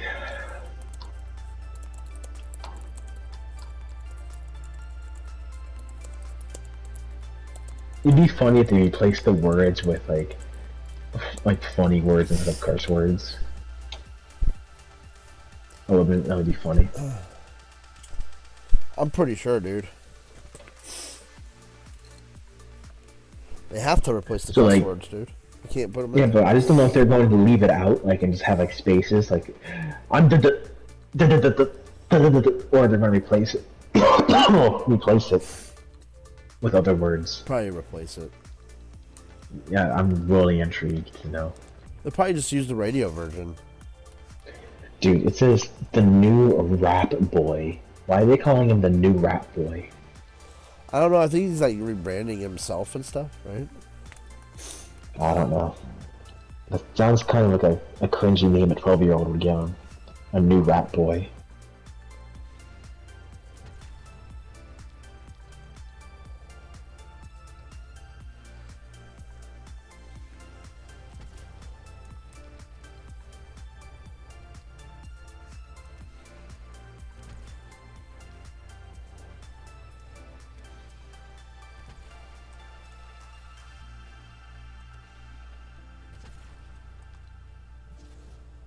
I got my commenting back on Instagram, so I'm able to debate people again. I've been debating people all day on Doctor Who's It's so chat. weird that you get blocked, dude, because... Yeah, I got another warning today because of something I said about Doctor Who. What'd you say? I said, there's no redeeming quality to that absolute disgrace of Doctor Who. Doctor 14 and Donna deserve so much better than this woke, awful writing. I got a warning for hate speech. Really? Yeah. It said that multiple people have reported it as hate speech, and I got a warning from Instagram. Where do you see a new Rap Boy? All I see is Rap Boy. Okay, underneath it says Fortnite X Eminem, the new Rap Boy, Slim Shady, and Marshall never more outfits. Like one of them's called a new Rap Boy. It's just called Rap Boy. Where do you see it? Underneath, go to the homepage on the PlayStation. Underneath it, like on the official news, underneath the game, it says the new Rap Boy.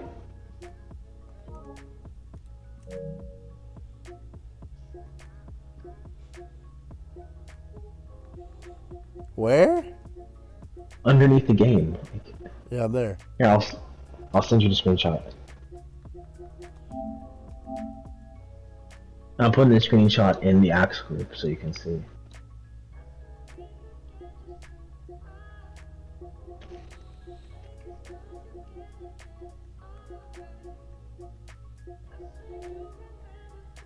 There you go. It's in the Axe group. Oh yeah, the new Rap Boy. Slim Shady and Marshall, never more outfits. Like Slim Shady sounds alright, Marshall is his name, but the new Rap Boy, that just sounds so cringe. The new Rap Boy. Yeah, that is weird. I want to listen to the new Rap Boy.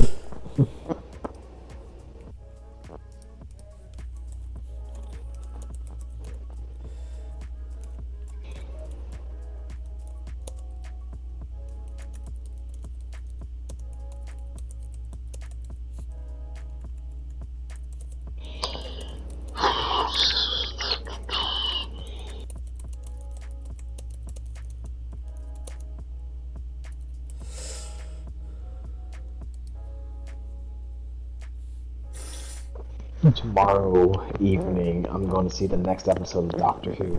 Nice. I think it comes out then, and I'll see if it got any better. Yeah, let me know. I hope it did. I hope so. If it got worse, dude, oh my goodness. Oh, non-binary. Non-binary. Non-binary. That's the new theme song. As the TARDIS goes through the portals, it goes non-binary, non-binary, non-binary. Oh, man, dude. That was So bad. painful. I bet. It's painful for me just hearing you say it. Yeah, I mean, wow. You will see it though. That's gonna be the last thing that we watch. Great. Hopefully it gets better so it actually becomes a good ending. I mean, who knows, maybe the new Doctor will not be gay. But I mean, he's gay in real life. He's known as a gay spokesperson. So I got a feeling they're gonna really use that a lot. I got a feeling we're gonna hear about the Doctor's husband or something.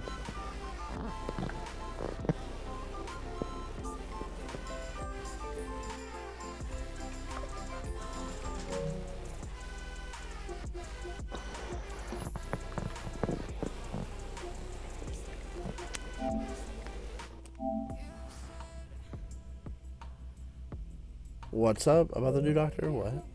I said I wouldn't be surprised if we heard about a new character called the Doctor's husband or something.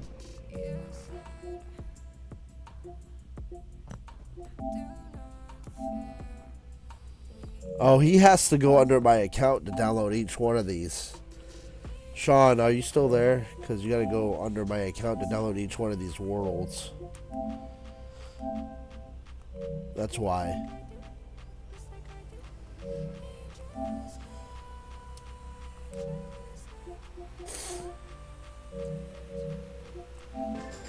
I clicked on it and it said, you gotta, thanks. You gotta install the worlds. And then I'm like, what?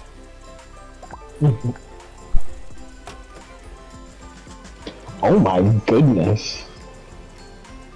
There's a new game on the PlayStation Store. It's called The Evil Nun, The Broken Mask.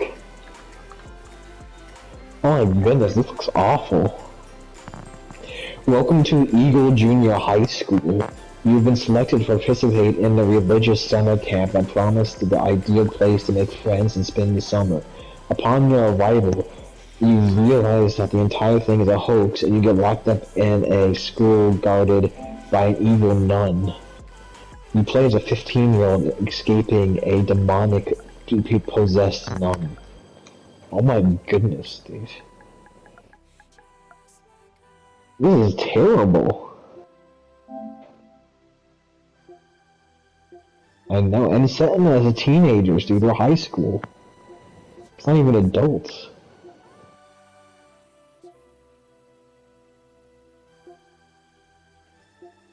Why is there so? It's like there's so many of these kind of games coming out recently over the last couple of years. Like, what in the world has been going on? These games are like starting to come out all the time. These like evil games. I've noticed like way more.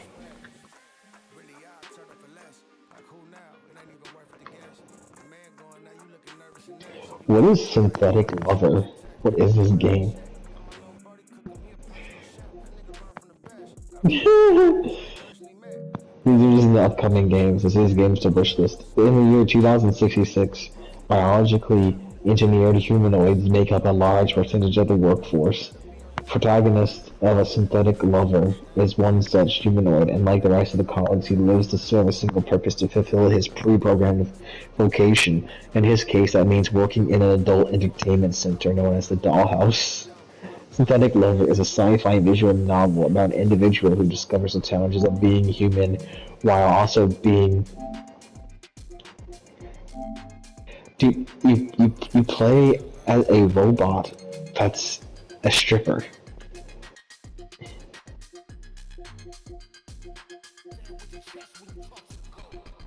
That game sounds terrible. It's just on the home screen. It's on the home screen of the store for me. Prison Life Simulator. Skibbity Toilets Ladder Race. Synthetic Lover. Synthetic. SYNTHETIC Lover.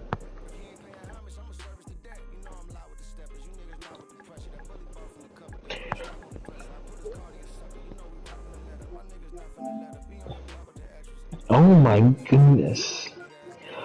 Devil Inside Us, Root of Evil. That's another game here, dude. Play as a priest. Oh my goodness. You're playing as a priest that likes the devil. Dude.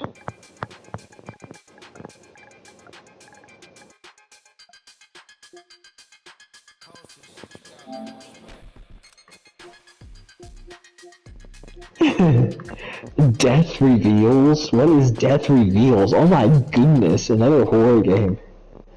Be prepared for a first-person look on life through the eyes of a teenager who's trying to escape the minds of the Aztec god, Zippy Totec. Get ready for a chaotic experience with the horror. Death Relives. Why is there so many horror games coming out? It's past Halloween.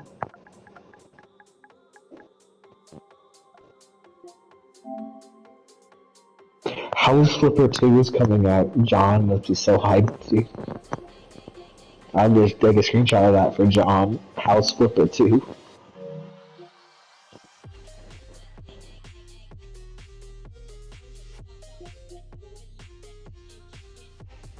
An Aztec god is basically hunting you down and trying to possess you. That's not what it said.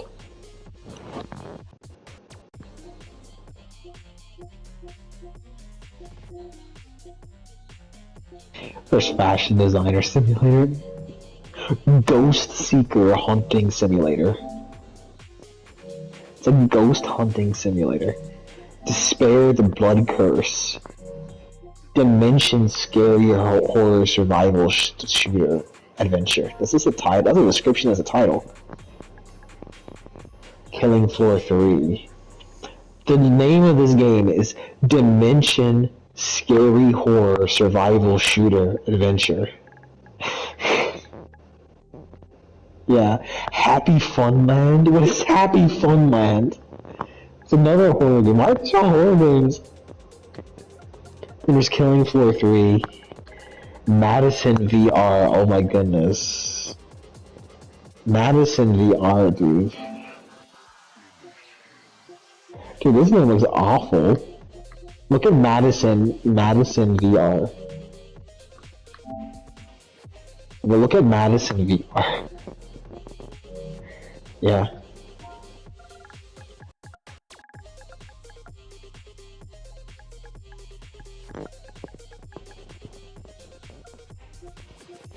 Yeah.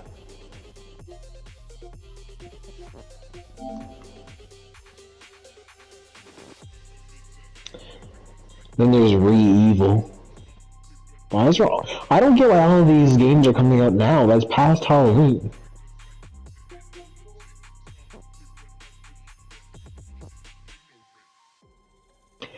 There's Police Contraband Simulator, dude.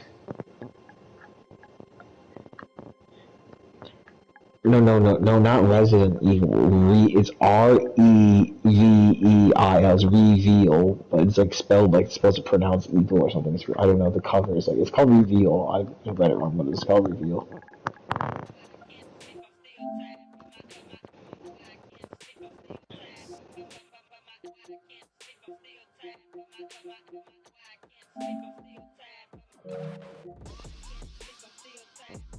Train Simulator.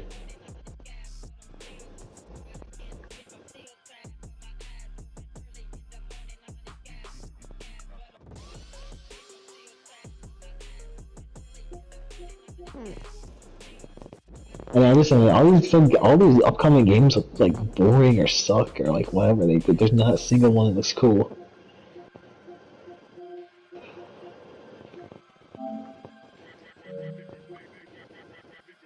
Cat Life Simulator. Cat Life Simulator.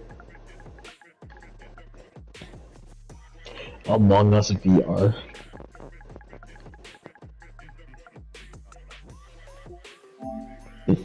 I think that makes sense. Pat likes Among Us.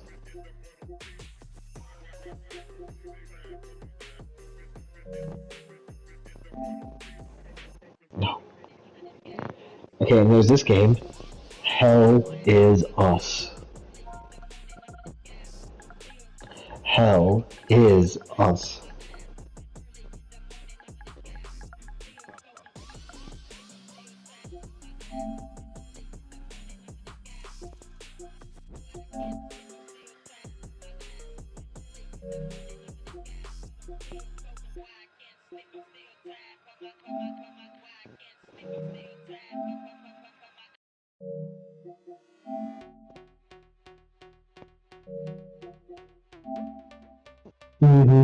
Yeah, I've seen it.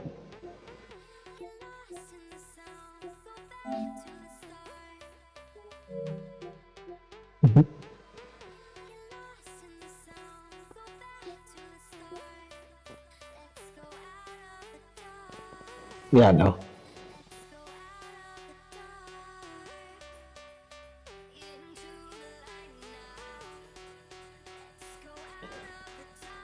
What is it? Stories in Glass Winter? That was a puzzle game. Tested on humans? What is tested on humans?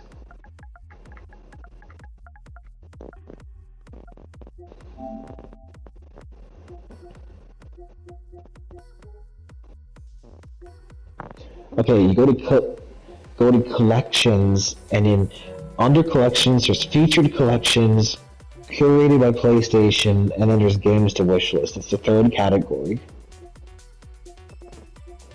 Yeah. There's latest, and then there's collections, and then there's deals. It's the second tab, collections, and it's the third tab down. It's games to wishlist.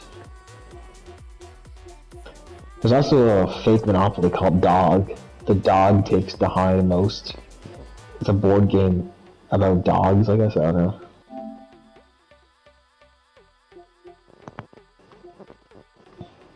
I don't know what this is.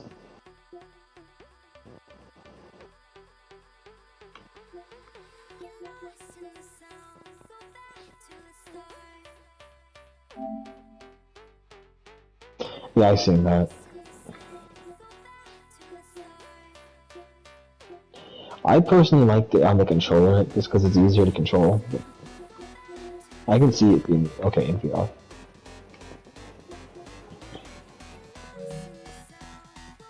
It's smart of them to make it in VR for sure.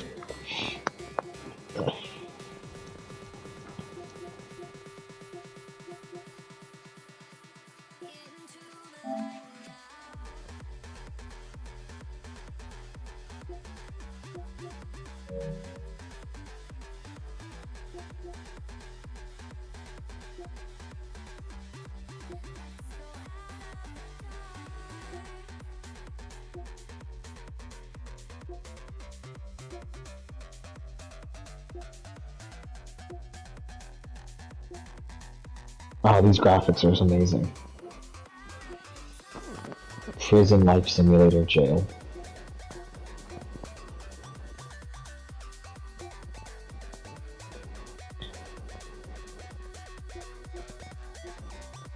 Just look at it. Prison Life Simulator Jail.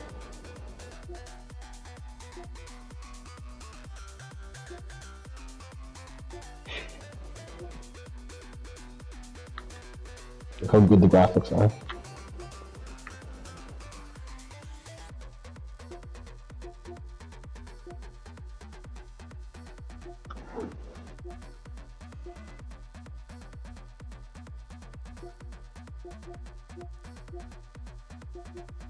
Yeah.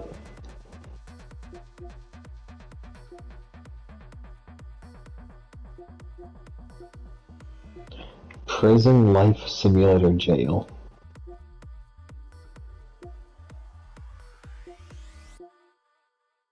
Just type it in, just type in Prison Life Simulator Jail.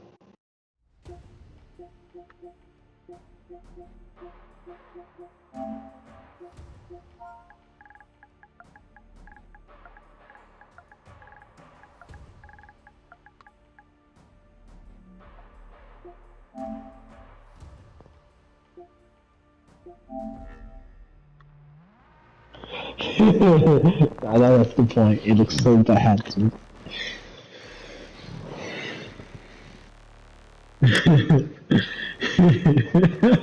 Are you gonna pre-order it?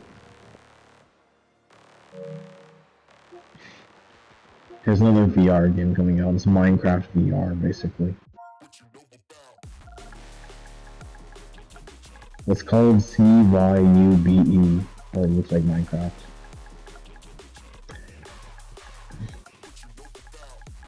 Mm-hmm.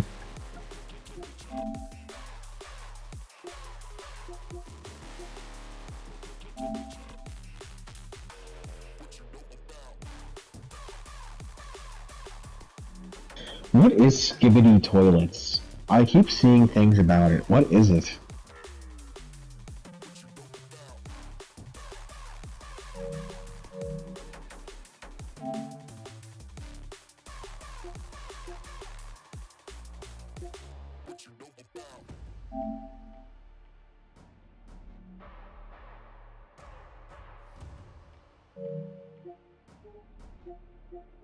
Skibbity Toilets.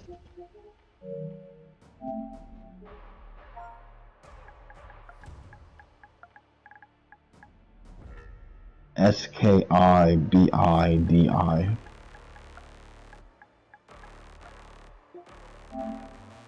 I keep seeing things on Instagram, people... Yeah, I keep seeing people talking about Skibbity Toilets. I don't know what it is.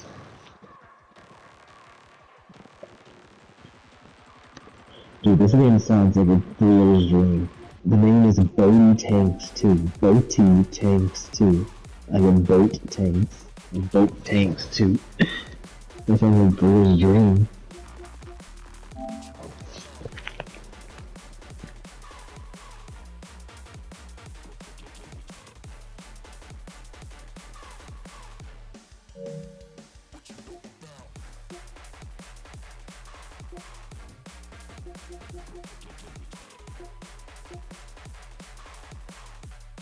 Pigeon Simulator. Who would buy Pigeon Simulator? No. Oh my. Another. I don't know. This is a furry. This is a furry game. It's a gay game. Oh. Dude, there's another gay fantasy game.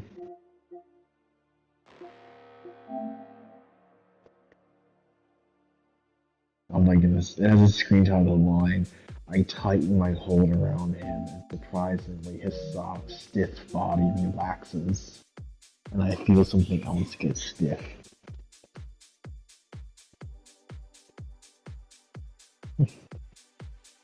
We're not playing that game. I don't care if you want to play it or not. We're not playing that game. I know you like the. I know you like the gay games, but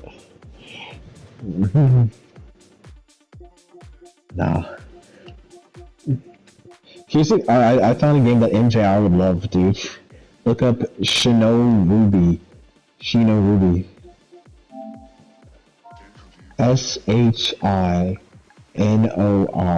SHINORUBI. This is a game that MJR would love.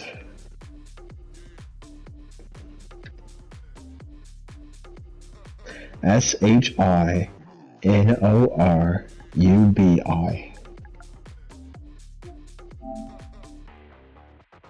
Yeah, I don't know why it does, because it has nothing to do with the actual game.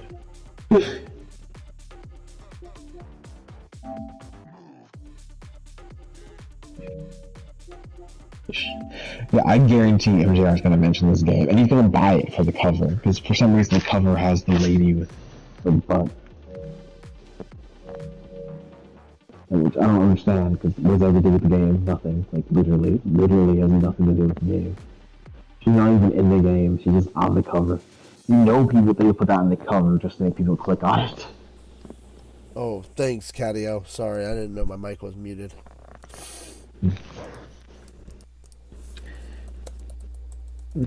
Oh, this is kind of a neat VR game for people who like trains. There's a Toy Trains VR. Create your own railroads on a table, where you create your own with train sets, like toy trains, and make your own toy train tracks and stuff in VR.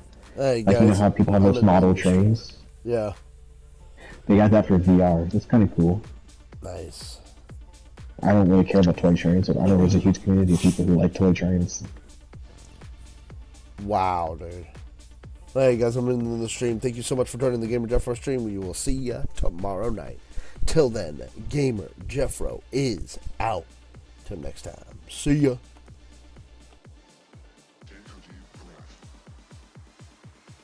And just a game called Toy Trains VR. It's about, you know, it has like a table